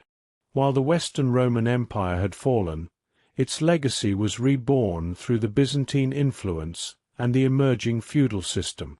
The Church played a pivotal role in preserving Roman learning and legal principles during the so-called Dark Ages.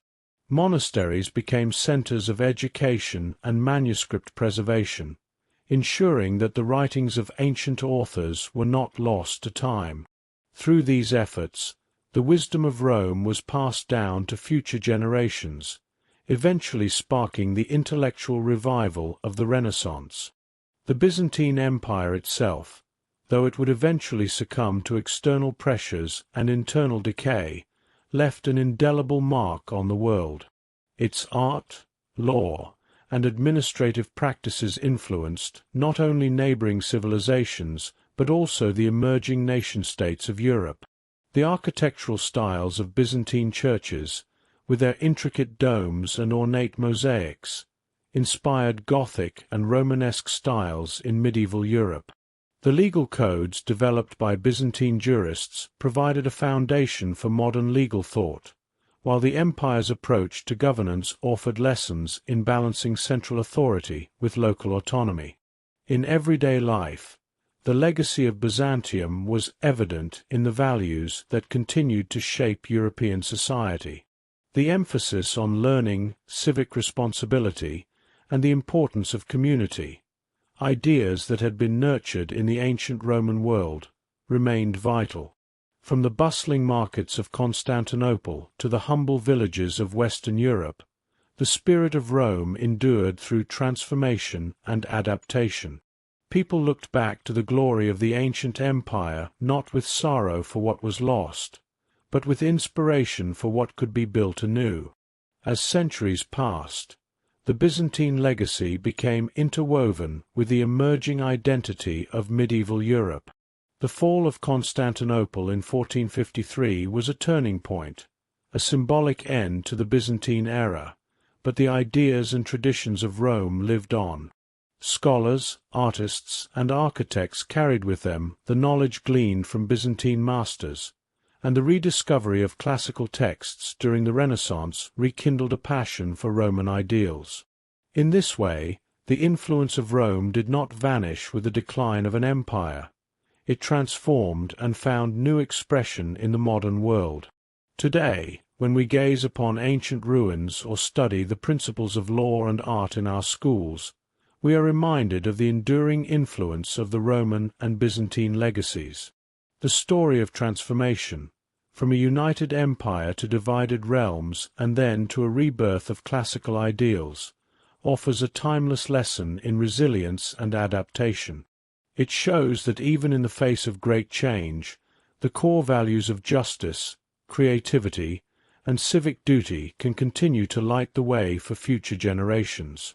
Thus, the rise of the Byzantine Empire and the transformation of Europe stand as a powerful testament to the enduring influence of Rome. They remind us that history is not a closed book, but an ongoing narrative, where the past is always present in the ideas and institutions that shape our lives. The legacy of Rome, reborn through Byzantium and echoed in the medieval world, is a legacy of hope, resilience, and the unbreakable spirit of human innovation. Long after the marble monuments and ancient roads have crumbled under the weight of time, the spirit of Rome still whispers to us. In this final chapter, we explore how the rise, glory, and fall of one of history's greatest civilizations continue to offer valuable lessons for our modern world. From its groundbreaking laws and remarkable engineering to its ideas of citizenship and civic duty, Rome's legacy reminds us that every society must balance power, innovation, and compassion to stand the test of time. At its core, Rome was a place where people from many different backgrounds learned to live together. The Romans built a system in which citizens could participate in government, even if that system evolved over centuries. Today, modern democracies echo the Roman belief that every voice matters. Just as Roman citizens gathered in forums to discuss and debate ideas, people in modern parliaments and town halls work together to solve common problems. The Roman idea of civic duty, where each person contributed to the welfare of the community, teaches us that a strong society depends on the active participation of all its members. One of Rome's most lasting gifts was its legal system. The Romans believed that laws should be clear, written, and accessible to everyone. The famous 12 tables, carved in stone for all to see, were among the first attempts to ensure that everyone knew their rights and duties. Over the centuries, Roman law has influenced legal systems around the world. Concepts such as innocent until proven guilty and equality before the law find their roots in ancient Rome. Today, these ideas are the cornerstones of justice in modern society. When we see fair trials, public records, and codified laws, we are witnessing the echoes of a legal tradition that began over 2,000 years ago. Rome's engineering feats also continue to inspire. The ingenious roads, bridges, and aqueducts that crisscrossed the empire were more than feats of construction. They were lifelines that connected a diverse and sprawling territory. Roman roads allowed armies to march swiftly and merchants to trade goods over long distances. Aqueducts carried clean water into cities, improving public health and transforming urban life. Modern engineers study these ancient projects to learn about durability, efficiency, and innovation. Even today, when we build highways, water treatment plants, or sustainable urban infrastructure, the spirit of Roman engineering, practical, forward-thinking, and designed to last, lives on. Culturally, Rome was a melting pot where art, language, and ideas merged from many parts of the known world. Latin, the language of the Romans, may be considered a dead language, but its influence is unmistakable. Latin is the root of many modern languages, and its phrases continue to be used in law, medicine, and science. The art and literature of Rome have inspired countless works over the centuries. When we admire a classical sculpture or read a play that echoes the structure of ancient drama, we are reminded that beauty and creativity are timeless.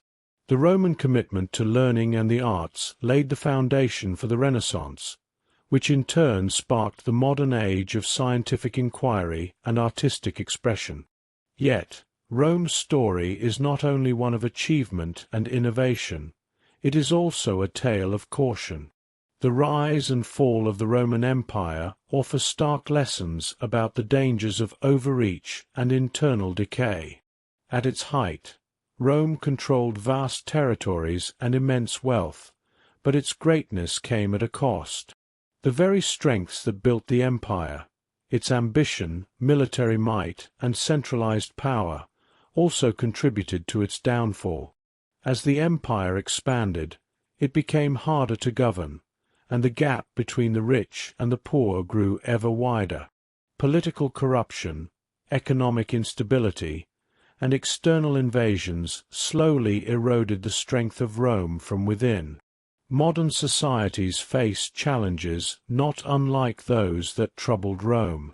In today's globalized world, nations must balance expansion and security, wealth and equality, tradition and innovation. The The story of Rome reminds us that unchecked ambition or excessive concentration of power can lead to collapse. Instead, sustainable progress requires not only strength but also flexibility, accountability, and the willingness to reform.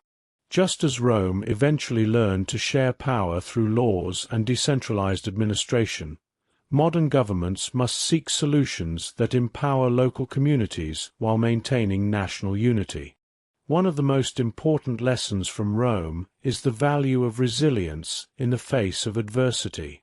The empire experienced periods of great turmoil, civil wars, economic crises, and barbarian invasions, but even in its darkest hours, there were moments of renewal. Leaders like Aurelian and Diocletian emerged from the chaos to implement bold reforms that stabilized the state. Their willingness to adapt and learn from failure teaches us that every crisis, no matter how severe, can be a catalyst for positive change. In our own time, when faced with challenges such as climate change, economic disparity, or political polarization, the Roman example inspires us to seek creative solutions and rebuild stronger, more just communities. Moreover, Rome's legacy reminds us of the power of cultural integration. The Roman Empire was home to countless peoples with diverse languages, religions, and traditions. Rather than simply imposing a single way of life, the Romans often absorbed and adapted the customs of the peoples they encountered. This blending of cultures created a rich mosaic that enriched Roman society and paved the way for the multicultural world we know today. In our increasingly interconnected world, the lessons of cultural tolerance and mutual respect are more relevant than ever. Embracing diversity, as Rome once did, can lead to new ideas, innovation, and social harmony. The enduring influence of Rome is also a testament to the importance of education and the preservation of knowledge. Throughout the Middle Ages and into the modern era, scholars, monks, and educators worked tirelessly to preserve the writings, laws, and art of ancient Rome. This careful stewardship of knowledge helped spark the Renaissance and laid the groundwork for the scientific and cultural revolutions that followed. Today, when we study history, literature, or science, we benefit from the legacy of Roman learning, a reminder that the pursuit of knowledge is a timeless endeavor. Finally, the story of Rome is a celebration of human creativity and the unyielding quest for progress. The ideas that once inspired the builders of Rome, the ambition to create, to innovate, and to leave a mark on the world, are still alive in every invention, every work of art, and every legal principle that shapes our lives. From the grand arches of ancient monuments to the modern skyscrapers that define our cities, the spirit of Rome is visible. Its legacy challenges us to build bridges between communities, to write laws that are fair and just, and to design systems that stand the test of time. As we look back on the rise and fall of Rome, we see a complex tapestry of triumph and failure, of hope and hubris. Its story is not merely a chronicle of an empire long past. It is a mirror reflecting the challenges and potentials of our own society. The lessons of Rome urge us to value wisdom over power, to pursue progress without sacrificing justice, and to embrace diversity while seeking unity. In the quiet moments of reflection, whether while walking along a modern city street or gazing at ancient ruins, we can still hear the whispers of Rome. They remind us that even though empires may rise and fall, the ideas that shape human life are eternal. The legacy of Rome lives on in our laws, our roads, our art, and our very sense of community. It is a legacy that calls us to build a future inspired by the best of the past, a future where the lessons of history guide us to create a more just, innovative, and united world. Thus, as we close the final chapter on the story of Rome, we carry forward its enduring influence. Its spirit lives on in the classrooms where history is taught, in the courtrooms where justice is served, and in the hearts of people who believe in the power of ideas. The rise and fall of Rome may have ended long ago, but the lessons it left behind remain as relevant today as they were in ancient times. They remind us that while the world may change, the quest for progress, the need for fairness, and the celebration of human creativity are eternal pursuits, goals that will continue to inspire us for generations to come. Centuries after Rome's ancient glory faded from its imperial heights, a new light began to shine on its legacy. The ruins of the once mighty empire stirred the hearts of curious scholars, artists, and thinkers. In this chapter, we follow the remarkable rediscovery of Rome during the Renaissance, a time when the beauty, wisdom, and innovations of the ancient world were revived and reimagined. This was an era of rebirth and transformation, when the ideas of Rome became the seeds for a new age of art, science, and culture. In dusty libraries and quiet monasteries across Europe, ancient manuscripts and texts were carefully preserved by dedicated scribes. These texts, written in Latin and Greek, spoke of Roman law, philosophy, and architecture, knowledge that had once guided the Roman state and inspired its citizens. For centuries, these writings lay forgotten, hidden among the relics of a bygone era. Yet as Europe emerged from the darkness of the Middle Ages, a thirst for knowledge rekindled interest in the classics. Scholars began to search for the lost wisdom of Rome, and in doing so, they uncovered ideas that would transform the modern world. The Renaissance, a period of flourishing art and learning, was fueled by this rediscovery. Artists like Leonardo da Vinci, Michelangelo, and Raphael marveled at the balance, precision, and beauty of ancient Roman sculpture and architecture. They studied the graceful curves of Roman columns and the harmonious proportions of arches and domes. In their own works, they sought to capture that same timeless beauty. Paintings and sculptures from this era, rich in detail and emotion, were inspired by the ideals of classical Rome, a celebration of human potential and creativity. At the same time, the revival of Roman legal texts and philosophical writings reshaped the way people thought about society and governance. The Roman commitment to justice, codified in laws that were accessible and fair, influenced political thinkers who envisioned a world where every person had a voice. Ideas of republicanism and citizenship that had once guided Rome were reinterpreted in new forms, helping to lay the foundation for modern democratic systems. In universities across Europe, the study of Roman law and philosophy became a cornerstone of education, sparking debates and discussions that echoed the lively forums of ancient Rome. Architects and engineers also drew inspiration from Rome's ingenious constructions.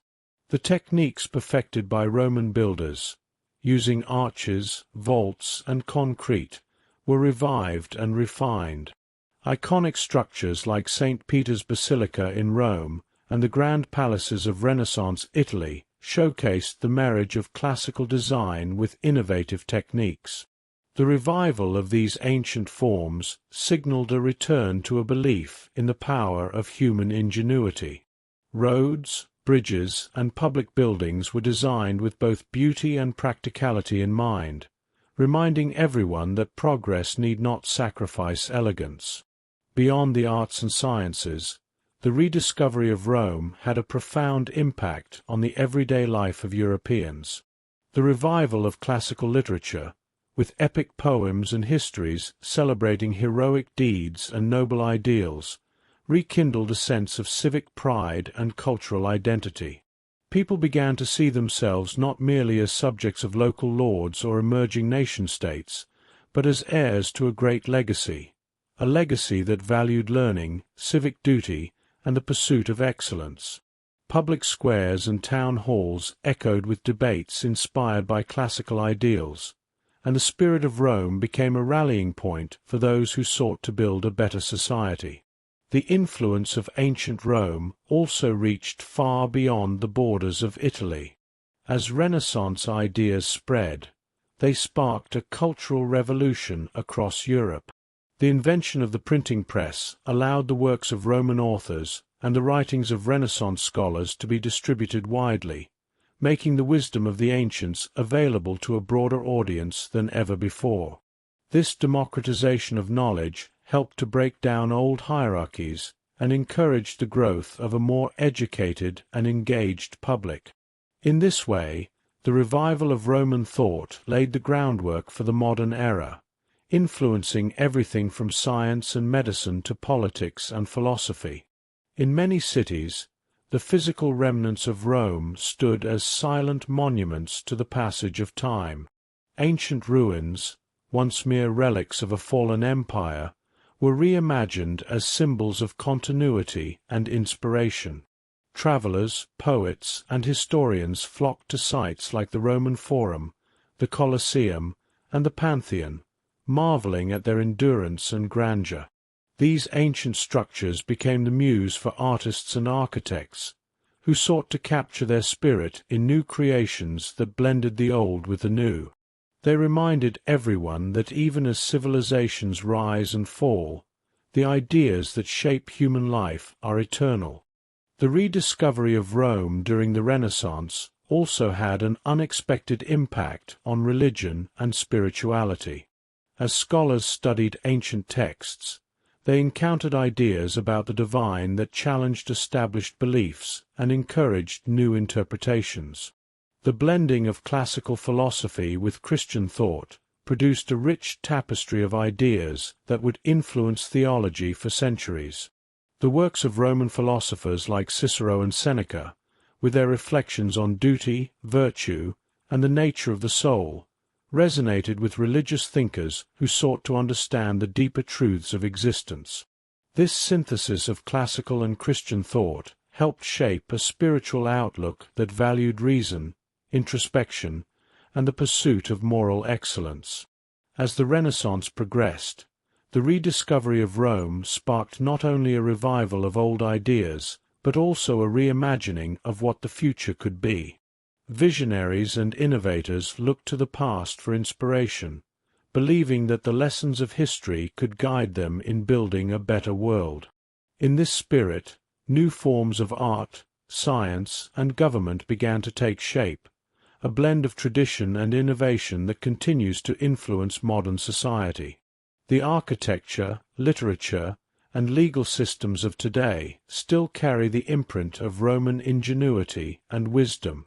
In the quiet study of a scholar poring over ancient manuscripts, or in the bold strokes of an artist recreating a Roman scene, the spirit of Rome endures. It is a spirit that reminds us that progress is built on the foundation of past achievements, that knowledge and creativity are the true treasures of civilization, and that even the greatest empires can inspire future generations. The revival of Rome during the Renaissance was not merely an act of looking back. It was an act of moving forward, of taking the best ideas from the past and using them to shape a brighter future. Thus, the rediscovery of Rome and the flowering of Renaissance thought stand as a powerful chapter in the long story of human achievement. They show us that the legacy of a civilization is not confined to its own era, but can inspire change and renewal long after its decline. The ancient ideas of law, art, and civic duty continue to echo in our modern world, urging us to build bridges between the past and the future, to cherish the wisdom of our ancestors, and to strive for a society that is just, innovative, and beautiful. In every museum, every public building, and every legal system built on principles of fairness, the influence of Rome can be seen. Its art continues to inspire, its laws continue to protect, and its engineering continues to guide modern construction. The lessons of Rome remind us that while empires may fall, the ideas that define them can shape the destiny of nations for centuries to come. As we reach the final chapter of Rome's long and varied story, we pause to reflect on a legacy that has spanned millennia. The rise and fall of one of history's greatest civilizations left behind more than ruins and monuments. It gifted the world ideas, institutions, and values that continue to shape our lives today. In this concluding chapter, we explore how the achievements and lessons of Rome illuminate our path into the future, inspiring us to build societies that honor the past while boldly embracing tomorrow. Rome began as a small settlement by the Tiber River, its humble origins woven with myth and legend. Over centuries, it grew into a powerful kingdom, then a republic built on the principles of shared governance and civic duty, and finally an empire that stretched across continents. Throughout its evolution, Rome encountered great triumphs and deep crises. Its citizens built roads that connected vast territories, codified laws that promised justice for all, and engineered aqueducts that brought water to burgeoning cities. Yet, even as the empire expanded and later fractured, its ideas endured. One of Rome's most enduring contributions is its legal legacy. The Romans were among the first to believe that laws should be written and accessible, so that every citizen would know their rights and responsibilities. The idea of being equal before the law, a concept echoed in courts around the world today, finds its roots in Rome. As modern societies continue to grapple with fairness and justice, we look back to those ancient principles for guidance. In every public institution and judicial system that values transparency and equality, the voice of ancient Rome still speaks. Rome also taught us the power of infrastructure and innovation.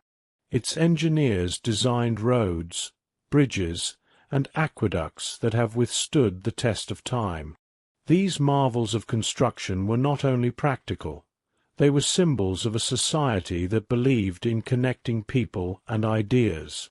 Today, as we build modern cities and develop sustainable technologies, we continue to rely on that spirit of innovation.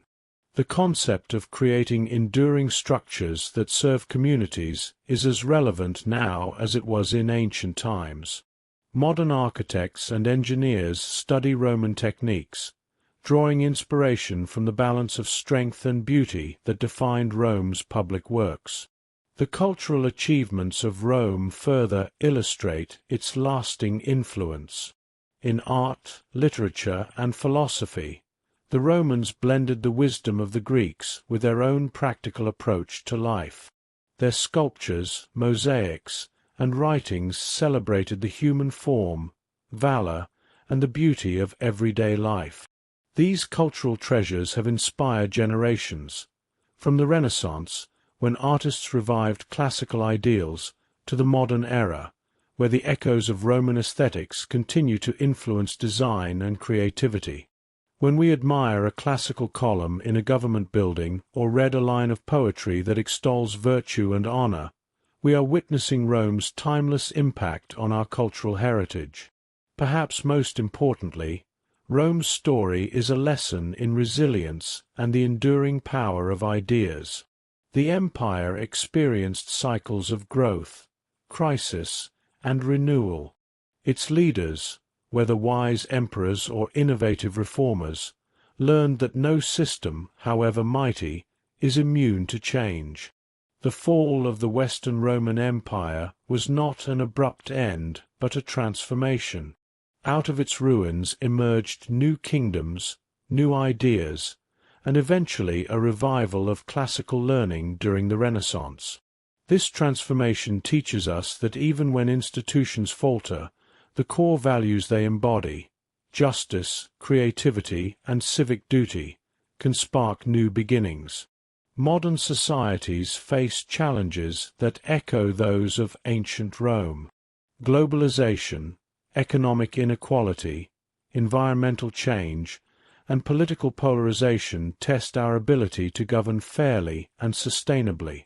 In these turbulent times, the lessons of Rome remind us to seek balance. We learn from its mistakes, the dangers of overexpansion, the perils of concentrated power, and the importance of adapting to change. Equally, we are inspired by Rome's achievements in law, engineering, and culture. By embracing the Roman ideals of civic participation and innovation, we can work toward building societies that are resilient and inclusive. The legacy of Rome is not confined to textbooks or ancient ruins. It lives on in everyday life. When citizens gather to debate ideas in public forums or vote in elections, they are participating in a tradition that began in the crowded marketplaces of ancient Rome.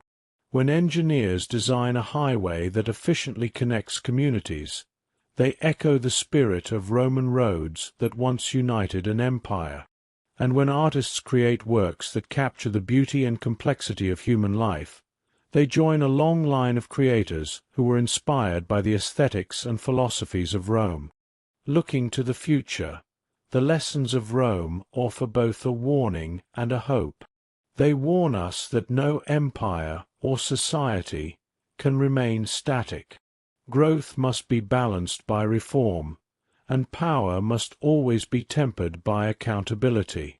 At the same time, Rome's enduring influence shows us that the best ideas can transcend time. The principles of justice, innovation, and civic responsibility are not relics of the past. They are tools for building a better future. As we confront the challenges of the modern world, from technological change to global cooperation, the timeless wisdom of Rome guides us. In classrooms, the study of Roman history continues to spark critical thinking and debate.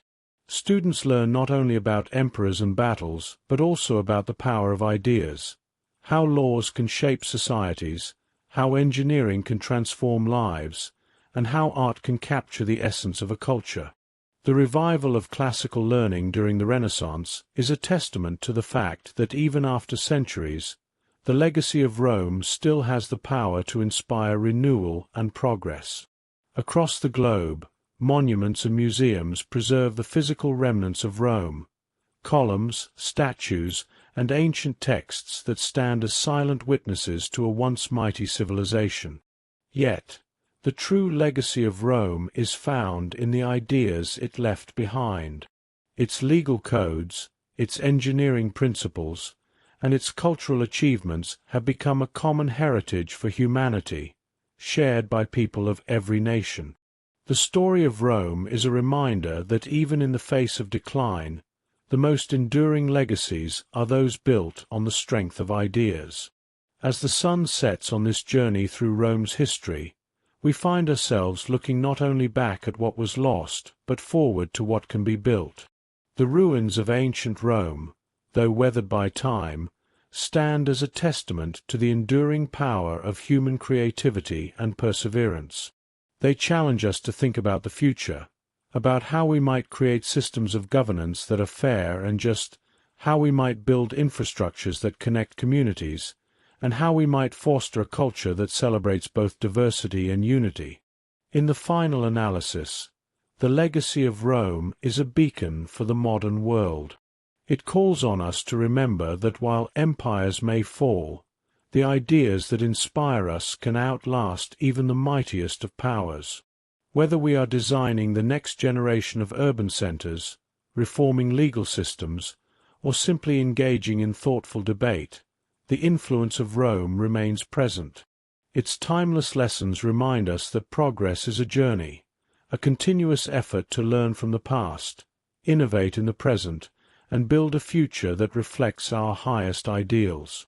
Thus, as we close this chapter on the history of ancient Rome, we carry its legacy with us. The spirit of Rome lives on in every law enacted for fairness, every road built for connection, and every work of art that captures the beauty of human life. Its influence is woven into the fabric of modern civilization, urging us to strive for a world where justice, creativity, and civic duty light the way forward. The story of Rome is not a tale of endings, but a timeless reminder that the best ideas can inspire generations, and that the future, like the past, is ours to shape.